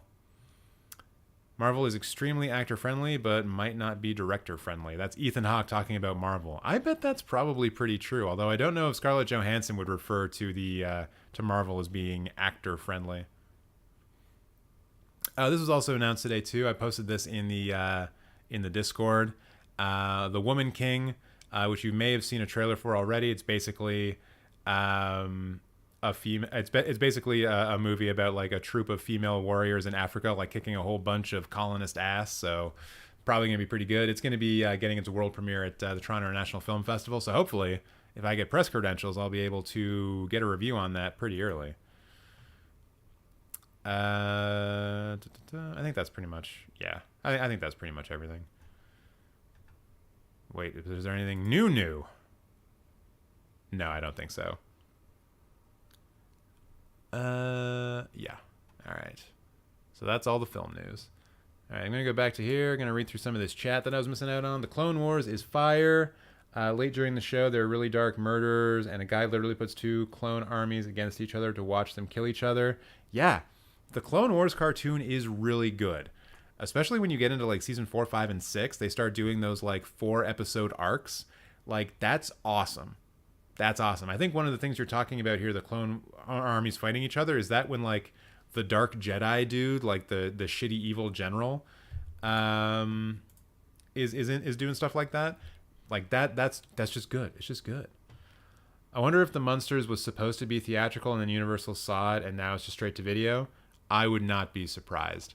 But also, it doesn't look like they gave him much money to make the film, so maybe this was always the plan. This is where you fall down. Those were $500 sunglasses, you asshole. Punch. Or is it kick? I can't remember. I own all 3 Mortal Kombat films, the new one and the 2 90s ones. Man, Mortal Kombat Annihilation, though. What a good soundtrack. What a bad movie. Have you guys ever checked that out? The Mortal Kombat Annihilation soundtrack? That's one that I definitely had on CD.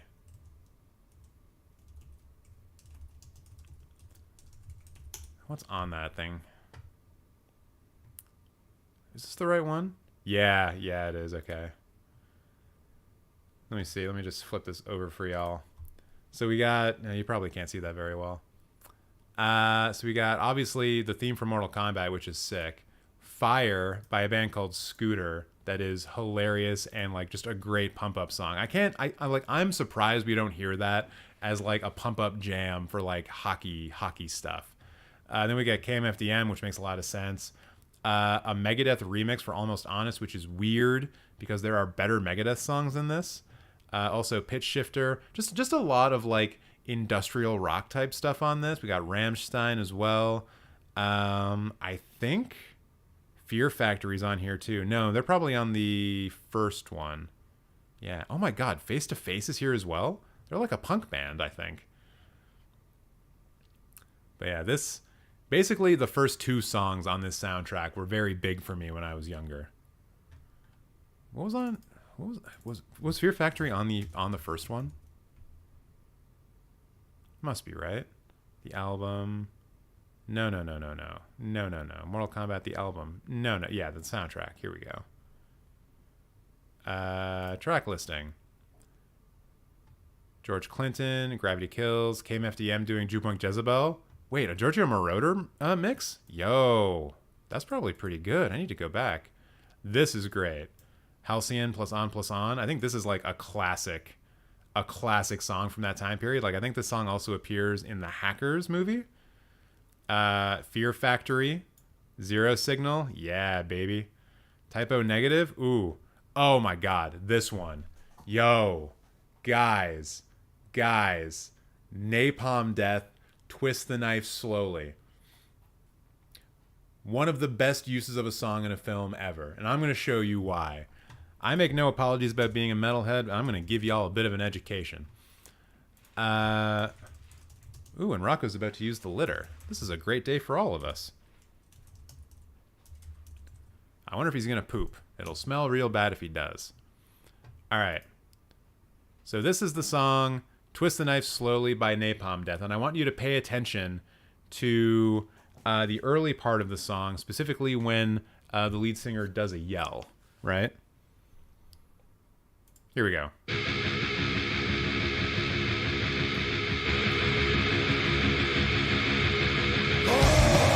See that? You hear that? You hear that scream?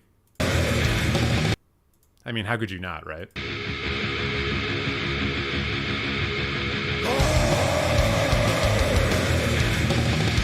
Love that. Now. Keep that in mind.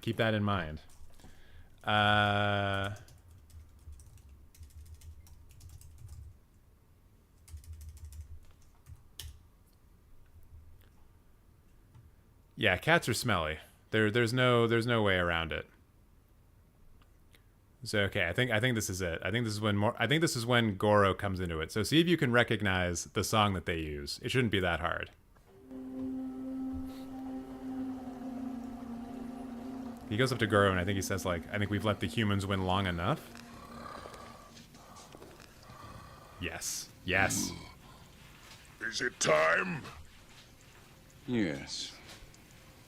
We've let these humans win enough. Huh?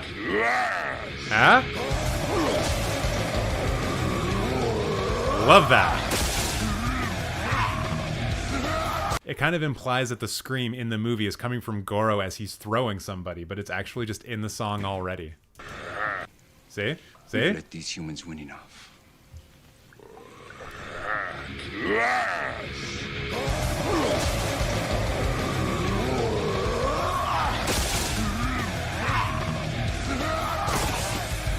The thing I love about this the most is that like most people, right? A lot of people, especially from my generation, have seen the original Mortal Kombat. What's up, cat? Did you poop? Cover it up if you pooped. So the thing I love about this the most is that a lot of people from my generation have seen Mortal Kombat. So anytime anyone is ever like, oh, I've never listened to a grindcore band before, I'm like, have you seen Mortal Kombat? Because yes, you have. You've definitely listened to Napalm Death in your life. And they're like, Napalm Death? And I'm like, yeah, Napalm Death. Cool guys too. They're definitely anti-fascist. They're great. Has the same goofiness of the Sam Raimi Spider-Man movies. I'll accept it. Actually, I think there's actually a bit in the Mortal Kombat film that's directly influenced by Sam Raimi. Like when they when the guy, I think, what is it? Like when the thing comes out of Scorpion's hand, they definitely have like those close-ups of it flying around, which does kind of feel like a Sam Raimi film. And I think also when they throw the bucket and the water comes out, you get kind of a close-on shot of the ice like flying, and that's Raimi-esque as well. Hi, Rocco. Dory's not a fan of Claire Denis, but TJ loves her. Yeah, I really like Claire Denis. I wouldn't say I'm like her biggest fan, but she makes good stuff. All right, there's more stuff in the chat here. I need to feed the cat, so I'm going to feed the cat, but I'll be right back. It'll be fast this time, I promise. I'll be right back. Well, I'll be right back. I'll be right back, Dan. Richard, do you mind to step aside and let's talk? I'll be back in just a second. I'll be right back. Don't get dressed. I gotta leave this room. I'll be right back. No, don't you leave me here, you... I'm coming right back. I give you my word. Be right back with a search warrant. There, I will be right back. I gotta see this. Was it something I said? How about the words, I'll be right back? I'll be right back. Leave her running.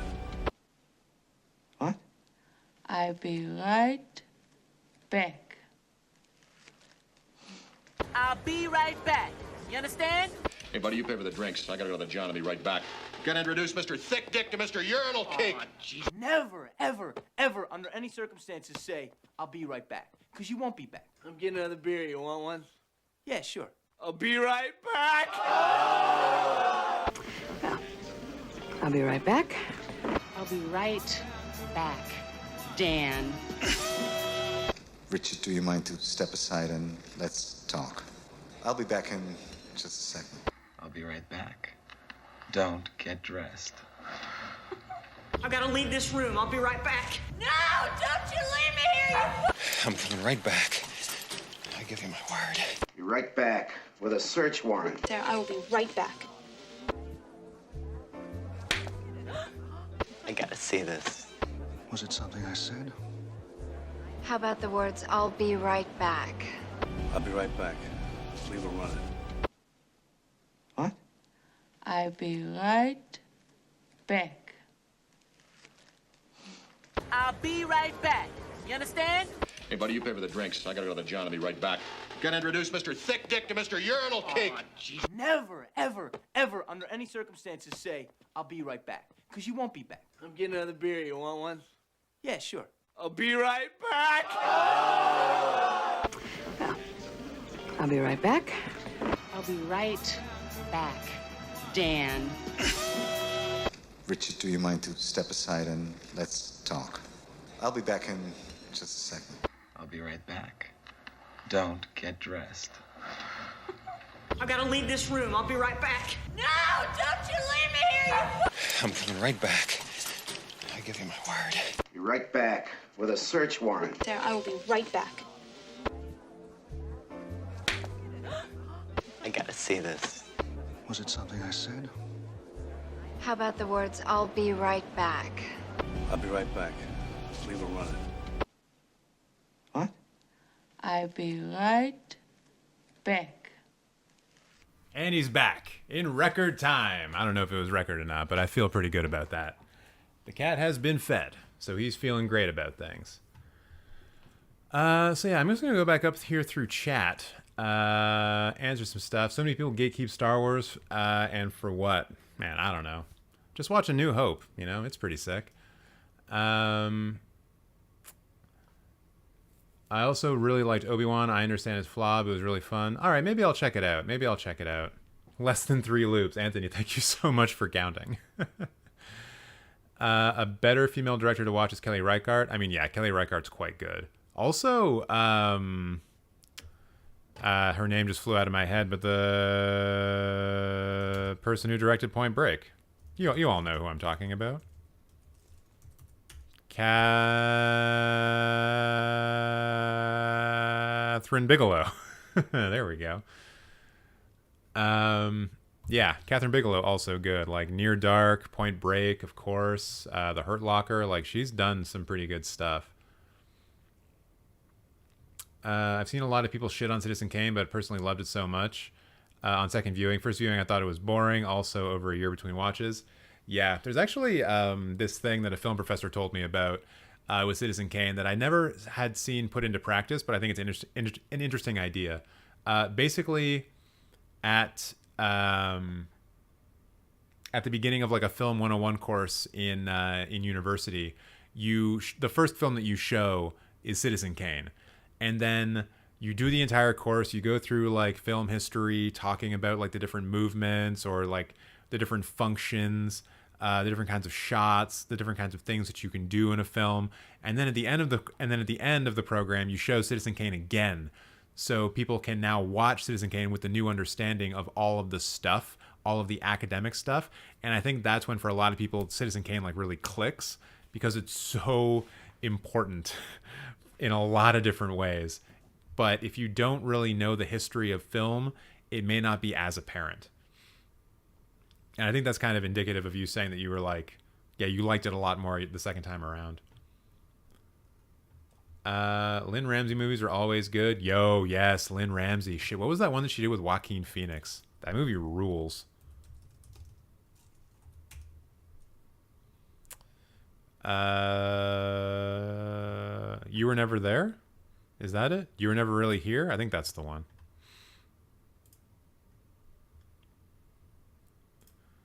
Feature films. No, I want a list. God damn it. You Were Never Really Here? Yeah, You Were Never Really Here. It's kind of like if a Taken type movie was made by a kind of an art director, like a director that is more artistically inclined, let's say. It's good. It's basically like, it's Joaquin Phoenix beating people up with a hammer, but it's more than that as well. It's a very interesting way of approaching that kind of subject. I have the autographs from the 90s Mortal Kombat cast sitting in a drawer somewhere. Anthony, that's awesome. The only other autograph thing I have, and like obviously the Sandlot thing's being given away, I did used to have, and I may still have it, a t-shirt that's signed by some of the cast members of Stargate Atlantis, which was one of my favorite shows back in the day. Are you like an hour? Yeah, I think, Tom, you might be a little bit behind. My cat's litter is right outside my bedroom door. Okay, yeah. Rocco's about to make it smell like burnt pizza. Dude, I wish his shit smelled like burnt pizza. Oh my God. He's got the stinkiest fucking shit, dude. Oh, it's terrible. And he can't bury it properly, so it smells even more. Catherine Bigelow is probably the James Cameron of female directors. I mean, yeah, I can kind of see where you're coming from that. Aside from the fact that they like dated and were married at one point in time. If anything happened, yeah. Has the same goofiness of the sand. Oh yeah, I already talked about this. Less than 3 loops. Whoa, some Major Thunder going on right now. Did it hit over there yet? Hasn't hit me yet, but I don't know. Nick, you're in the west side of the city, right? I'm more central, so it hasn't gotten here yet. The most I'm just getting is Rocco meowing. The weather is bad here. All right, Brent's a little bit north of the city. I hated Citizen Kane in my 20s. I love Citizen Kane in my 40s. Yeah, that's a pretty accurate trajectory. Although, like, when I saw it for the first time in my 20s, I was really into it. But I was already in the space, like in the headspace, just accept it as my Lord and Savior. Like, I was fully, like, I was not one of those kids that went into, like, my film studies program and, like, just didn't agree. That I just didn't agree with everything, where I was just kind of like, oh, well, why are we studying films anyways? This film needs to prove itself to me, blah, blah, blah. Oh, this thing, Citizen Kane wasn't like Transformers, so why is it even good? Why do people even care about it, right? Like, that was not my deal. I was just kind of like sitting there at the front of class being like, yo, teacher, show me shit and I will believe that it's good because you are showing it to me. And I kind of just absorbed it all in that way. So yeah, when I saw Citizen Kane for the first time, I was like, yeah, of course. Look, you can see the ceiling. This is a classic movie, obviously. I'm going to the store with my mom. If you're still alive when I get back, I'll definitely be back, but see you later for now. Cool, Preston, thank you so much for hanging out with us. I'm probably going to be, I don't know. We'll see. I've been cutting the streams off at 4 hours, and now we're at a little over that already. So, I don't know. I'll probably cut it in a little bit, but not quite yet. I'm having a good time. Check out Indian Trailer, Shamshara. Andy, we already watched it earlier in the stream, so I'm not going to rewatch it, but you can go back and find it. I forget when we watched it. Probably would have been a little bit after the 2-hour mark. All right, see you on the next live.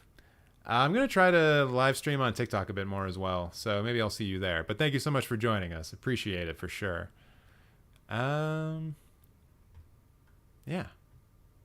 All right. Actually, now that I've said that, was there anything else that I was going to talk about? I don't think so. I think we've had a lot of good conversations already. Just going through, closing tabs. Cool. Have a good one, man. Oh yeah, I think maybe there was a couple of things that Tom wanted to add onto the list here. Even though he was behind, we will allow it. But only Tom.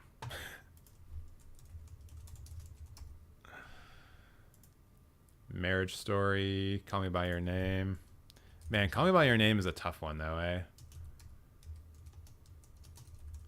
Like, just, like, simply because of Armie Hammer turning out to be, like, a cannibal or whatever. It just makes that movie so much harder to watch. If anything happens, I love you.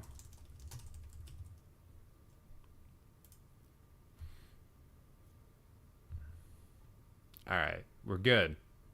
We're good. The list is complete. Long live the list. I feel like we accomplished something today. Peru connection. Tom, you're in Peru? I thought you were either UK or US based. Maybe you're on vacation?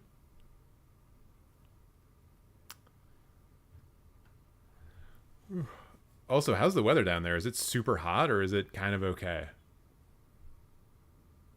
I'm also really waiting for thunder to hit and I've got nothing. There's no way the soundproofing in this apartment is that good. Oh, you're on a job thing? Right on, right on.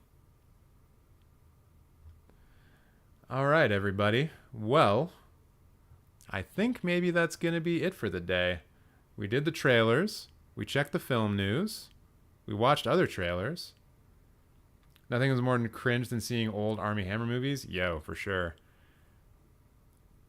TJ, I can't wait to have a spoiler at the Patreon only live stream for Fast Feel Love. Yo, I'm going to talk a lot about that movie at the Patreon live stream. And Anthony, I think you were the one who just signed up for Patreon. Thank you very much for that.